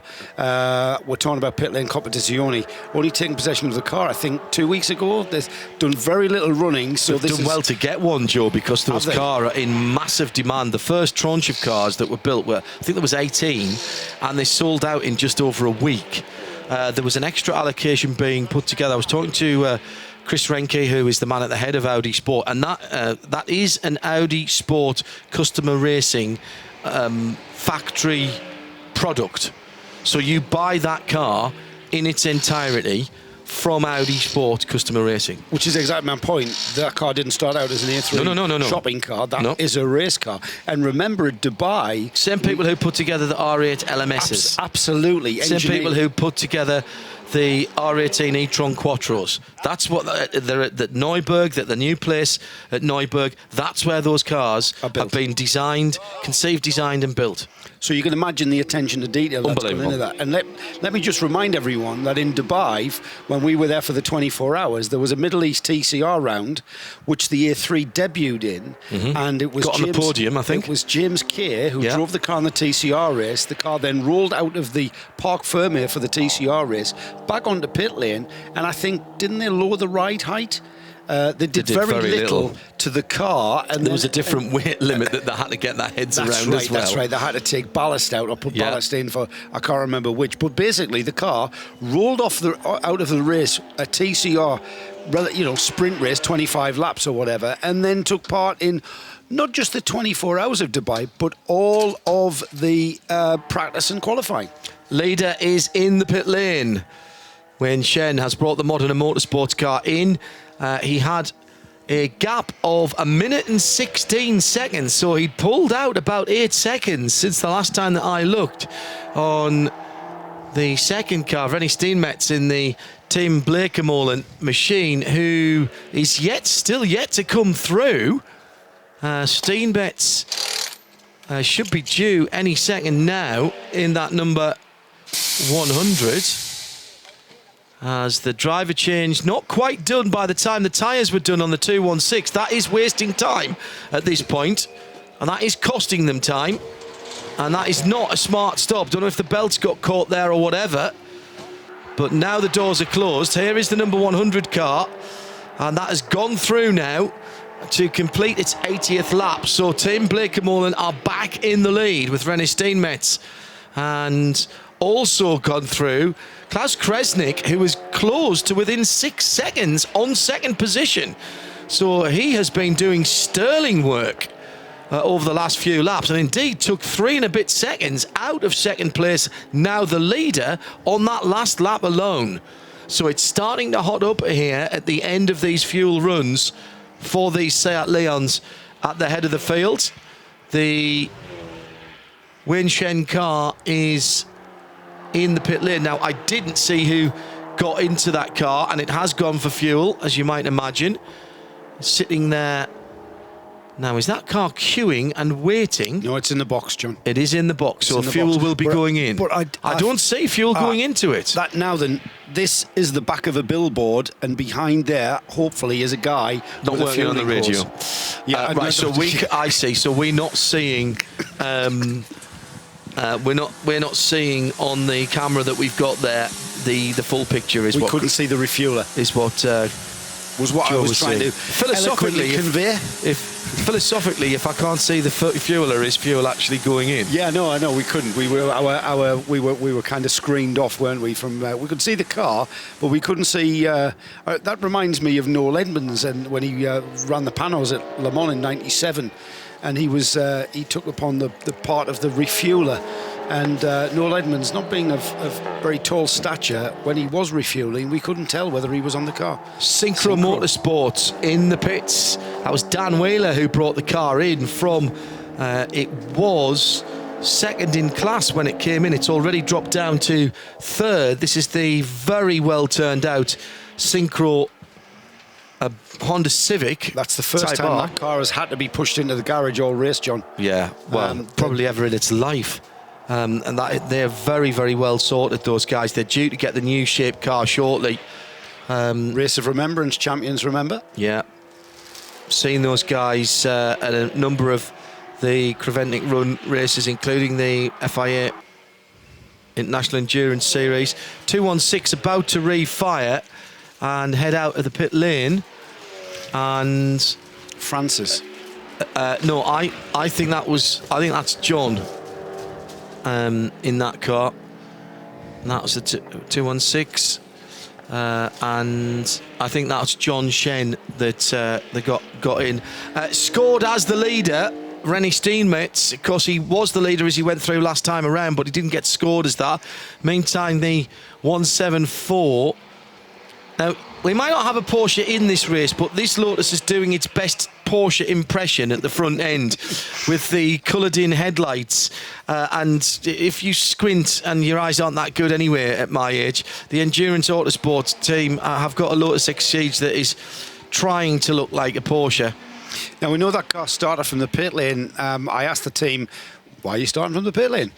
If they wheel offset problem. Yes, they weren't quite happy with the way that the wheels were on the car for whatever reason. And even though they were on effectively the class pole in what was 5th position overall, they chose to start from the pit lane to ensure and make sure they got the car right before they went out on the track. They weren't prepared to roll the dice and take a chance.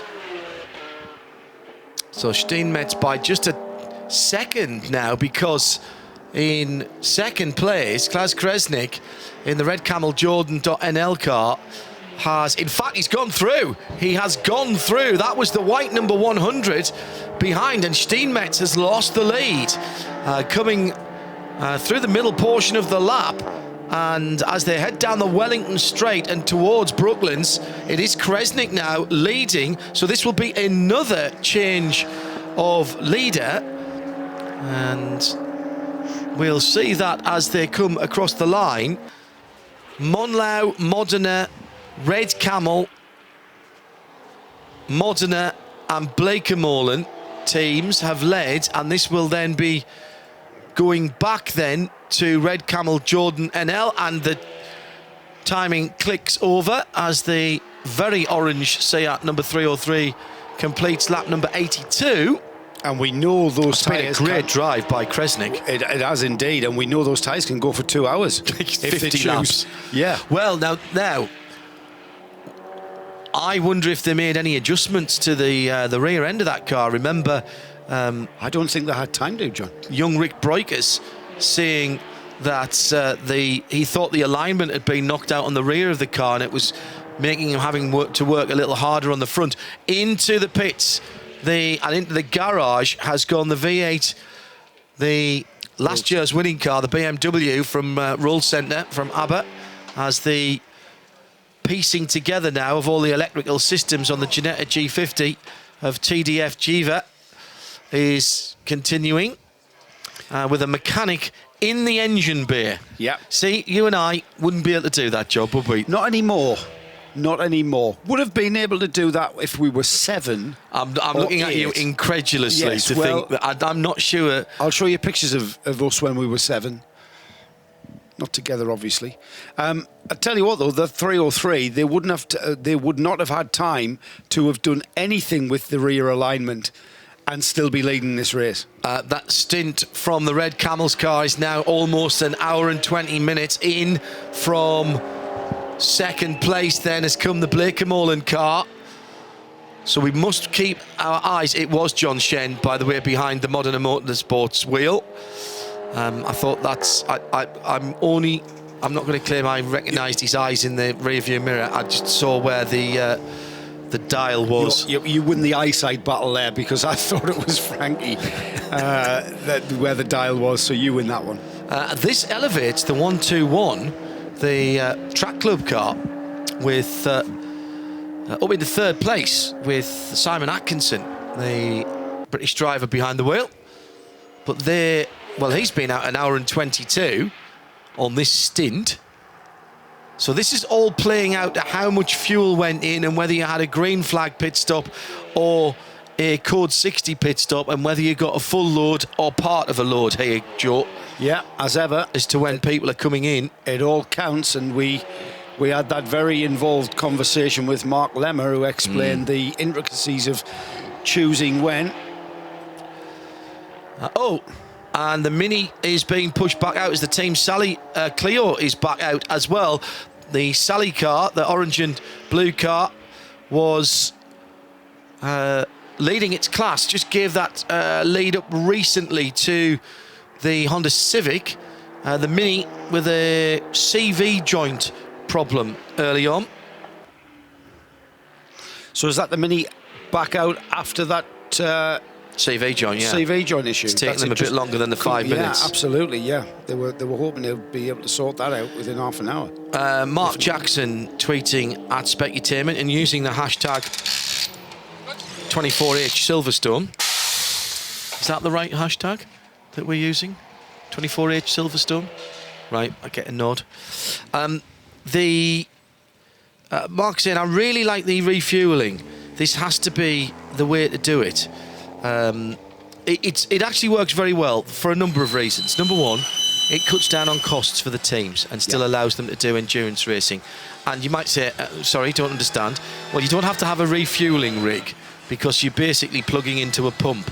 John, even refueling churns, and then the valves on the car, they're all very, very expensive bits of kit. You know what is also very expensive? Go ahead.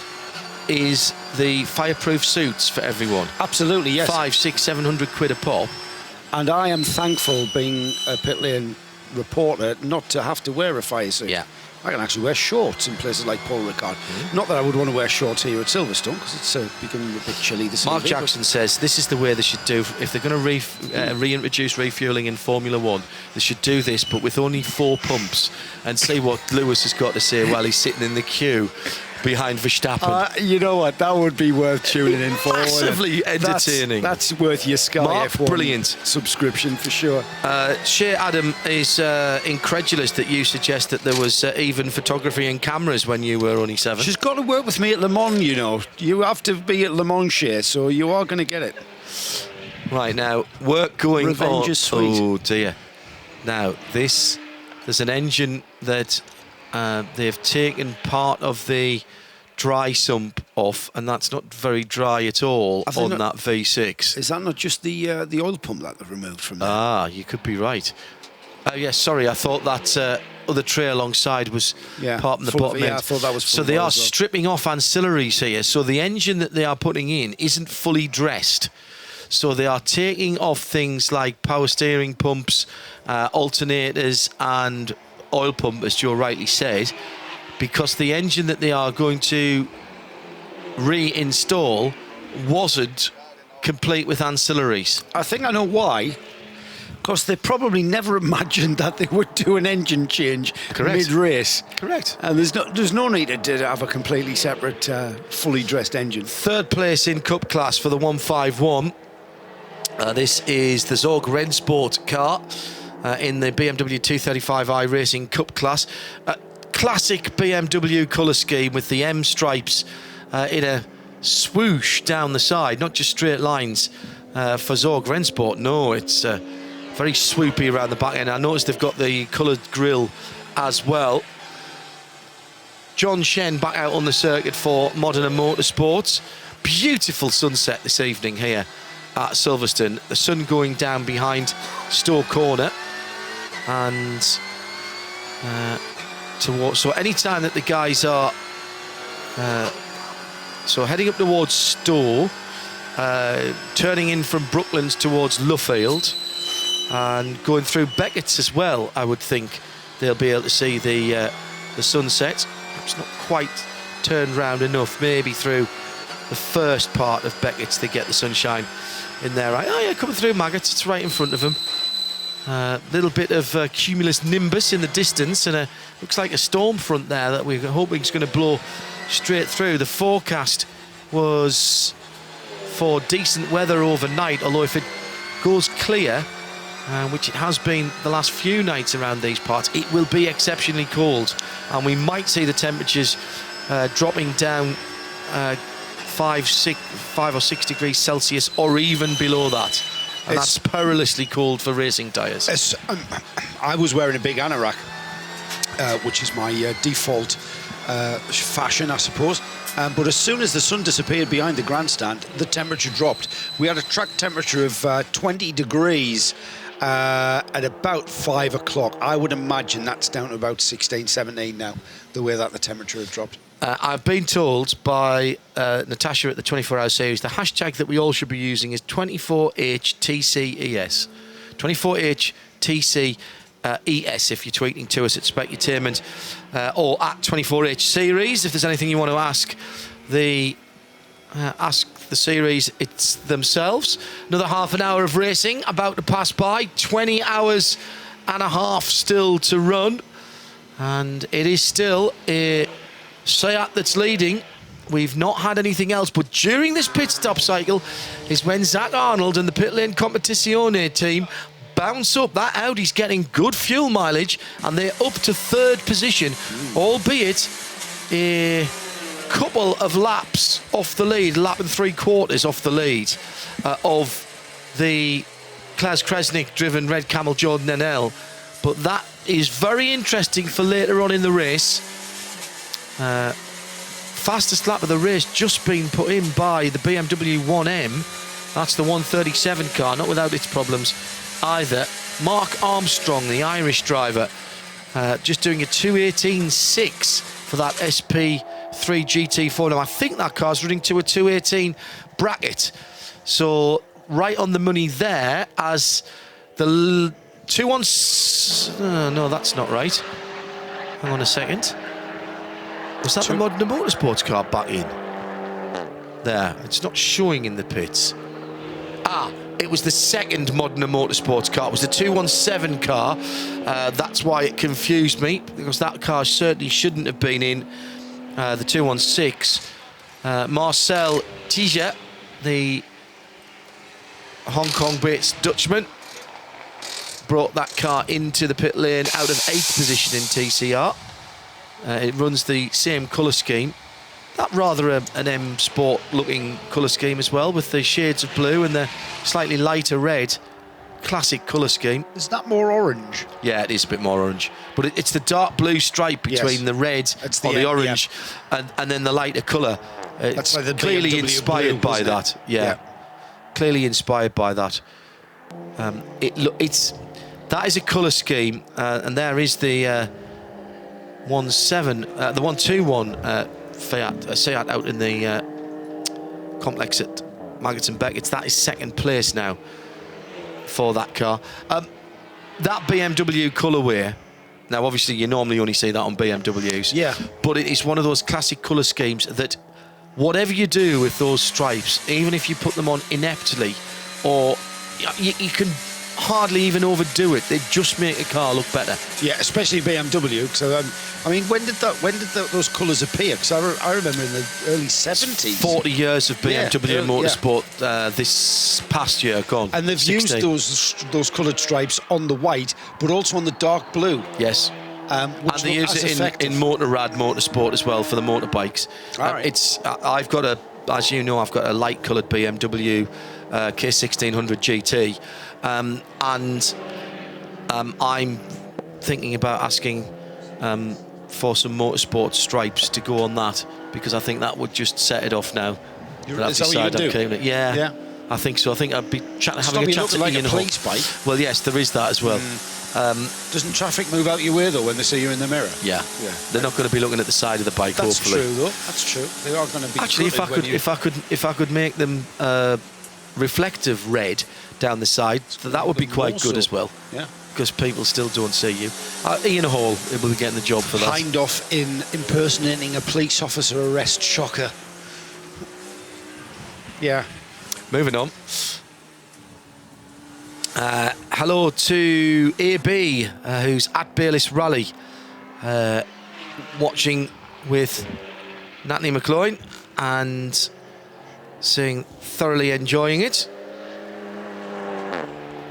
Good to know.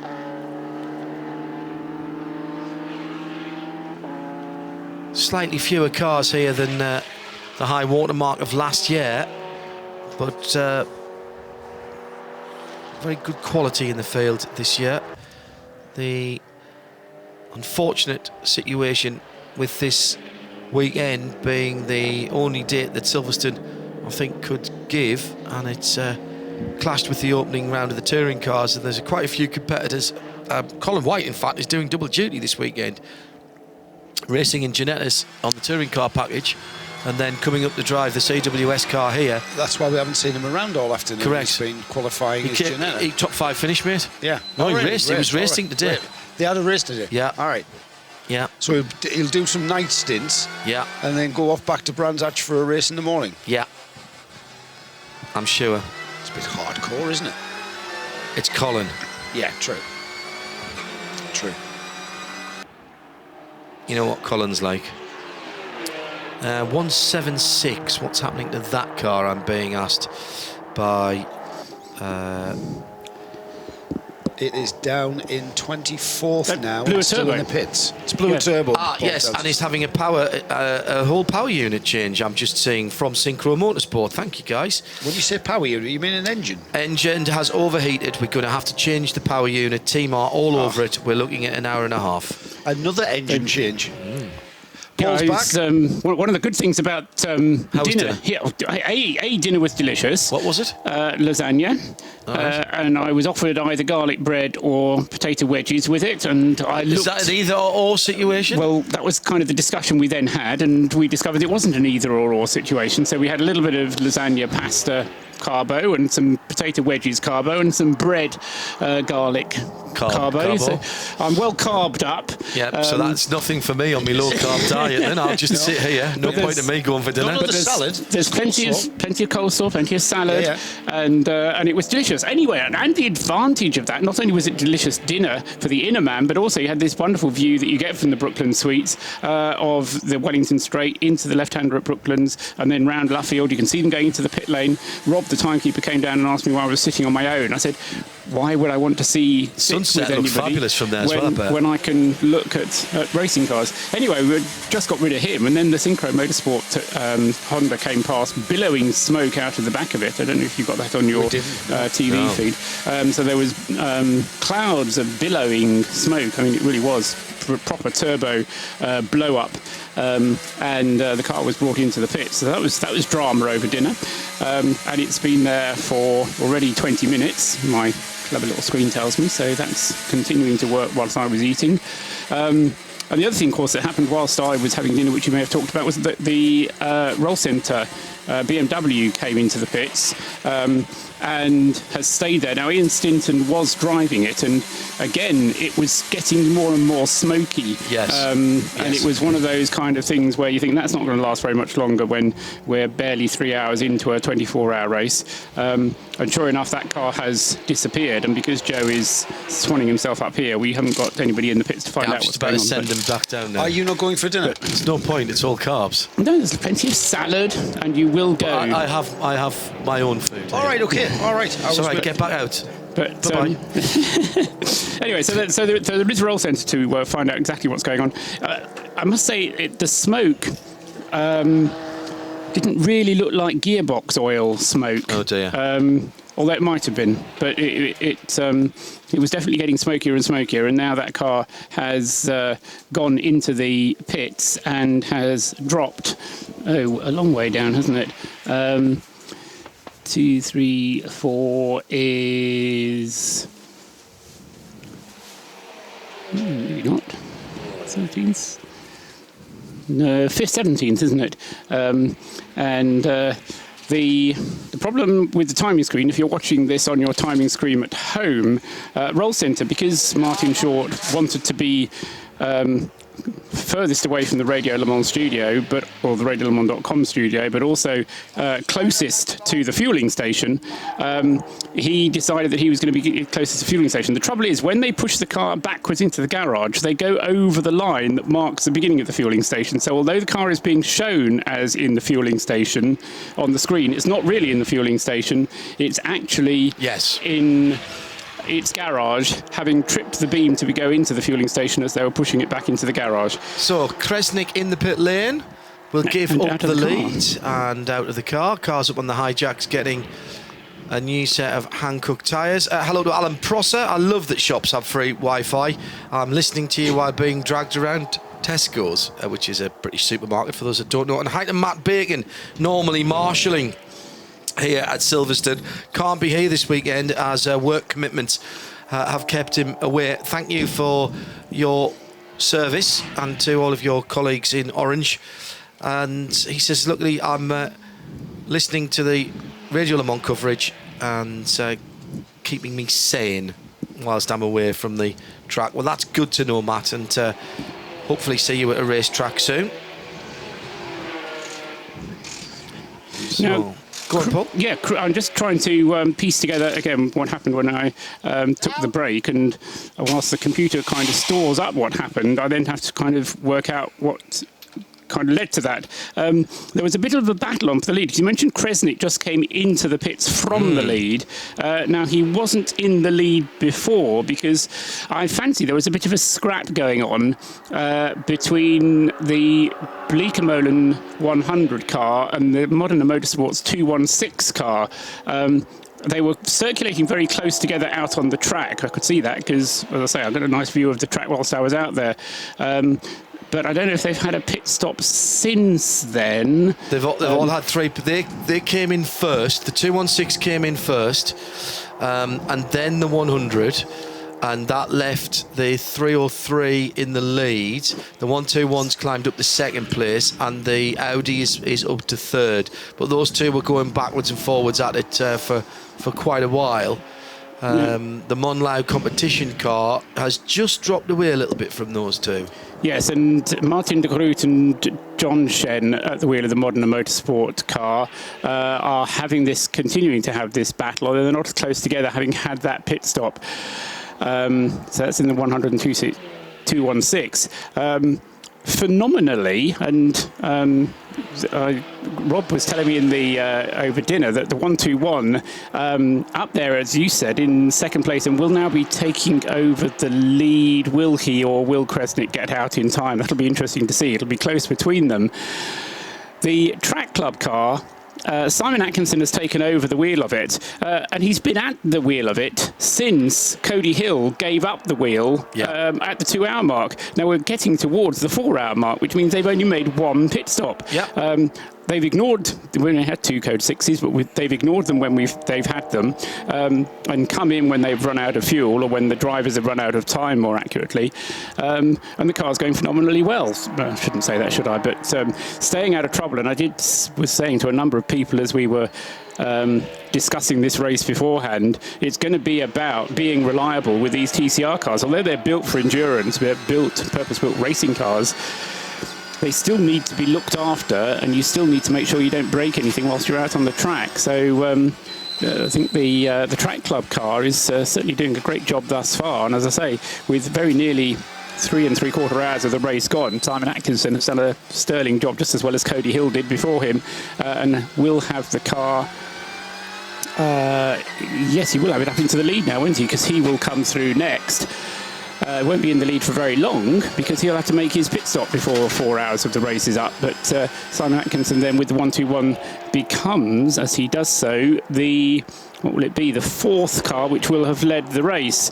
The others having been 107, 216, 303 and 100. He'll be the 5th car that's led the race, Simon Atkinson. So Jacques Griffoen has taken over the 303 Red Camel Jordans.nl car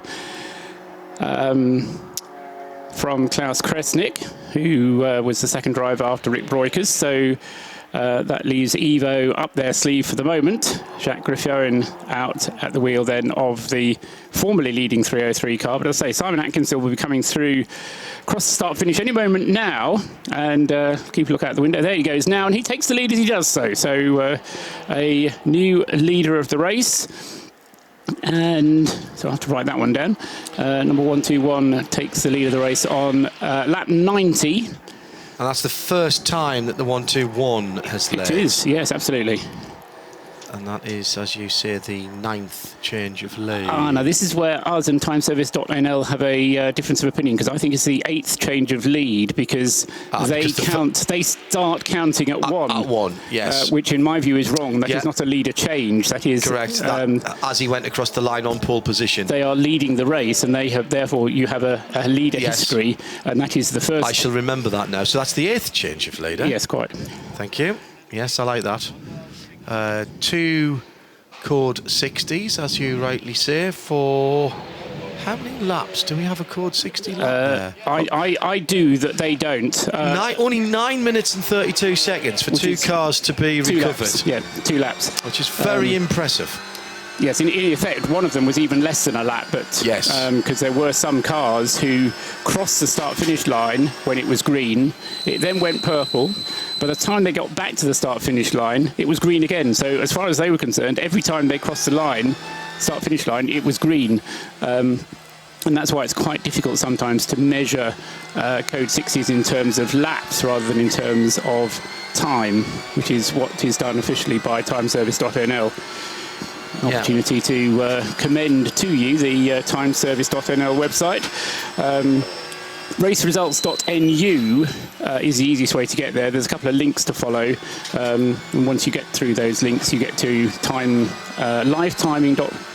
Getraceresults.com. Livetiming.getraceresults.com. But as I say, if you go to raceresults.nu, that gets you there through a couple of links.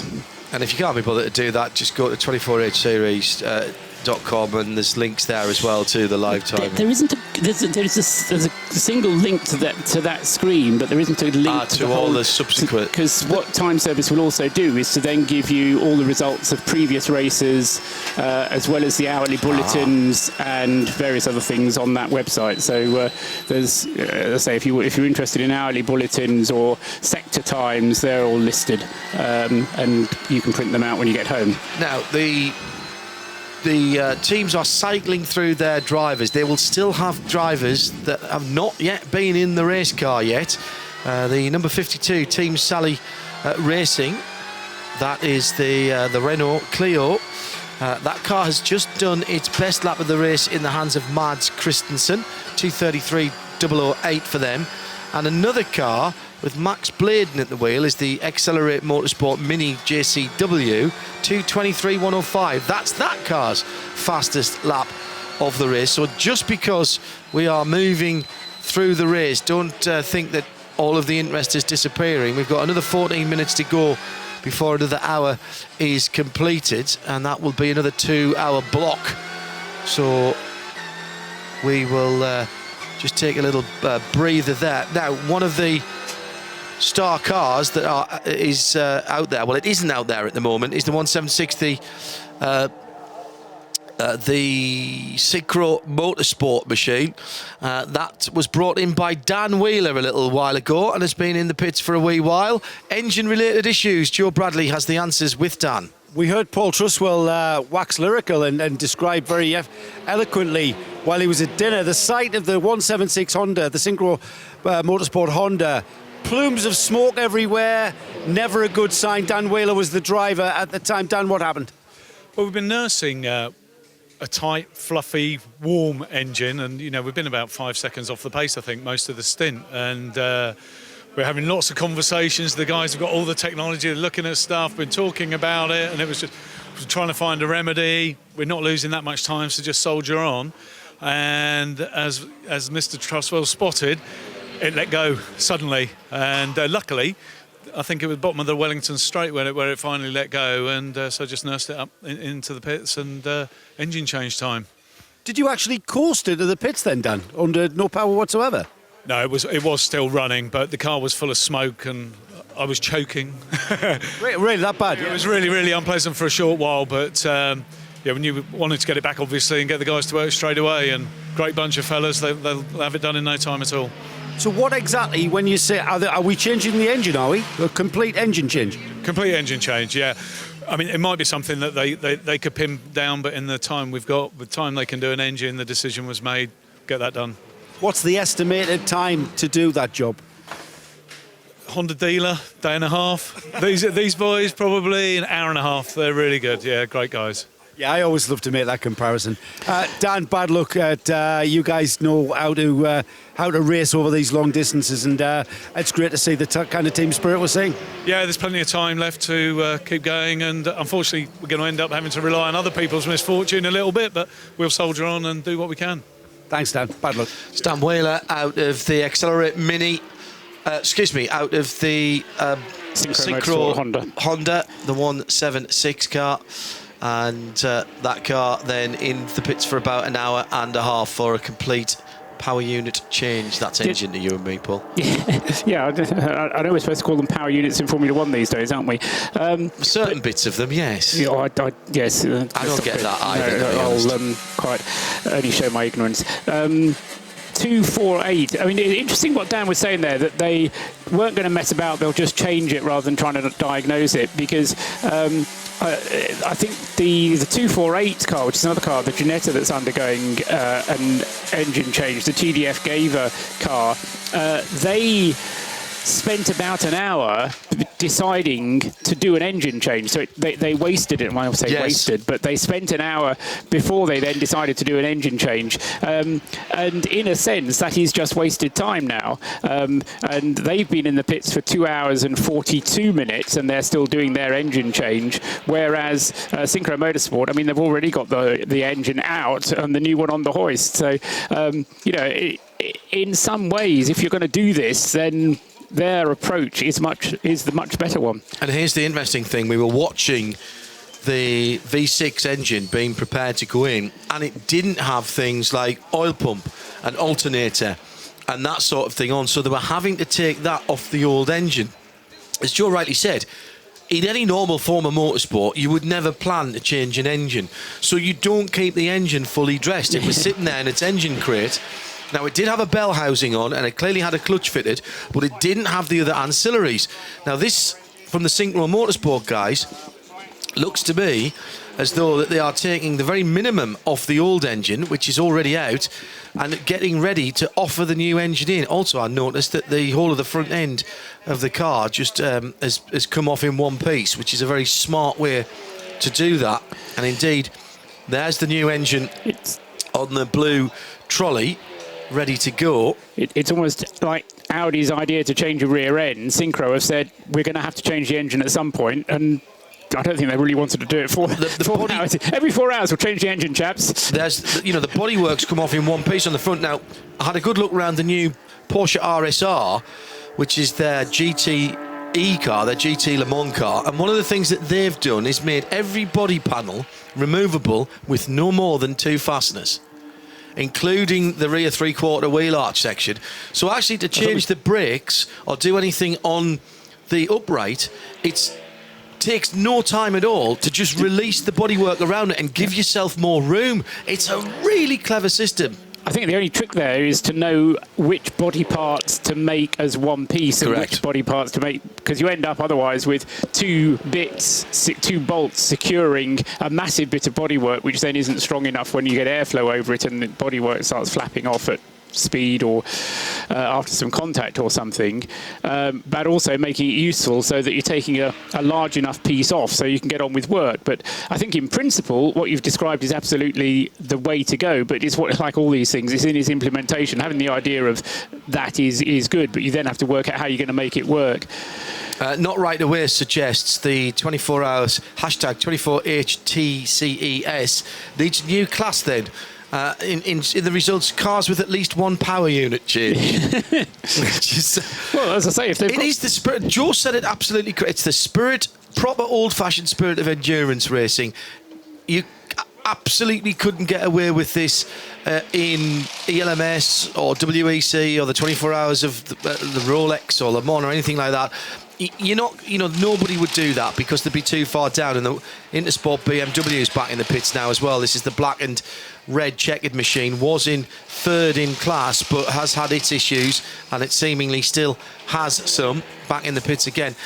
But the fact that, people are wanting to do this is very interesting. Joe Bradley is down there. Joseph? Leader in the pits. Now, I was told the 140 Intersport BMW, as you've just said, John, into the pits, was coming in for a routine stop. And I was taken aback somewhat when the car drove at me to go into the garage, which, as you can see, it's in the garage. But what looks like's going on is just a routine stop. So Kevin Clark, the man in charge, also driving the car, has chosen to pull the car all the way into the garage where the tyres and everything were laid out, and it's just going through a routine stop. So is it Kevin Clark or is it Adam Hayes? Sorry, say again, Paul? Is it Adam Hayes driving it at the moment? It was Adam that brought it in. It was Adam that brought it in, okay, and I think it might be Ryan Lindsay who's just taken it over. I might be wrong. No, that's fine, because Kevin had the first stint in the car, and Adam took it over from Kevin for this stint. You're right. Good long stint from Adam, but its first pit stop was quite a long one, so maybe routine is a bit longer. 2 leaders in the pits. The overall leader, and that is the Track Club Seat Leon, coming in from the lead on pit stop rotation. And also out of the lead of A3, the Court Racing BMW. Remember when I did the rundown half an hour ago, 25 minutes ago, mentioned that car was in the lead of class. This is the car that had the electrical issues on the first of the 2 warm-up laps and started from the pit lane, now up to 8th position and leading its class. That car's been in the pits just under a minute, so at the moment all routine there. Paul? Yeah, Simon Atkinson bringing the lead, Seat Leon, into the pits, and this is certainly a surprise. I mean, we were talking about yes, the Seat Leon TCR cars were going to be the favourites, but I hadn't put the Track Club team amongst what I thought were going to be the favourites, and it's been a fantastic performance from them. That was only their second pit stop, so they've done absolutely, near enough absolutely. We're 3 hours 55 minutes into the race, and Simon Atkinson is on his, or not Simon, the new driver is on his way down to the fueling station at the moment, and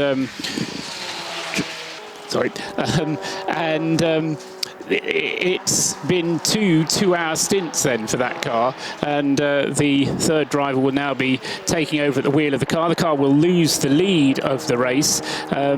I say it will either be Andrew Gordon Colebrook or Marcus Jewell taking it over for this third stint, but that will put the Blakemollen Seat back to the front of the field, car number 100, which Martin de Groot has taken over at the wheel. Melvin de Groot, sorry, has taken over the wheel of, and he has had a pit stop less than half an hour ago, so he'll be able to resume the challenge. And in second place, coming up into second place, therefore, will be the 303 car, which Jack Griffiths just goes across the line now, having taken the car over 6 laps ago. He's on his 7th lap now of his stint, having just taken it over from Klaus Kresnik.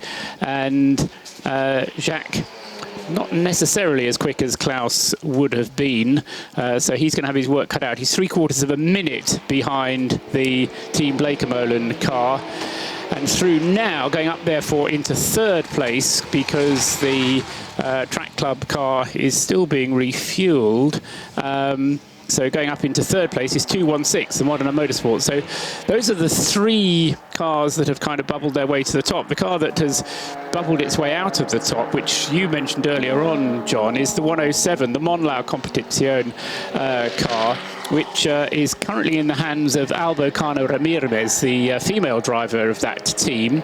And without being unkind, she is not as quick as Jose Manuel Icart was earlier on. So, I think that car will suffer from the fact that 2 of its drivers are not as quick as the other 2. But in most of those top 4 or 5 cars, you will see drivers who are 3, 4, 5 seconds a lap round here slower than the fastest time. You're going to see that. I mean, Griffon, his last lap was a 2:20 against the best lap of a 2:15. 2:22 for John Shen last time around against the best lap of a 2:14. You're going to see that. And the key, as we've often said, Paul, haven't we? And there's no reference lap time for the TCR cars, but the key is to get your less experienced and less quick drivers lapping consistently in a reasonable time and as close as they can to the optimum of the car without falling off.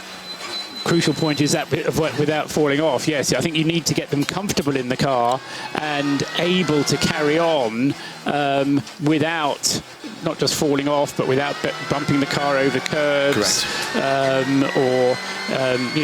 They're much better to get into a groove maybe where they're doing 2 minutes 20, 2 minutes 20, 2 minutes 20 all the time, rather than doing 3 laps in the 2 minutes 19 and then 1 as a 2:25 because they have a half a moment somewhere. So, you've just got to get into a groove, get into a routine, into a comfortable way of driving it, and then be able to keep with that pace. Michael Suriajeva in the Modena Motorsport Seat Leon just done that car's fastest lap of the race, 2:20.664. Coming down to another hour of racing completed. We'll head down to Joe Bradley in just a moment or two's time, who's standing by with another interview for us. Just a reminder, you're listening or watching live coverage from trackside here at Silverstone. Good to have your company. It is the Hankook 24 Hours of Silverstone, 2017's opening round of the 24-hour Touring Car Endurance Series, powered by Hankook.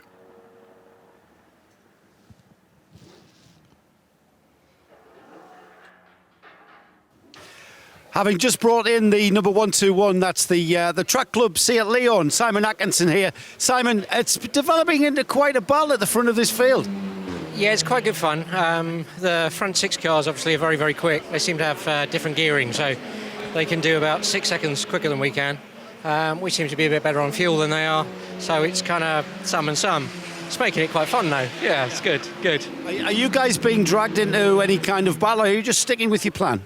No, we're racing. So if there's somebody there to race, we'll race them. But generally, we want a nice steady pace, look after the car, not use too much fuel, get it home. That's the plan. Now, this team is more familiar with the Lotus Cup car. How familiar are you, or are you not, of the Seat Leon? Did a test in this in the wet, and it's very, very good in the wet. So this is the first time in the dry. So we're learning to drive it, really. But we've got 4 good drivers, so we're sort of reasonably easily matched. I'm the slowest. But yeah, no, so it's a good team, really. Being very modest there, Simon. When are you next back in the car? 4 a.m. You've got you are really drawn the short straw there. Are you looking forward to that? If I'm being honest, yes, of course I am. Yeah. So you're going to be in the actual dark. You're not going to see sunrise, because that's going to be way after you get out of the car, I would feel. Yeah, it'll be. Yeah, I love to go into the daylight. That's the best stint of the race, but I think I'm going to be a little bit too early for that. Yeah, we've got sunrise. I think it's about 6:30, 6:40. What's it like here at Silverstone? We've had other opinions about just how dark it is. How difficult is it to see anything? This will be my 3rd 24 at Silverstone. It's pretty dark, yeah. It's probably the darkest of all the circuits that we do.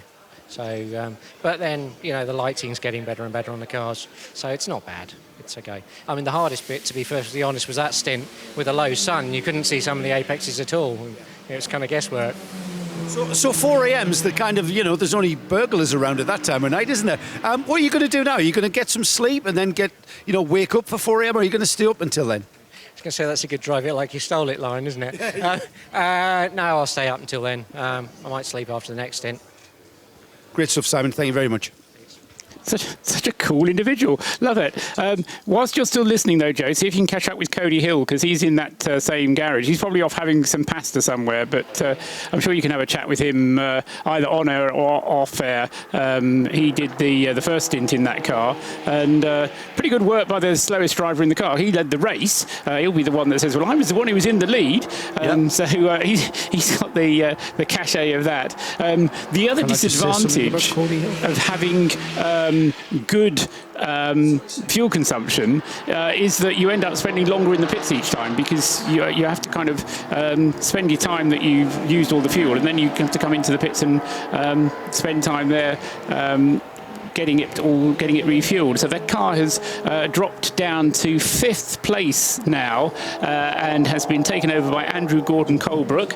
And as I say, we'll see what kind of pace he is able to set. That car in 5th place at the moment, and in 6th place overall is the first of the GT4 class cars, the Ginetta G55, which Philippe Salini has just vacated. I think that car has just been in for a pit stop, and although it says Salini on the screen, it will probably be Patrick Mathieson, Danish driver, in that pretty international team. 2 English drivers with the Dane and Philippe Salini, the Frenchman.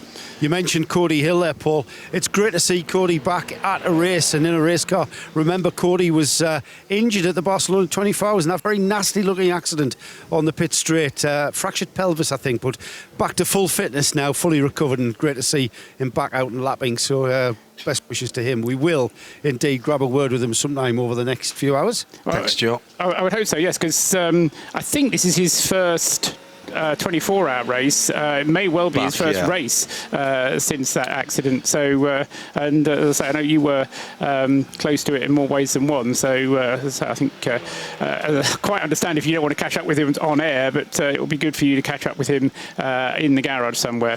Sam Tordoff at the wheel of the Zorg Rennsport Cup 1 car in third position in class, 19th overall. And if you think you might recognise that name, that is because Sam has driven just about anything with a roof on here in the UK, right up to and including Porsche Carrera Cup GP.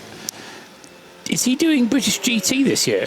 I think he is. Yes, I think he is, yeah. No, and that's, as you say, something else with a roof on, but one of the fastest things around with a roof on, certainly faster than his touring car will have been, and I think that's going to be an interesting... Porsche would have been faster than a touring car. In fact, a Ginetta G55 is faster than a... I can say with some pride that at the British Touring Car meeting at Rockingham, when I raced, I was faster than Jason Plato. Now, I wasn't in the same class, but I was faster. You weren't even in the same race, were you? He's with Barwell Motorsport, or at least he was last year for that. I'll have a quick look and see what he was doing, because I know he was driving the... BMW, wasn't he, in British touring cars? A question for the responsible adult, I suppose. Are we still allowed to task Bradley?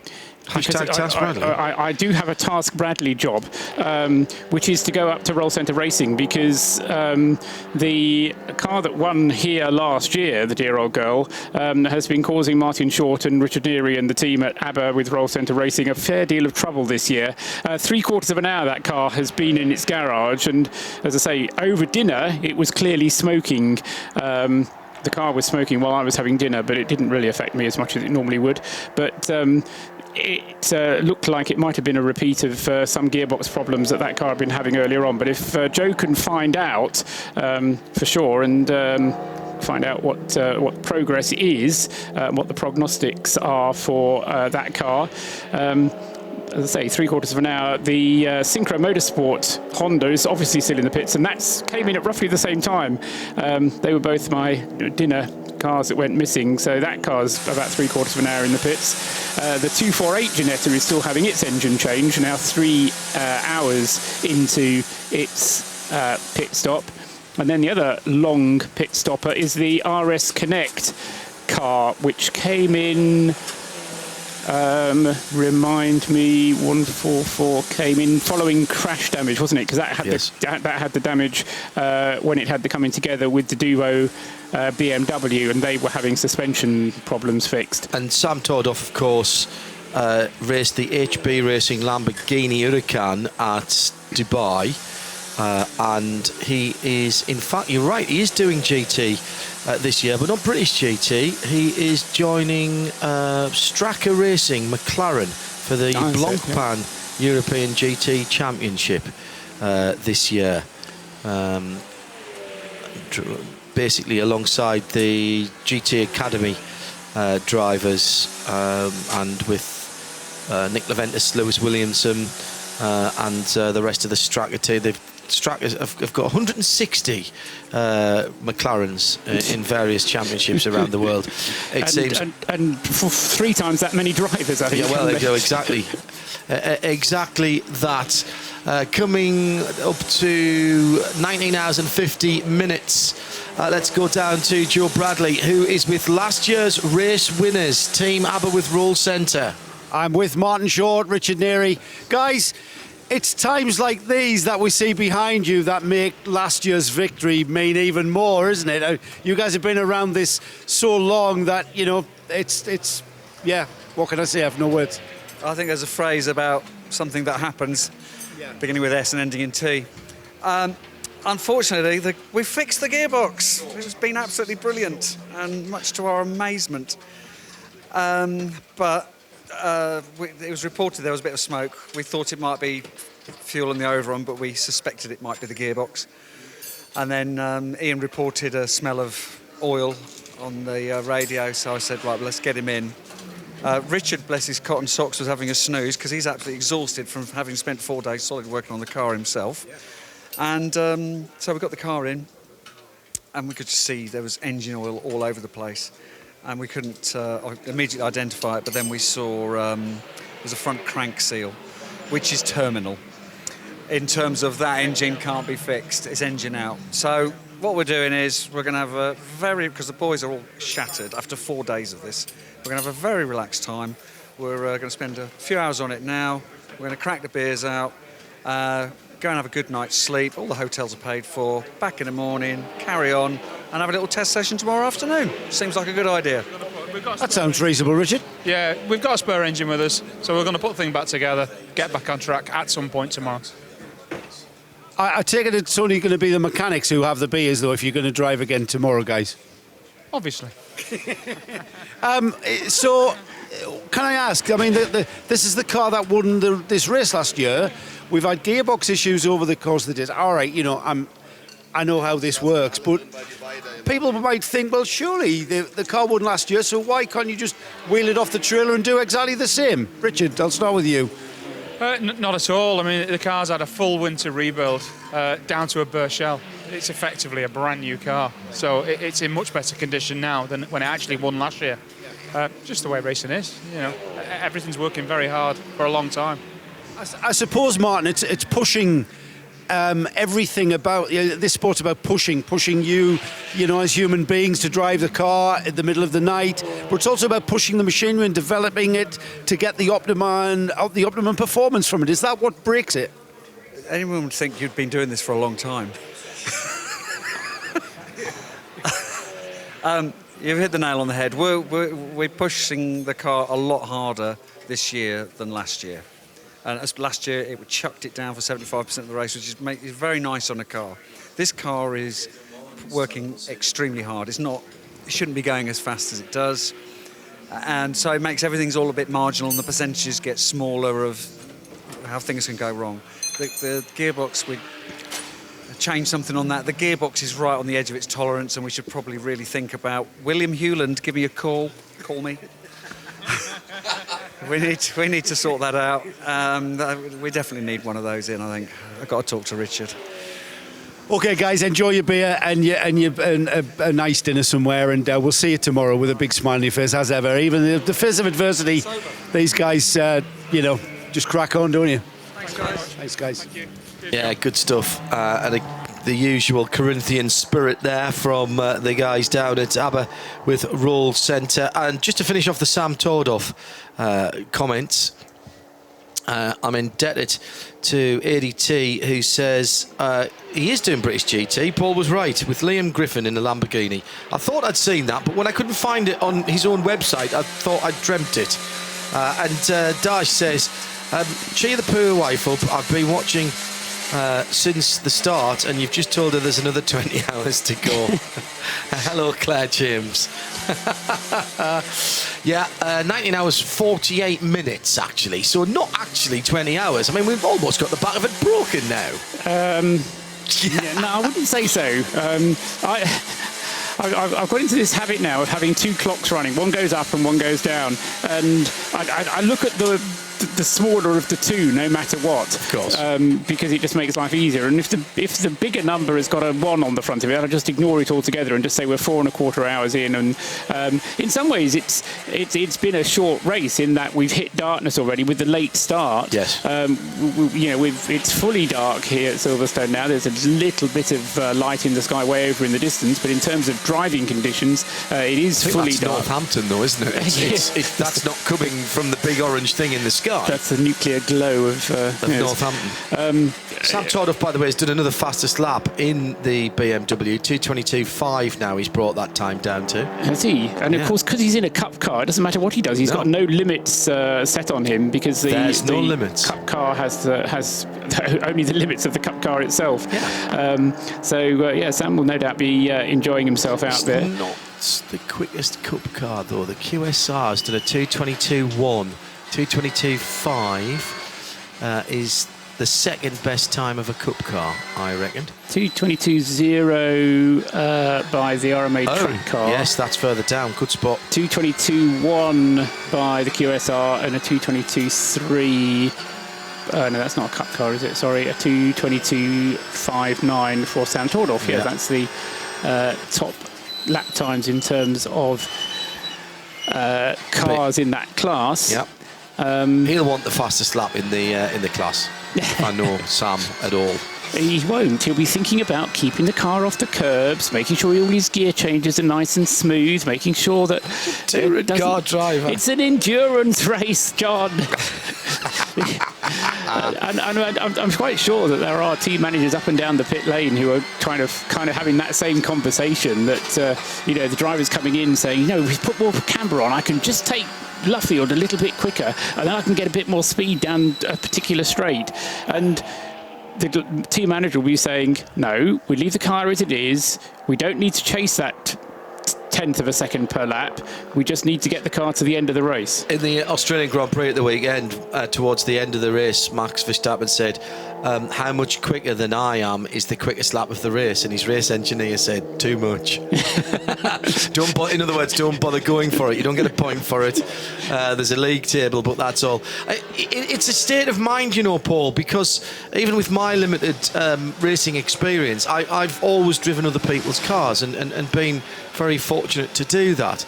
So you don't want to rag other people's cars, and generally speaking, I don't like to use a lot of curb, even in short races. It's just not something that I do. So being told in the Ginetta Super Cup, you need to take more curb through here. Well, really? Are you sure? It's actually alien, and I bet it works the other way around as well. That as someone who's done touring cars that have got the suspension that you can hammer the curbs with, then you see a particular line through a corner, and that line includes being all four wheels off at just where Sam's gone through there and driving straight across the curbs here at Silverstone. That's what he sees, and it must be quite difficult to take yourself out of that mode and go, no, I can't do that, because in his head he's losing a tenth of a second every time he does that. It must be difficult. Yeah, absolutely. So no, I think a lot of it is down to the way that the team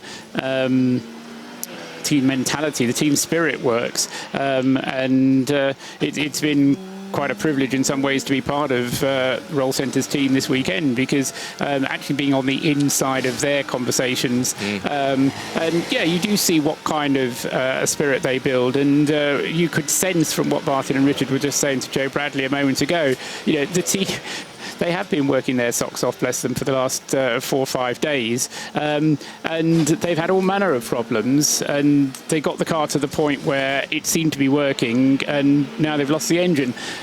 So you can kind of see it from Martin's point of view, that let's just that they've lost any chance of winning the race or even winning the SP3 class, but it would be worthwhile testing the car, so after a good night's sleep they'll probably come back and do exactly that. So I can see what they want to do, and yes, I think there are times when you just have to take the sensible view. It does mean that we've lost another SP3 car from the battle, and that means we've really only got 3 of them still in it, the 2 Ginettas and the Lotus Exige. Sorry, no, only 1 Ginetta, because the other Ginetta is having an engine change as well, isn't it? So we've got the BMW 1M, the Lotus Exige and the CWS Ginetta. So those are the only cars left in the SP3 class, or at least competitively in the SP3 class, and even the BMW 1M is now some 5-6 laps behind the class leader. So that it has fallen quite a long way back over the first 4 hours of the race. So TCR is very much to the fore, and just wonder, okay, here are the bets coming out. How far is the A3 class going to get up the order by the end of the race? Courtois are currently leading the way. And the Cup class. Yeah, well, both of them knocking on the door of the top 10. I was going to say, and depending on when the pit stops happen, they do get inside the top 10. Yeah, absolutely. I think it's entirely feasible that we could have both an A3 and a Cup 1 class car in the top 6 at the end of the race. Another fastest lap for the Modern Motorsports Seat Leon, the second of the cars. The 2:17 with Michael Adaya behind the wheel of that car. Now down to a 2:19.9. Now they've got they're TCR. They've got no bracket to run to. So on you go, fella. All good stuff. When you get used to night racing, it can be either tremendously frightening or tremendously exhilarating, and often as well it can be what's the word I'm looking for? It can be almost a release. Talking to a few guys who race on the Nordschleife on the Nürburgring a lot, and they say they go faster at night because it's not so scary. Why? Because I can't see what's around. I'm just concentrating on the track. And that, liberating was the word I was looking for. That's an interesting thought, that it actually draws your concentration in without you realising it, and therefore you have the ability to go quicker without you realising it. A long time ago at Le Mans, somebody said to me that when you know you've cracked the night at Le Mans is when you don't think about lap times anymore. Or not lap times, sorry, about laps anymore. You don't think about completing another lap or coming past the start-finish line. The racetrack eventually just becomes one long ribbon, where you, instead of going from here to here to back, and back here again, now I've got this bit, and now I've got, but the whole thing just becomes a single ribbon where it just becomes a continuum rather than just going round and round in circles. Yes. And I think that's just part of that kind of settling into it and being comfortable in your zone, I suppose, is one of the terms that gets used. And the good thing about that is that you don't think about the start and end of a lap. You're just thinking about that continuous running of the car. And what you're actually looking at, to be honest, and what I tend to do in the limited endurance races that I've done, the 6 hours and the longer races that I've done, is you're looking at the watch, you're looking at the countdown on the watch to the end of your stint, and that is what you do. And what I tend to do is break that up into, if it's a 75-minute stint, you'll break that up into 15 minutes and say, right, that's my first 15 minutes. How did I feel about that? Right, let's crack on and do the second, and then you break it down into more manageable chunks, and it's a state of mind. People do it in different ways. The other thing that I'm noticing here is the addition of the LED light bars on these cars, making a huge difference to the visibility of the cars that have them and the cars that don't have them. Having recently had a set of clear waters put on the BMW motorcycle, and they are quite extraordinary additions. The Fiat 124 that I'm driving at the moment has also got LED headlights, and the amount of light and the white quality of the light without being blinding to anyone else is quite remarkable. Let's go down to Joe. Klaus Kresnik was in the 303, wasn't he? The Red Camel Jordan. No, I'm sorry, that's complete nonsense. Which car did he get out? It was, yes. Don't second guess yourself, Hindhoff. The Red Camel Jordan.nl Seat, and did a very good job, and indeed led the race, I think, at one stage. Joe Bradley is with Klaus now. Yeah, we actually saw you, Klaus, catch the leader, and then overtake the leader. That must have been a great feeling. Oh yeah, it was really exciting. I went into Liebe into my stint. And so at the beginning I put myself very much under pressure to catch up. But I realized I have to take out some pace because I will kill the tires. And so I decided to go for a little bit higher lap times. But I believed, do some tire management. And that strategy worked out because I could keep the whole stint more or less the same time. So I'm in at 1 second to keep it. And that really worked out. The car is amazing. So my team, the Red Camel team, did an amazing job to set up the car nicely, and it worked really well. So it was exciting, especially these multiple overtakings. I think I've never done so many overtakings as in this stint, so it was really exciting. So the tyres worked throughout the stint, same lap time from start to finish? Exactly. So really, at the beginning, I ensured that I don't overheat the tyres.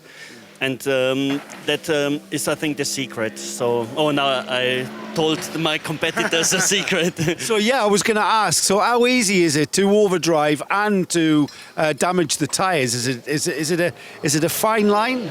It's really a fine line, because at the beginning also, you step into the car, you're highly motivated, and your adrenaline is pumping.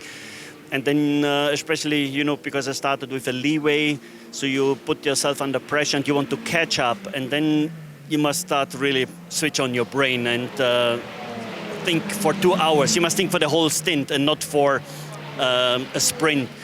And the line where the tire dies is really thin, so you quickly overdrive, especially at the beginning, because the car is very heavy. And on the tires, there's a secret. At the beginning, normally you should make them slowly warm. But we go out of the box and we give full power, and that is not the ideal situation. But and I would imagine, Klaus, that information is passed on to the next driver about how to drive the car to maintain the life in the tyres. Is that, as a team, you work together? Oh yeah, sure. You try to give some tips and tricks for your next colleague. But it's when you're sitting in the car, it's very hard sometimes to take these advices, because you're in race mode. And so let's see. He's doing a great job. The night kicked in now, but he's also driving consistent times, and tire management is for sure one of the key points, and also the pit stops. So my team did really amazing job. We had a good short pit stop. So we'll see. It's still long to go. And now especially the night kicked in. So let's see. But I feel very confident and optimistic that we finish very good. Great job, Klaus Kressling. Great job. Cool, thanks.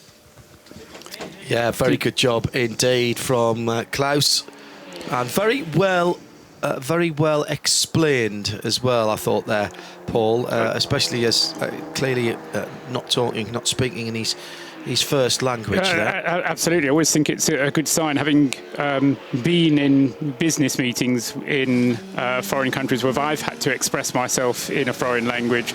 The problem is first having the clear thought and then getting it expressed in the foreign language. We tend, when we speak, to kind of develop the thought as we're speaking the sentence, and that doesn't work at all in a foreign language. You need to have the clear thought first and then get it over. And so a clear thinking person, as Klaus Kressling clearly is there, expressing himself very well indeed.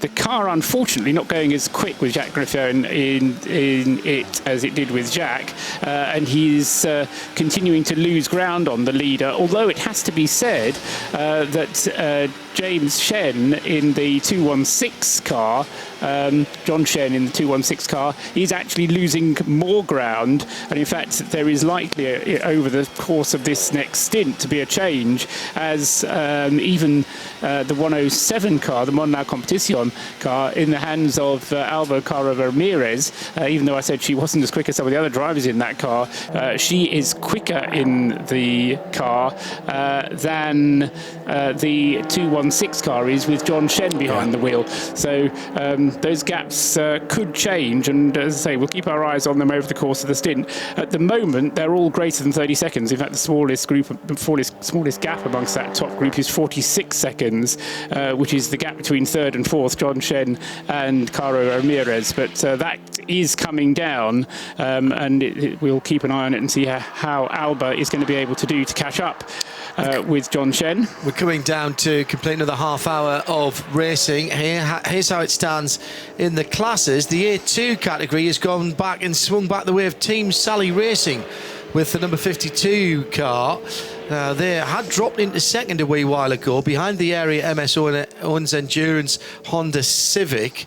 They've both had 2 pit stops, so not sure what happened there to the Civic, because they were having a battle out on track a couple of 3 hours ago. The Civic went by and started to pull away and built up a little bit of a lead. That's gone back the other way now, and in fact the Civic has dropped off the lead lap. Must be very close to it. 110, 140, no, not, about 3/4 of a lap back, excuse me. So that's a minute and 52, minute and 53 seconds back from the leader in the A2, that Honda Civic. But lapping very consistently amongst one another. They're almost matching each other lap time for lap time. So if there is a gap, I don't think it's going to change. Synchro Motorsport's new engine is continuing to be fitted. After the car came in, Dan Wheeler brought the car in, and rather than mess about, they decided to change the whole of the power unit. And in fact, we've got another engine change going on as well, haven't we, with the Ginetta, which I don't think we've seen that car go back out again. Yes? No, not yet, thank you. Going through the rest of the classes, so the Cup 1 racing class now on the verges of the top 10 for the RMA Track Days JJ Motorsport car. The 156 car leads that category by... Yeah, now they have got a lap on the field. It's QSR in second place, down in 14th position. GT4 is a Ginetta G55 GT4, and that is CWS, Colin White's team. Colin having made the trip up from south of London at Brands Hatch, where he was racing in the Super Cup with a G55 Ginetta today, and presumably there's a race there tomorrow as well. So Colin coming do some night work here and then nipping back down there to race tomorrow. And they have got... Yeah, they've got laps in hand as well over the Lotus Exige, the Endurance Autosport car, which has only completed 102 laps against the 105 as the Ginetta goes through. But there's just on a couple of laps between those two.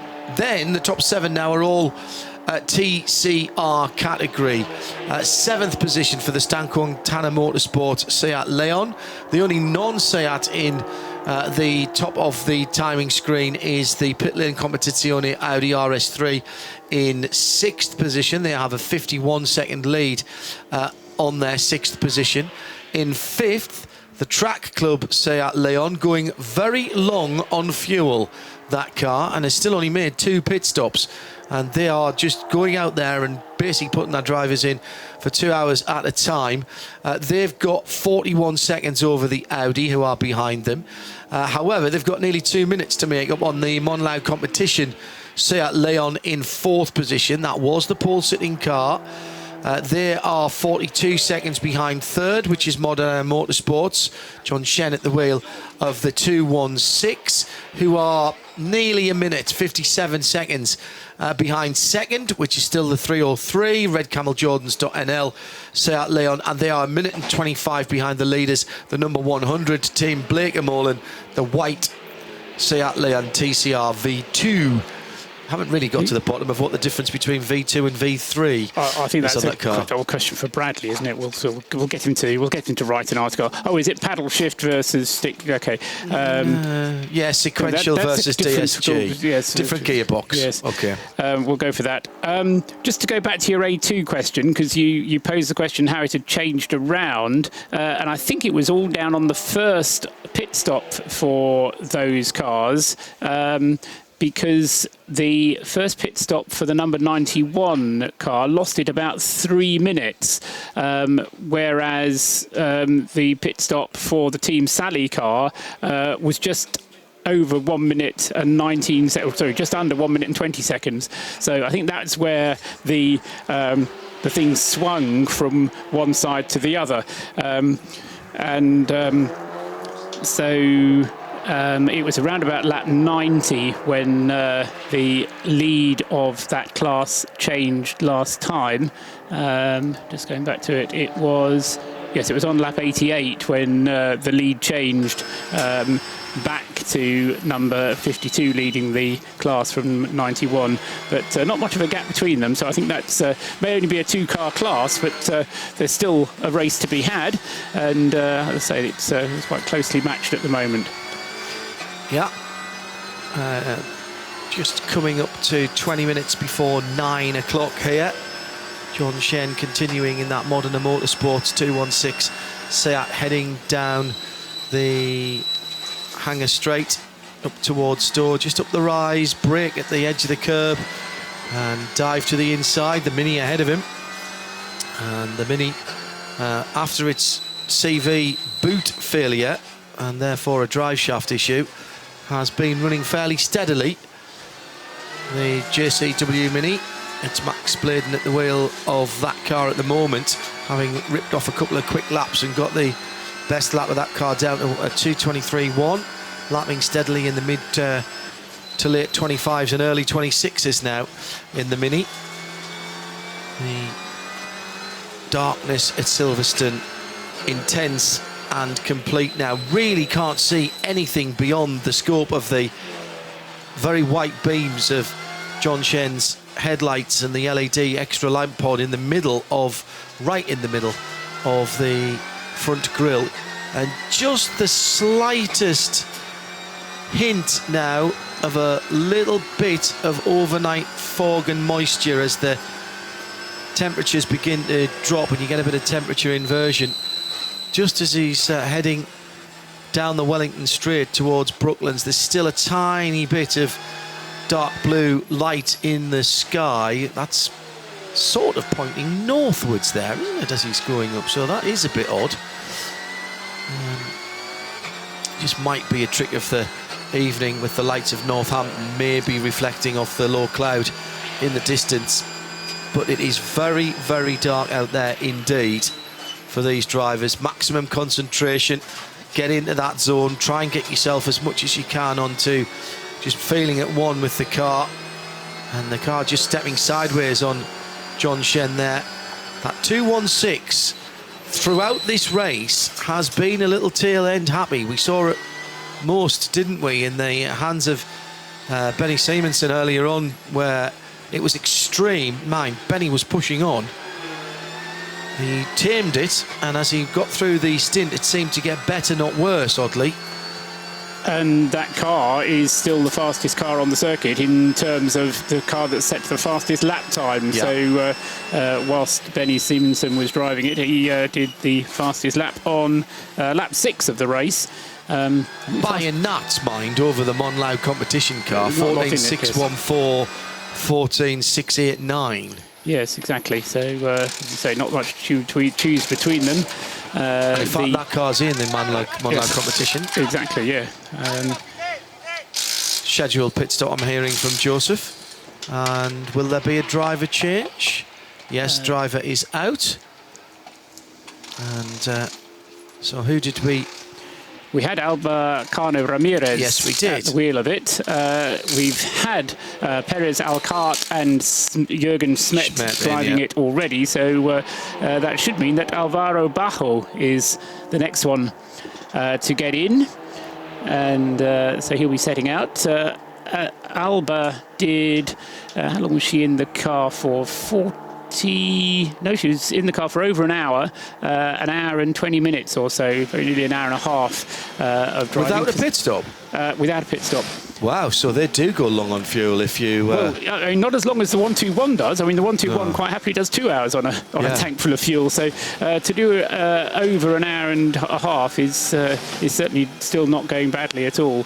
And I caught up briefly with Alba yesterday, and although I couldn't understand a word she was saying, I was just kind of lingering while she had a conversation with the team engineer, and clearly a great deal of enthusiasm for her task. And as you would expect, I suppose, with any Southern European, there was lots of hand movement and waving around, expressive language that the Mediterranean languages are.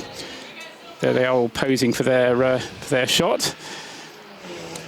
And Joe Bradley's trying out his Spanish line. Yes, go on, Joe. Yes, I'm going to... Alba, ¿habla inglés, por favor? Yes. Ah, excellent. Because my Espanol is poco. How was that? You were in the car for a long time there. Was it good? Yes, it was good. It's a bit hard because it's a long time and it's night, so the visibility is very low, but it has been very constant times and it's good for the team. The car is in 4th place. Can you push for the lead? Yes, I think the race is very long and we can overtake the rest of the car during the night and the rest of the day. What is it like driving in the dark? Is it good or bad? It's different. This is my first time here and but it's good. I like it. Yeah. And you are back in the car when? Maybe at midnight.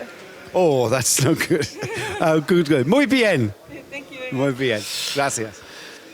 That's all of Joe's Spanish, apart from the one sentence I know that you have. He's tried that already. No. No, not on air. No, not on air. No, we're not. We're going to keep that for later, just in case. So the number 107 being fueled, the fueler supplied by the team and has to be in fireproof equipment, including goggles and fireproof head sock or balaclava. But that then is the only person who is required, other than the drivers, to have fireproof equipment. That keeps the costs down for the team, and also they don't have to have any fuel rig equipment or anything like that. Yeah, exactly. And there is an option to have his radio as well and broke his radio. Either one or two mechanics there, but yes, I mean. This is where kind of certain things simplify this kind of racing. When you get lots of green flag racing, you don't get the queues forming. Correct. And you can kind of go in, but the time spent refueling counts somehow, because you can see the cars going past at full pace. You're allowed to use two if you want to, although the rule does say if you've only got one, then you can do it with one.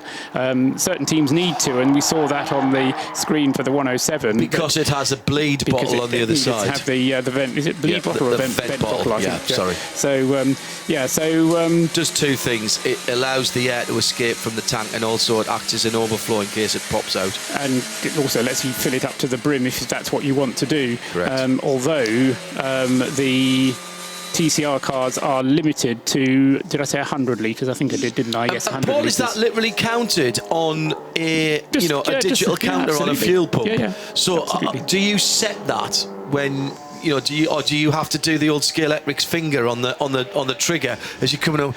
£49, £99, £50 and a penny. No, I think it's like it is when you do refuelling in Europe, where you pay your money first. And you put in a set amount. And you put in 20 euros worth or 50 euros worth or whatever it is. It just puts your team member sets it up and says, we're allowed 50 litres because we're on under code 60 or 100 litres because we're going to... Right, OK, got you. So, as far as I know, they do actually get charged the fuel as well.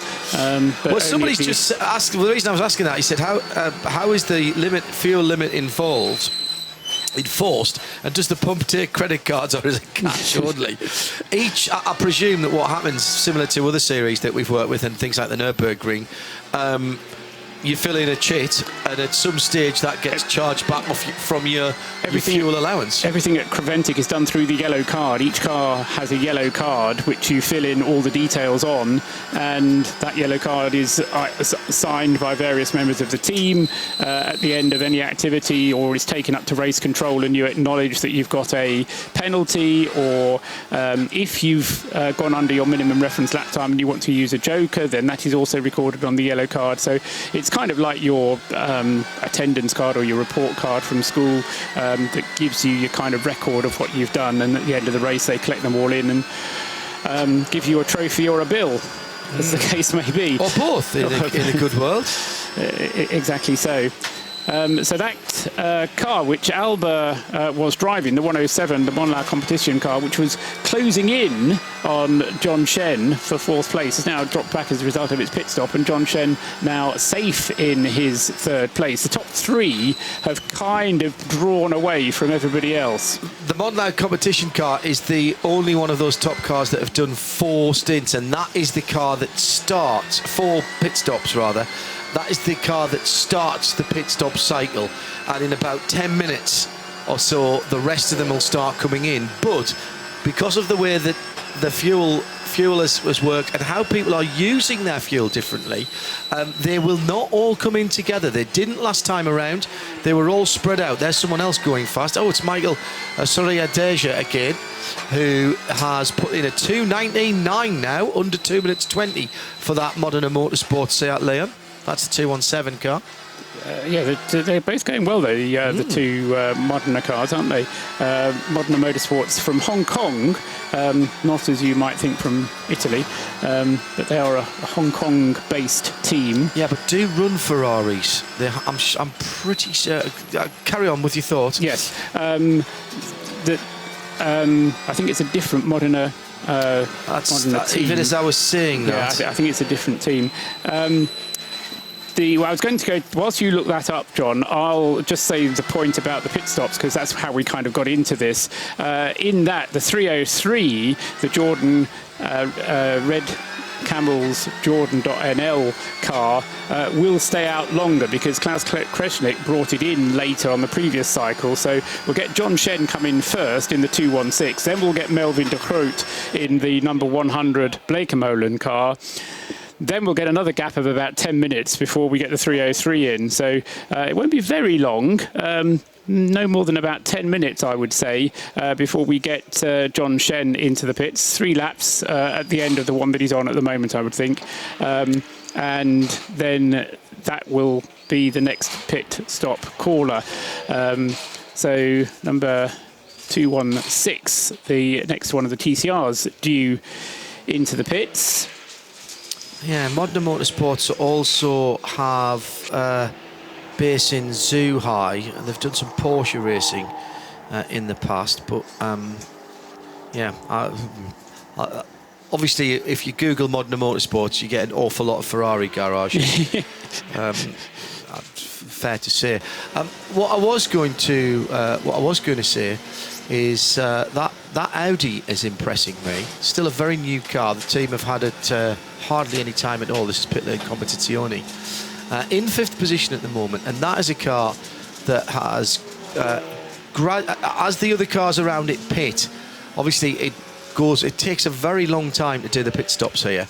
You're in the pits for something around 4.5 minutes, and that's a couple of laps, isn't it, really? So that's why you see people plummet down the timing screen until everyone else does the same pit stop, which is why Track Club, in fairness, the team more used to running Lotus in Lotus Cup, which is why those guys are actually probably doing a pretty stout job in terms of their tactics. They're running their guys to as close to 2 hours as they can. Exactly. It's an interesting tactic and not necessarily a wrong one, because the difference when it's green, because the pit lane at Silverstone, you've got to run the pit lane. The pit lane speed limit for this is 40 kilometres an hour. It's not 80 kilometres an hour in WEC, 60 kilometres an hour in a lot of British club racing. Creventic racing, 40 kilometres an hour in on the pit lane. Now, if you think of your standard kind of built-up area speed limit, that's 30 miles an hour. That's closer to 50 kilometres an hour. So you're not even doing the same as you would be down your local high street at the speed limit. You're doing 40 kilometres an hour. And that process to get all the way from the Woodcote end of the national pits all the way up to the top end, never mind about changing the driver, changing the tyres, but that already takes around about 45 seconds. So yes, okay, the refuelling does take a long time, but just coming into the pits itself takes a long time. So, and that's part of the reason, I suspect, why the Track Club team, and the other part of the reason is that it just makes everything much more even in terms of driver driving time. If everybody just does their 2 hours, then that keeps everything very simple as well. Now, Ian Rogers and Steve Tarrant adding to our knowledge on fuelling here. Ian says the fuel is paid up as a fixed amount based upon the class before the event starts. And Steve Tarrant, who I think is on duty marshalling up there, yeah. at the field, says the machine starts at 0. The mechanic either stops filling or vacuum stops when the tank full, just like it would do at your normal petrol station. And it is paper recorded by a marshal as well. Okay. So right. Thank you, Steve and Ian, for that.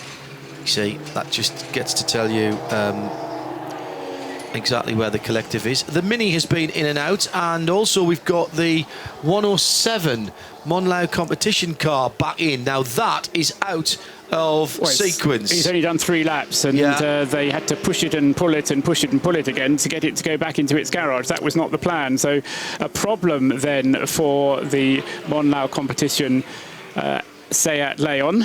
Meantime, the Mini is in the fuel. Max Bladen has got out of that car, and I think, Joe Bradley, you can speak with Max now.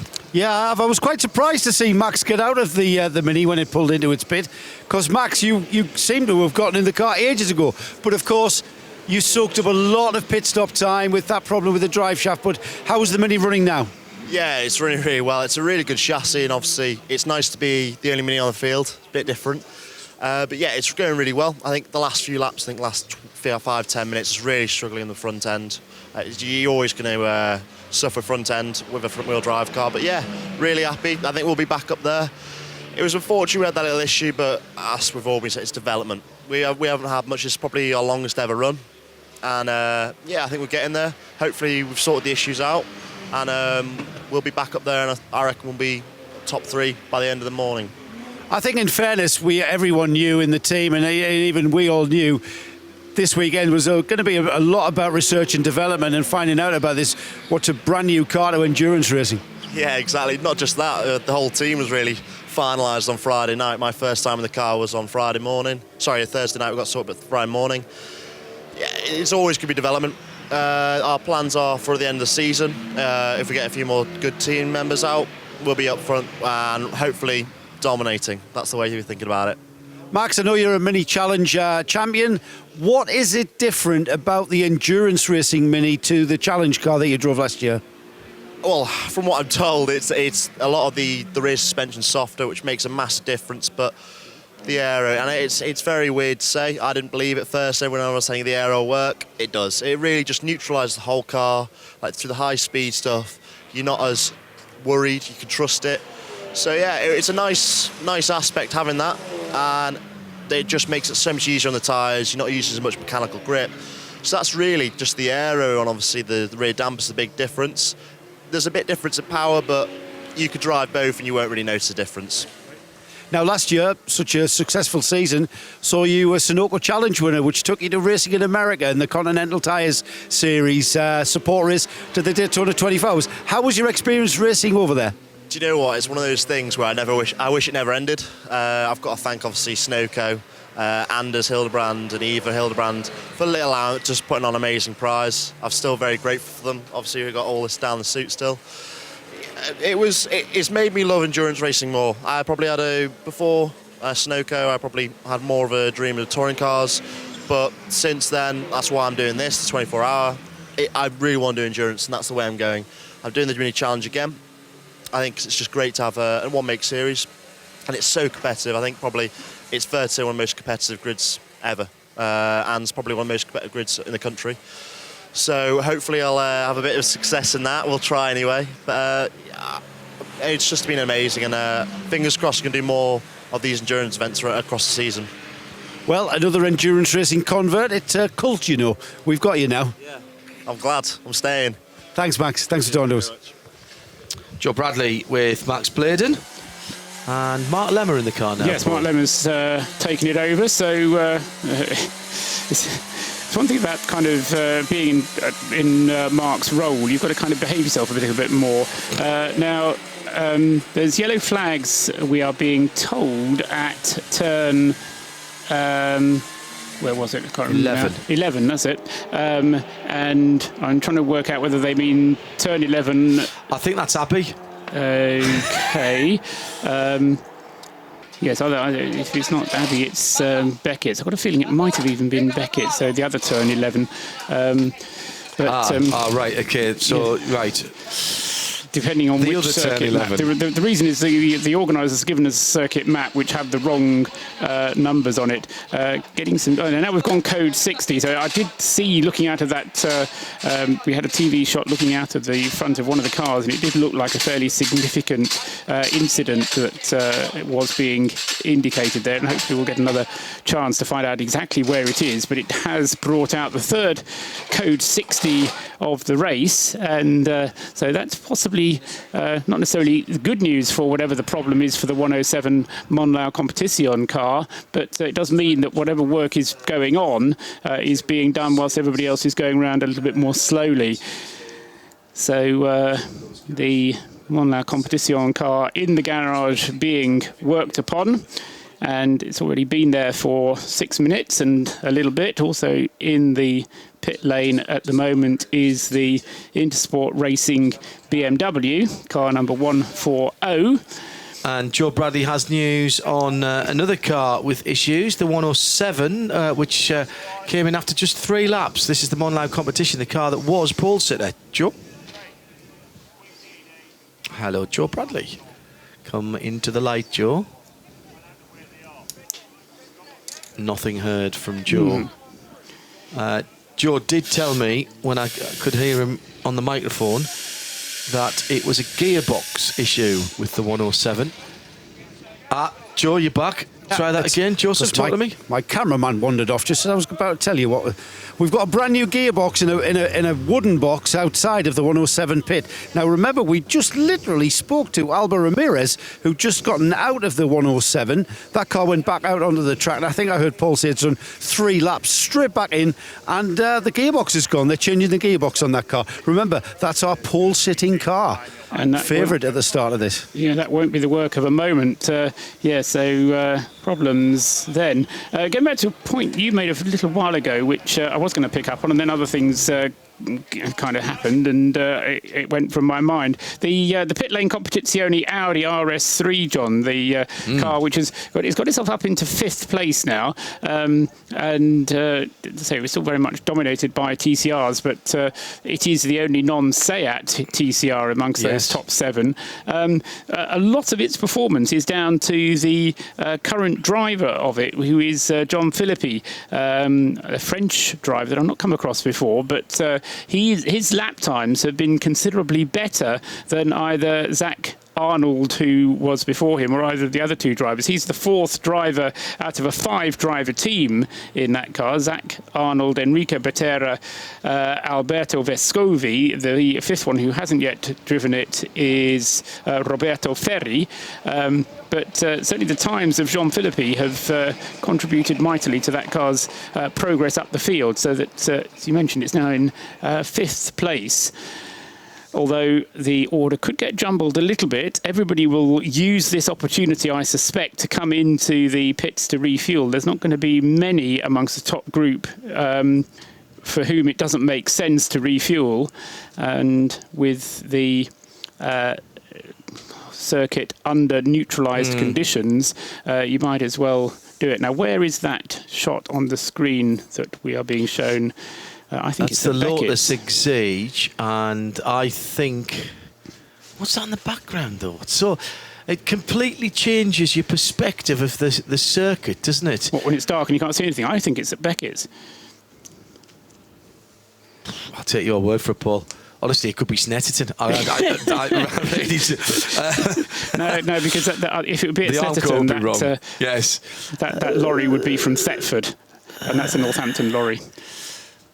Right, where? Right, that's across. Is that across one of the cutouts going back to where your box normally is? On the inside of Beckett's, yes. Yeah, okay, I'll buy that. I have no clue. The car, though, has, as John was describing, been pulled off. It was been given a tow. A flat tow, as my American colleagues call it. It was moving on all 4 wheels. Four-wheel tow. Yeah. And they pulled it off on the inside of Beckett's, but then kind of stopped when they got to the gate there, as if the gate was closed, and they then needed to get it opened. And entirely possible that part of the circuit isn't open at all at the moment, so they wouldn't have even had a security guy down there to open the gate for them. So, oh no, I'm sure the the recovery guy would have known where he was going. Yes, he knew there was a gap in the circuit. Yeah. Yeah, so it's just a matter of getting the gate open. So meanwhile, everybody else circulating at 60 kilometres an hour. This, as I say, the third code 60 that we've had. It's been going on for 5 minutes and 12 seconds. And so the longest one we've had thus far was a 5 minutes and 48 seconds. But it's all been fairly brief with code 60s, and mercifully so. It does. This actually showcases code 60 very well. Now, granted, we've got a relatively small field, but we've got a very big circuit. But we've also got very good marshals and very good recovery crews who clearly have been very well briefed by the race organisers and the race director, and their orders have been, as soon as we get everything slowed down, get out there, get it picked up, grab it, pull it, stick it behind a fence, get it back to the pit lane, whatever we can do. Now that's on an infield road. That's going past the box at Beckett's. Yeah, so I think you were absolutely right. The box at Beckett's is just visible in the darkness. So I think you're absolutely right, Paul. They took the shortcut back through one of the alternate circuit layouts that they have here at Silverstone. I've actually done some driving on just the far end of the circuit, the international, the south circuit, with the cutout there. It's actually really quite tricky. Yes. Yes, I did that as a passenger in somebody's car once, and on a over the top of that little rise before the wiggle. And I wasn't quite sure where he was going, and I suddenly realised where I was, and because you're in a, as I say, as a passenger ride, you're kind of even lower and sitting on a floor. You're not very comfortable and holding on for grim death anyway. But I got myself completely disoriented. And then you join on right at the bottom of the Hangar Straight, and you don't actually come through top Chapel. Of the Hangar Straight. So, yeah. Or the bottom of the beginning of the Hangar Straight. The beginning of the Hangar Straight, yes. Yes, exactly so. Yes, there was one occasion when Robin and I actually took our bikes out to try and ride around the circuit through that gate, and having got out onto the track, we were then told we weren't allowed to ride around the circuit, so we had to take our bikes back in again. So that was Robin's only opportunity to ride his bike around Silverstone, which didn't happen for him. Anyway, I rode a BMW at a Grand Prix meeting. I rode a BMW GS 1200 around the circuit, and managed to lose my mobile phone whilst I was doing it, but it was still worth it. I'm not sure I was meant to be out there then either, but I think the statute of limitations has probably passed that, as it was such a long time ago when we were doing Ring Radio at Silverstone. Code 60, Hindhoff and Trustwell ramblings. There was... back at the paddock already. There was a series of letters, wasn't there? I think it was in Motorsport magazine recently, of people's experiences driving round. I think it was in Motorsport magazine. It was some correspondence that I was reading where there was people were describing various times when they'd taken cars onto racetracks when they shouldn't have done. So if the car is making such good progress, this is the Ginetta that broke down, then we should be going back to green very shortly. But the fact that we are not is making me think that there might be some circuit dressing going on. Yeah, good call. Some kind of oil down on the circuit which is being cleared. And we have just gone through another hour of racing.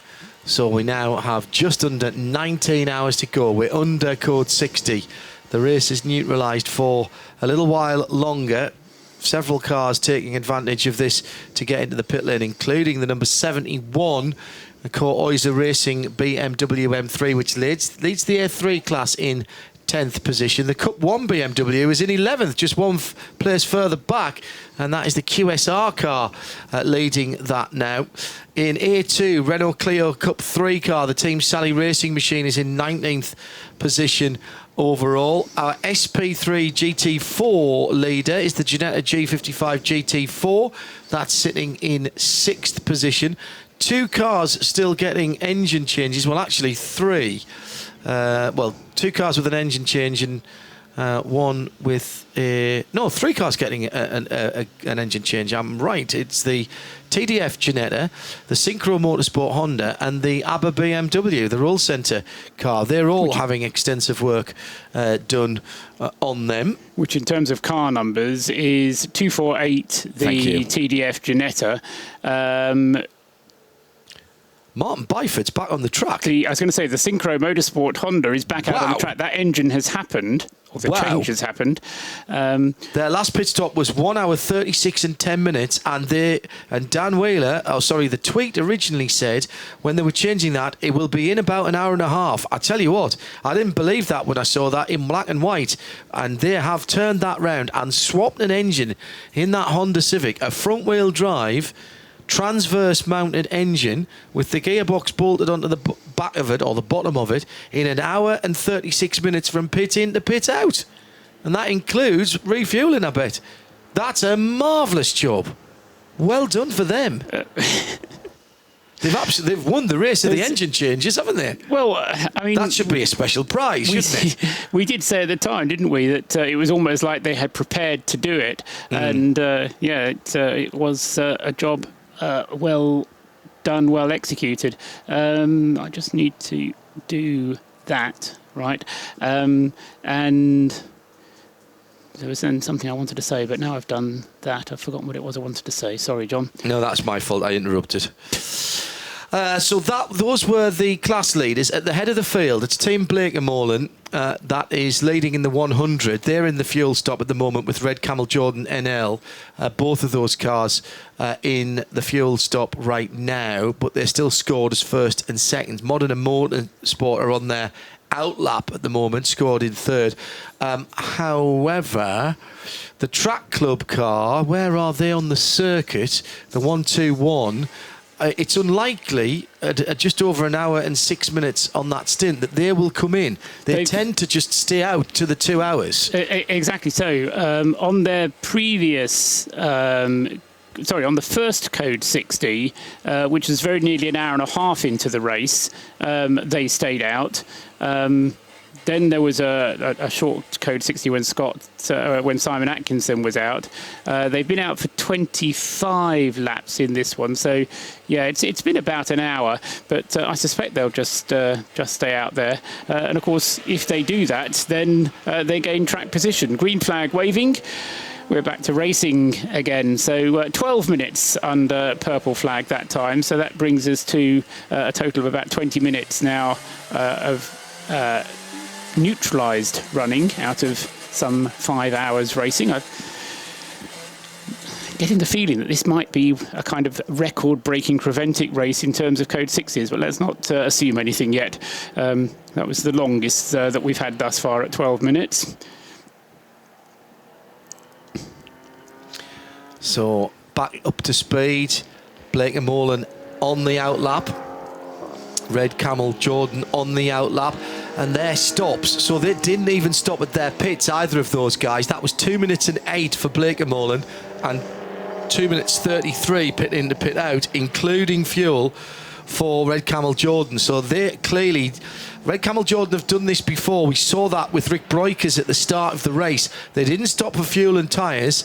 They just came straight into the fuel, got half a load, which is what they were allowed, and then got out again. And that actually might save them a little bit of track position, because the Track Club Seat Leon hasn't come round and completed that lap yet. So they have got a lap back, effectively, but just the one lap. So that's a big game again, isn't it? Rather than losing 2 laps and taking a green flag stop. Although, of course, they've only got half a tank of fuel. But they did get more fuel than... it was interesting. I had a quick chat with Ivo Breukers in the gap before the race. One of the nice things about a 4 o'clock race start was that there was plenty of time to go around and talk to people.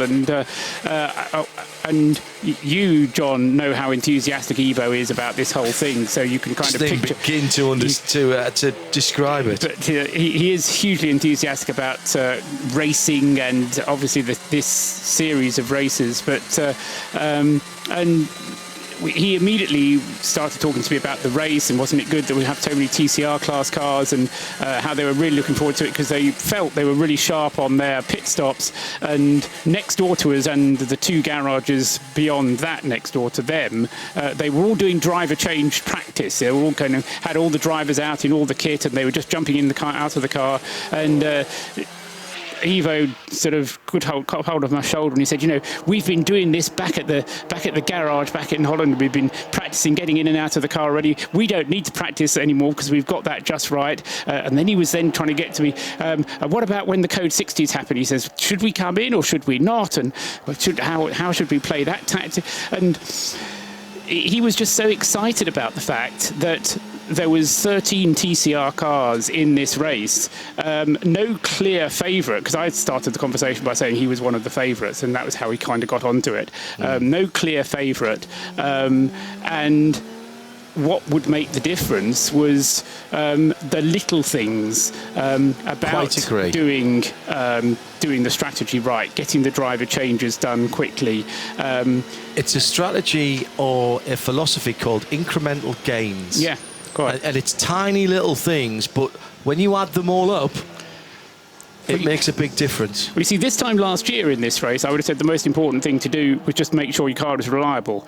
That obviously is still important, but with so many TCRs, you can guarantee that one of them at least is going to run through without a problem. Correct. And if that's not going to be yours, then you're going to have to catch up with one of the ones that is running through without a problem. So, correct.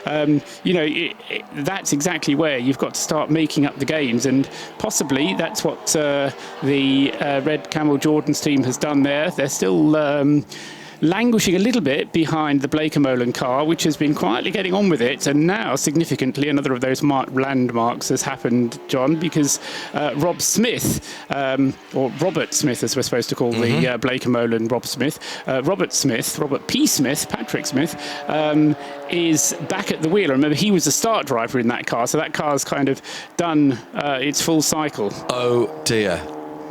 The Endurance Exige has been dragged to the back of the pits. It's just been filled with fuel, and off it goes. Now it's heading back to go back through the pit lane and past its pits as and in fact it's done that. It's coming. I did not see any other work performed on that car. I've got a spreadsheet that they need. Yeah. I'll hang on. I'll get you some work, Paul. Don't worry. Paul Trustwell for hire. Just come through me. That. Oh dear. Oh dear. Oh dear. That may have been a little bit of a whoopsie from the Endurance Autosport team. They're still in third in the SP3 GT4 category. They are on their out lap for lap 110, and. I still feel that SP3 GT4 category, there's 3 cars still running there. It will be 4 tomorrow, but I don't think that the team Abba with Roll Centre Racing V8 BMW is going to be a factor. But, who knows? Would you think could just kind of add a few hundred laps to their score overnight, and then when they do start playing again tomorrow... Who's it? So where's the second place? That's the Moss Motorsport car. They've had troubles. Yeah. So it's 118 laps to 112. 20 minutes, isn't it? Really, you don't have to be stationary for very long here. This is a circuit where most of the teams are lapping in around about 2.5-3 minutes. So 8-10 laps is, half an hour. But just look at the SP3 GT4 cars that have had their troubles, John. I mean, that is supposed to be the reliability class. I mean, the GT4 cars are supposed to be the ones that are built to go endurance racing. Increasingly, the TCRs are as well these days, but they're relatively young in their development cycle. So, at the moment, it's certainly... all the bad luck is heading the way of the GT4 class cars, and we have an A3 class leader now up into 9th place, and the Cup 1 class leader is up in 10th place overall. So the class leaders inevitably bubbling up, and say by tomorrow morning, I'm quite sure we're going to have them featuring in the top 6. Not wishing any ill on any of the TCR class cars, but we've already seen a gearbox issue afflicting the Monlau competition car. Some 25 minutes ago, the 107 hit the pit lane and has been there ever since. We now also have in the pits the 312 car, which is the Stanko and Tanner Motorsport Seat Leon, which was brought into the pits by Chris Dijkhoff, the Dutch, Christian Dijkhoff, the Dutch driver. That car with 2 Russians, 2 Dutchmen and a Swiss driver, the Stanko and Tanner Motorsport Seat Leon. And it is Swiss entered as well, Hop Swiss. The Endurance Autosport Lotus has come straight back into the pit lane after being fueled and going round. Was pushed into the garage. Its pit lane lights are flashing and the engine cover is coming off. Yeah, so something more than fuel required, I suspect, on that one, wasn't it? Very compact little engine installation in the back of that, or in the middle of that Lotus, with just a little red top engine showing there. A lot of room for something bigger, you would think. Transversely mounted across the back. That little 4-cylinder twin cam. I think you need a flat 6 in the back of that. The obviously you wouldn't transversely mount the flat 6, but the 4-cylinder, the 4-in-line that's in there is transversely mounted, which is interesting. Matrami Arenas used to do that, and the Bagheera beforehand. Don't get me started on those cars. Fabulous pieces of kit. Jay Mooney says, laps seem to be very long when waiting for your car to come past the pit, but fly by when you find yourself in the garage. Yeah, very true. Very true. Joe Bradley is down in the pit lane with that Lotus. I don't suppose you can see very much more than we could, Joe. No, exactly. And I'm trying to fathom what the problem could be, and literally it's having a tension pretty much everywhere. I suspect another potential electrical problem, engine management, let's say. We've got a laptop plugged in. That'll be downloading data to try and see what, if anything, is the problem. We had people swarming all over the engine Joe, bay.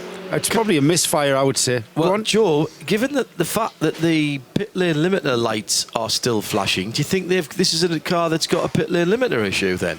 Because they're still flashing at the front, and you'd think they'd want to turn them off. Well, I was thinking the same thing. The kind of attention that when the engine cover came off the back of the car, we had people looking all around the engine bay, and that, for me, is just sort of seeing if there is anything apparent, like what has fallen off or come loose. And there is nothing apparent, so we've got to... Do you know what's wrong with this? Do you know what the problem is? I don't think there's anything major. I think we just need to do a couple of changes to the ECU calibration, and then it'll be back out again. All right, so that's like an engine remap or something? Essentially, yeah. I don't know whether the sensor's down or something like that, but it's fixable. So I think our mapping guys just fixed it. Right. Did the car run out of fuel, or did it run dry? It shouldn't have done, because the stint was some 20 minutes shorter than it has been running previously on a tank. But we're not sure that there was some issue with the map that was causing it to overfuel. That's what we're trying to establish, as to whether we run out of fuel or whether there's another problem in there. I'm sorry, what's your name? Chris. Sorry, Chris, I didn't ask your name. Are you a driver? No, I'm not. I'm not part of the team, but not driving. Right, okay. All right, I didn't know, because he's not wearing overalls, so in fairness to me, I wasn't sure whether he was a driver. So we've got a laptop plugged in there, and we've had a tension where the engine management stuff is, ECU and stuff. So is that sort of a clue as to what could be the problem? What's the driver reported? Do you know, Chris? Really the man to speak to is the guy who was in there with a laptop, but he's out of there with a laptop now, so I think whatever job he was doing is done. Right, yeah. Well, the engine cover's going back on, guys, so that's always a good sign. Yeah. Thank you, Joe. Looks like it is going to go back out again. Bradley on the spot, on the beat in the pits. Yeah, just picking up on that point, it was a 35-lap stint for Adam Busey before the car stopped and triggered the... in fact, that was what triggered the code 60, wasn't it? Yes, it was, It stopped out on the circuit and then had to be towed back. So Adam Busey had done a 35-lap stint. Tom Bradshaw had done 38 laps at the beginning of the race. Now, the Lotus is... how much is it allowed to refuel? That's one of those cars that's only allowed to refuel 70 litres at each pit stop. So the 38 laps that Tom Bradshaw did at the beginning of the race would have been based on the car full of fuel, which would be something over 110 litres. And so it's entirely possible that the car did run out of fuel, particularly if there is a fuel mapping issue.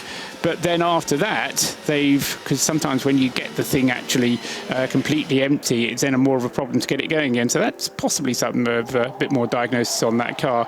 Still third in its class, though, John. Patrice Descombes has just done the fastest lap of the race for the Modern Motorsports 217 car, which has been going very well at 2:16.942, the lap before the one that he's just completed.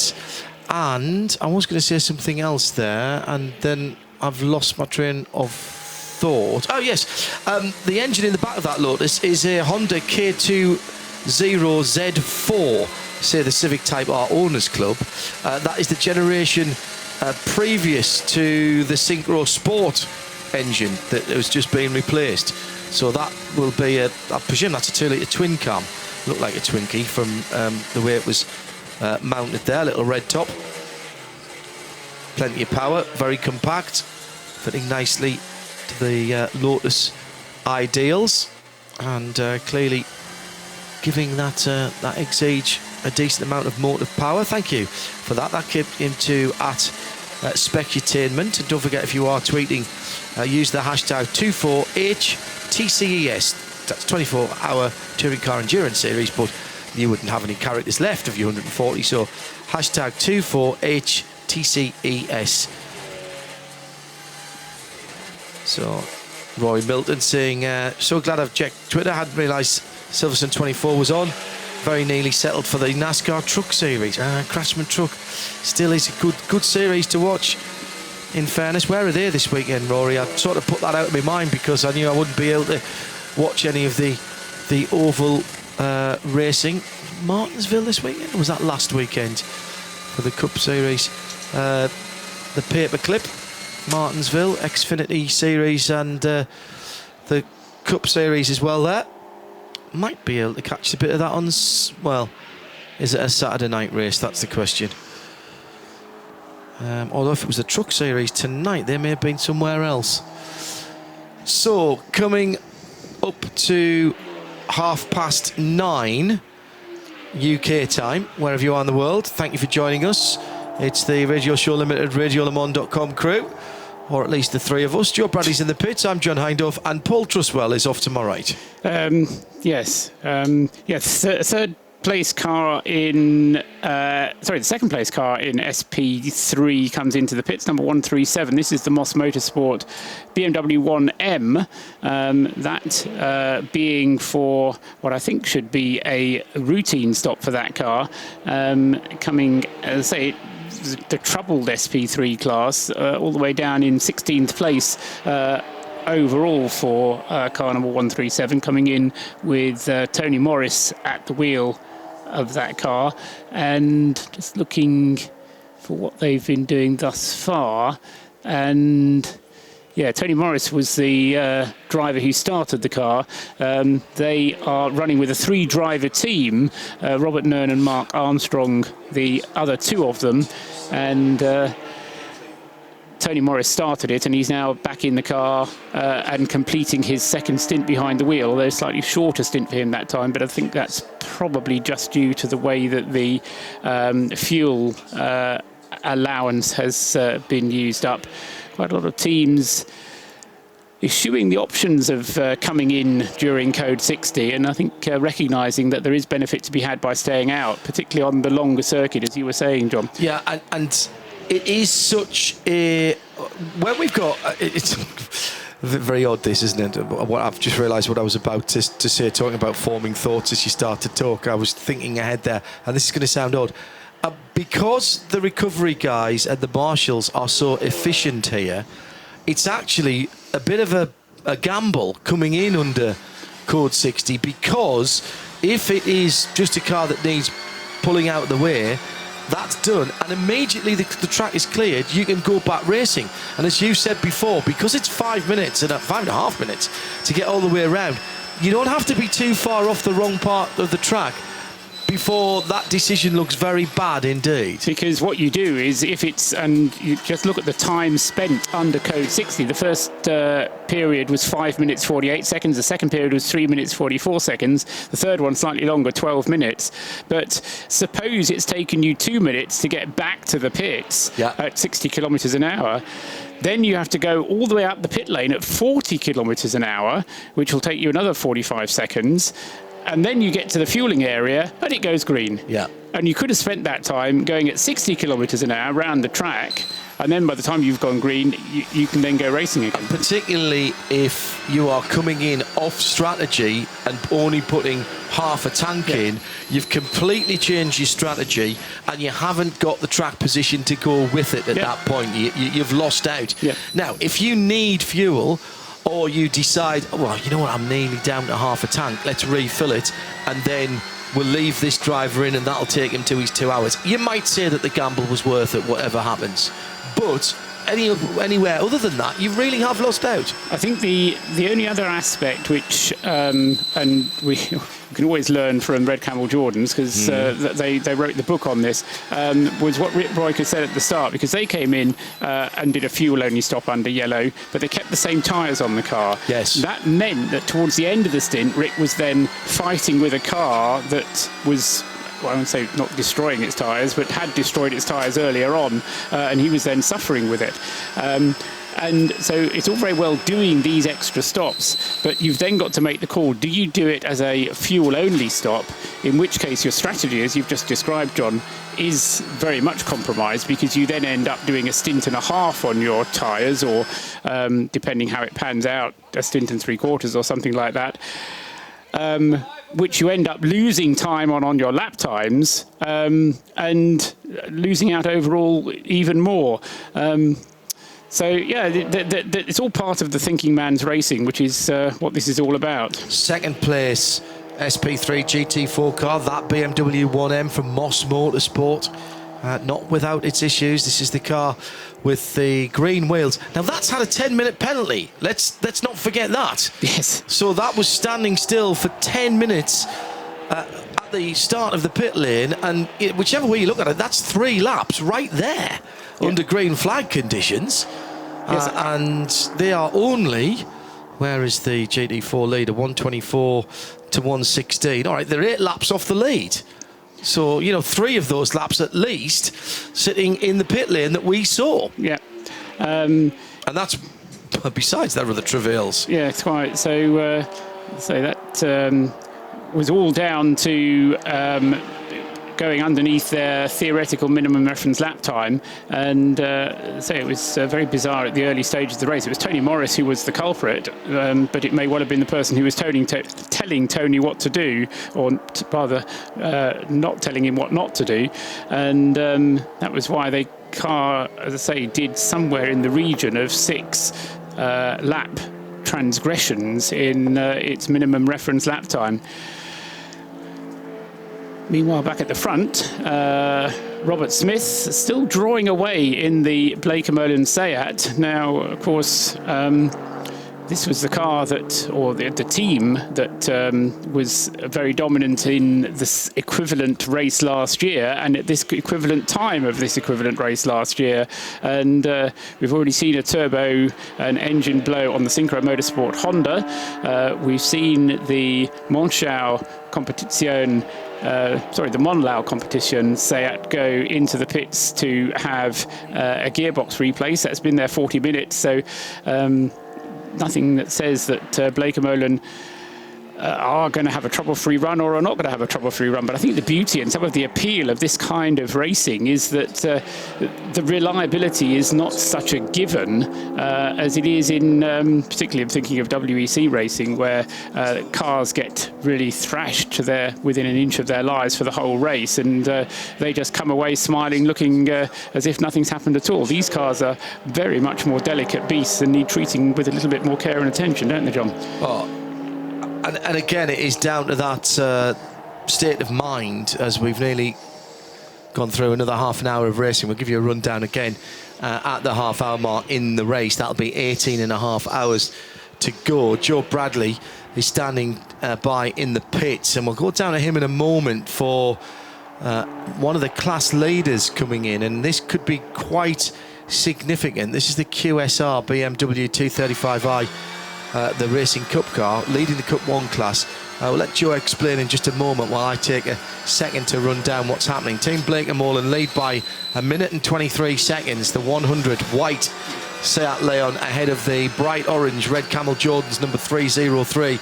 They've got 51 seconds on Modena Motorsport in the white and red 216, another Seat Leon, and they're in third, 1 minute 22 seconds ahead of the Track Club number 121 in fourth.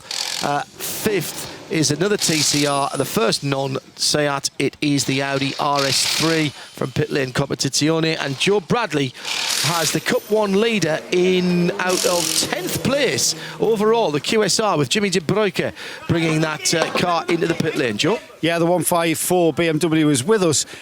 We were getting ready for a pad change. The team's decided not to.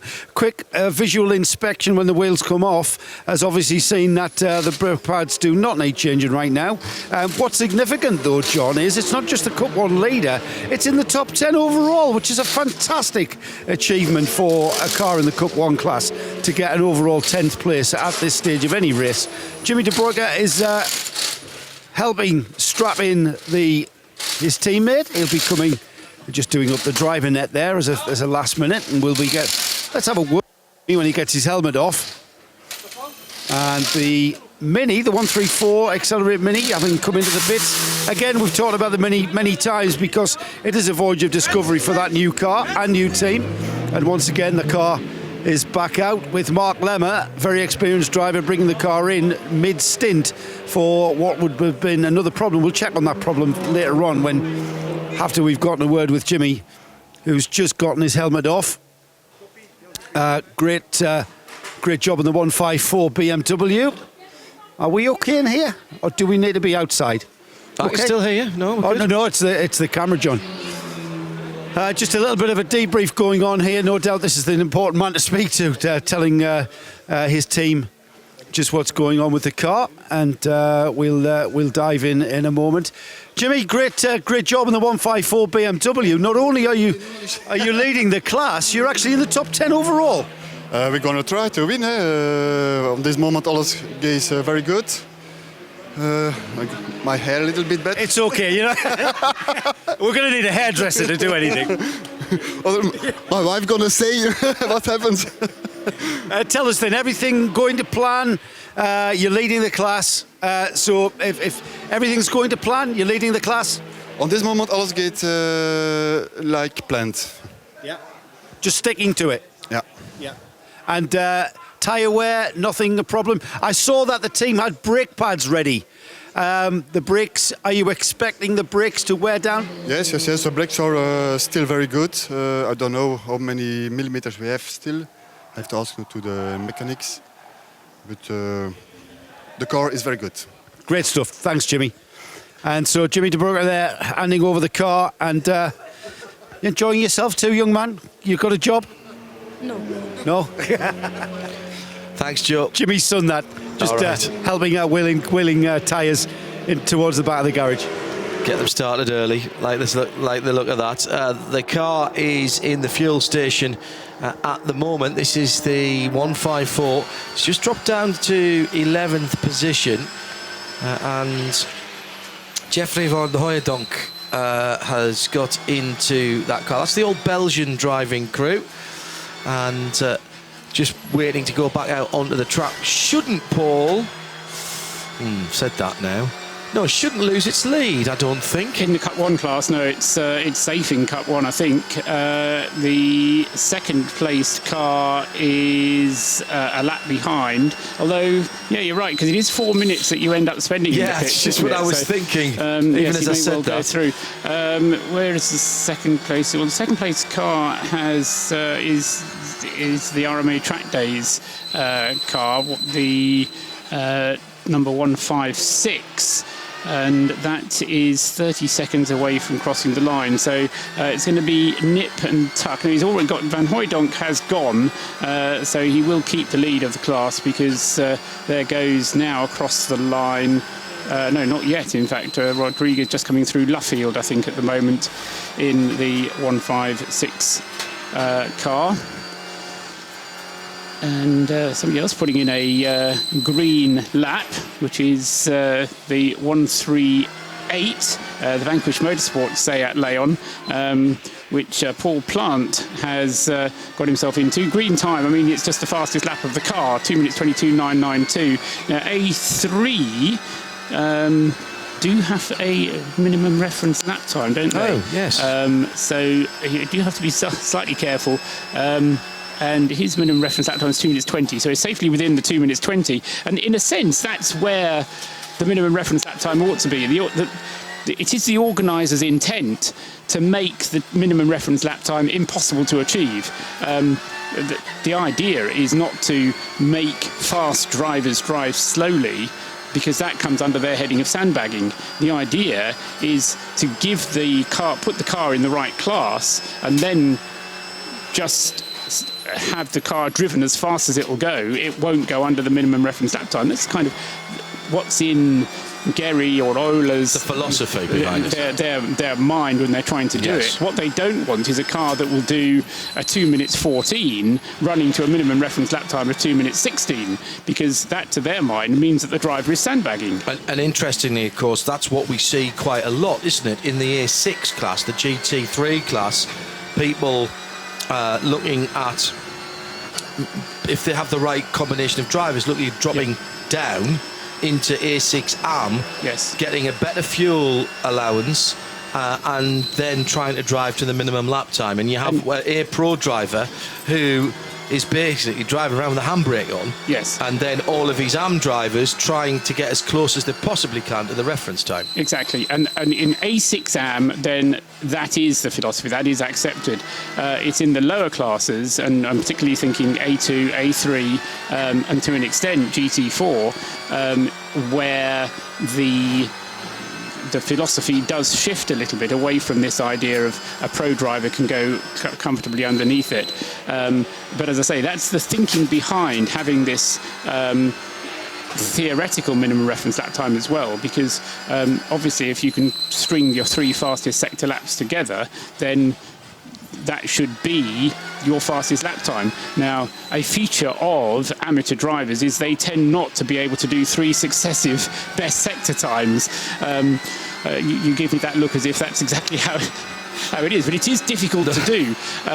You know, and if you're a professional driver, you're expected to do it. You know, your fastest lap time should be your theoretical fastest lap time. No question.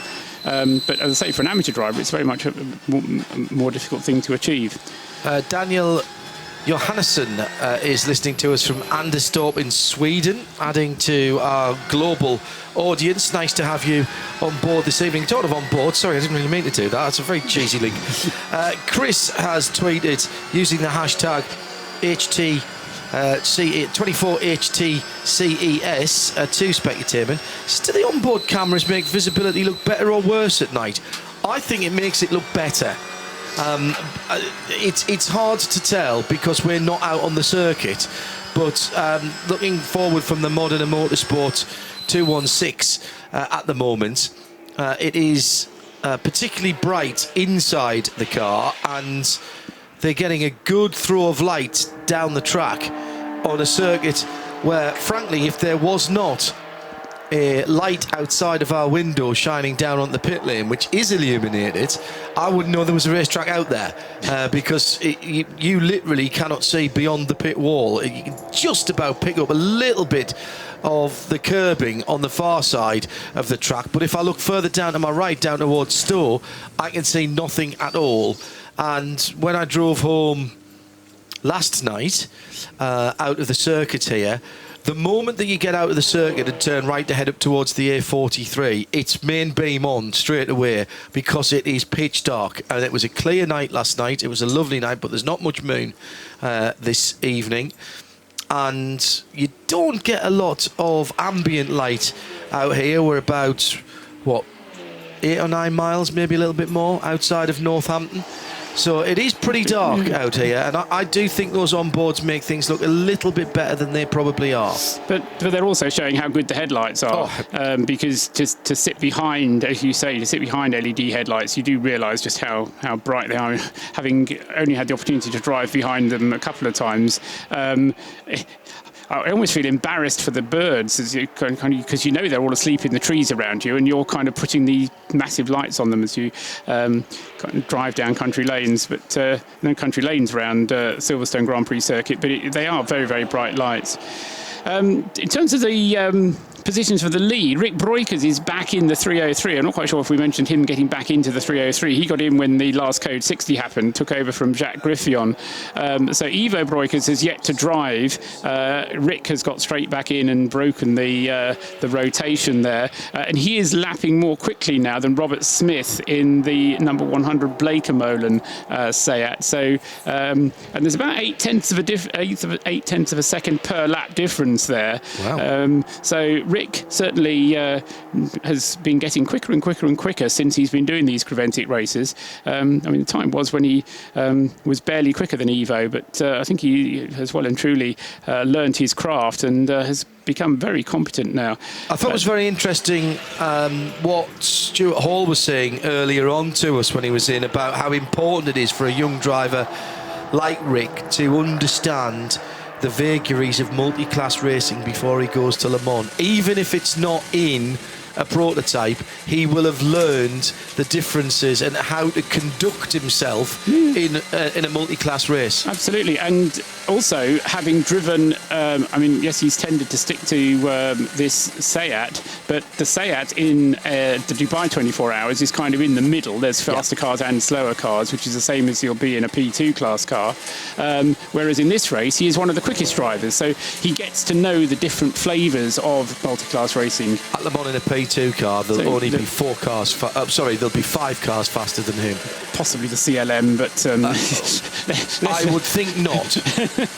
Having seen the pace, seriously, and spoken to some drivers about this, having seen the pace of the new LMP2 cars, do you think the CLM's not going to be able to keep ahead of them? No, I think they are going to have to work very hard. That Cosworth Nissan Nismo 3-litre V6 that they've got in the back of it now is a fine donkey. That is a proper motor, beautiful piece of kit, and beautifully engineered by Nismo and Cosworth, not a million miles from here, of course. But they have upped the power on the Nismo, on the Gibson engines. And I think those P2s are going to be very, very quick this year.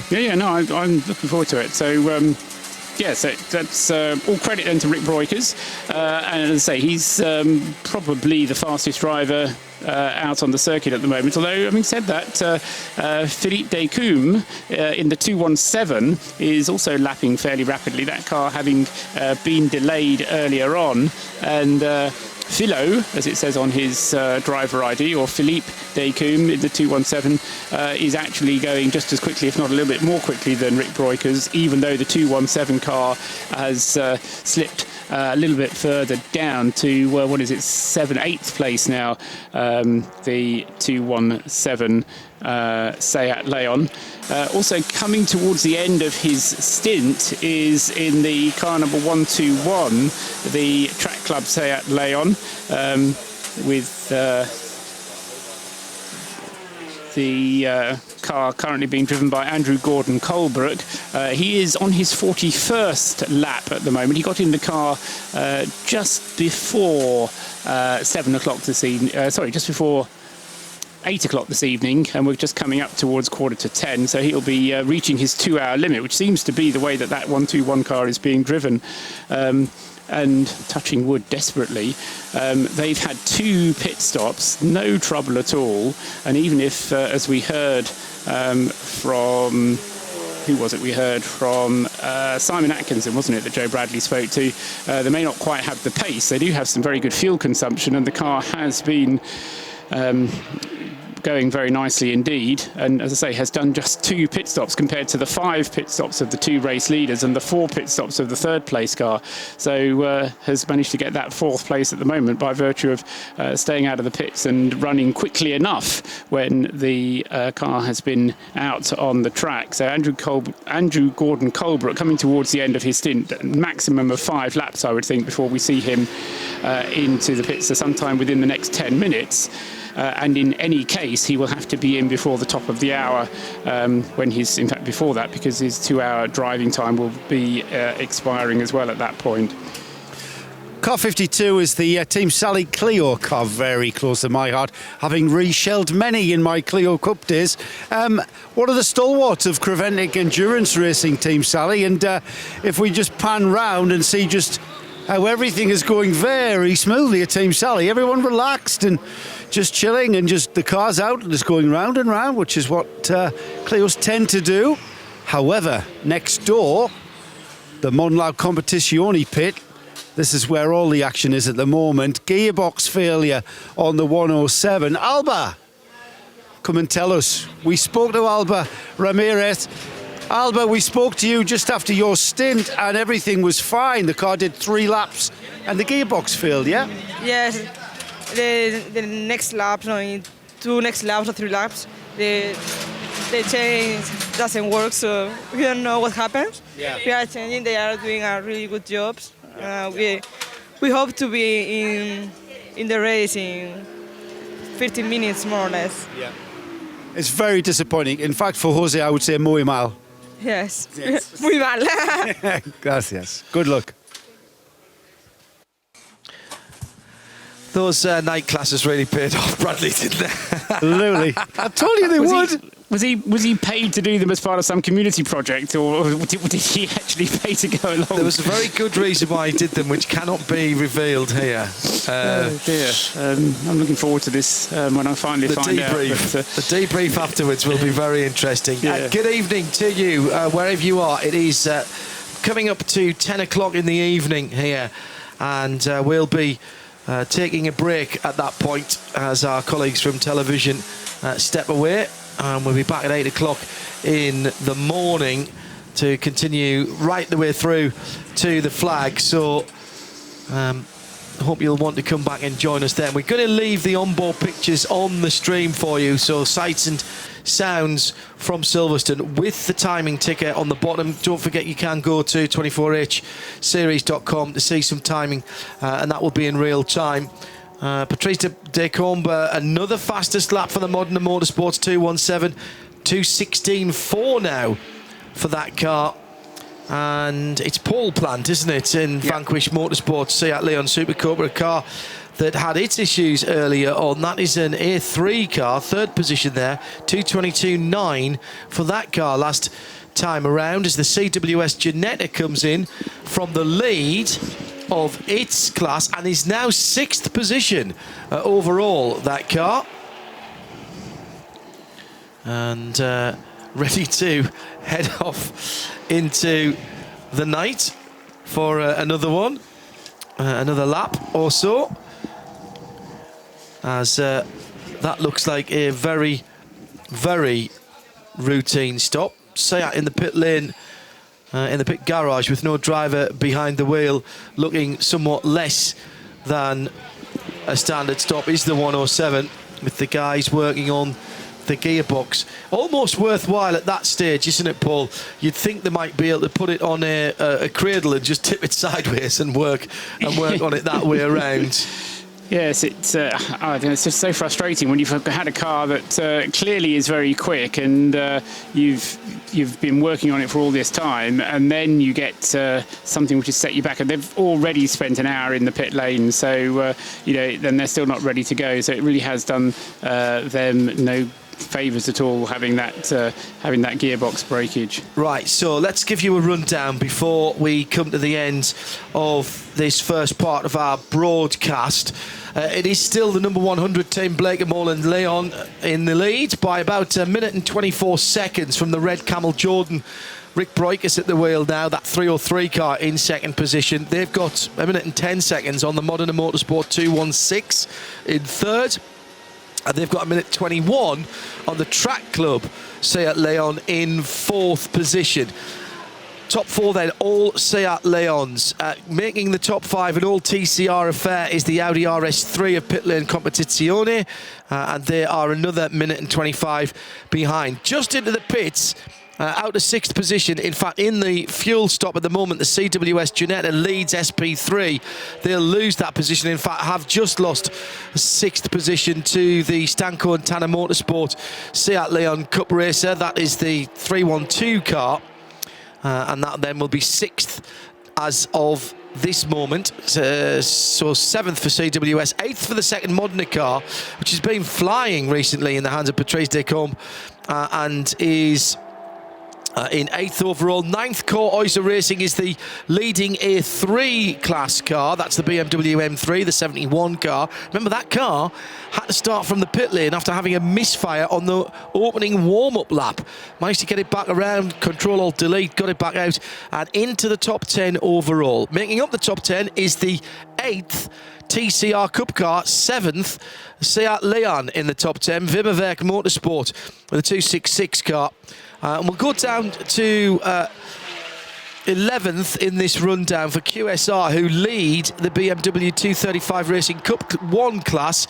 Our other class leader is the number 52 Team Sally Racing car, and that is the Renault Clio Cup car. They are sitting in 16th position and lead A2. Cars with major issues have been the Mini in this voyage of discovery, as Joe keeps calling it.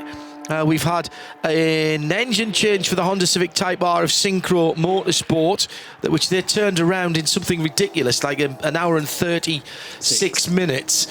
Still in the pits, we've got the Team ABBA Roll Centre BMW. And did the other Ginetta get out again, Paul? No, 248 is the other one, isn't it? Is that the one you mean? The yes, TDF Gaver car. No, that's still in the pits. That's it took them an hour before they decided to change the engine, and they've now been 3.5 hours changing the engine. So I have a feeling that there might be a little bit more going on than that.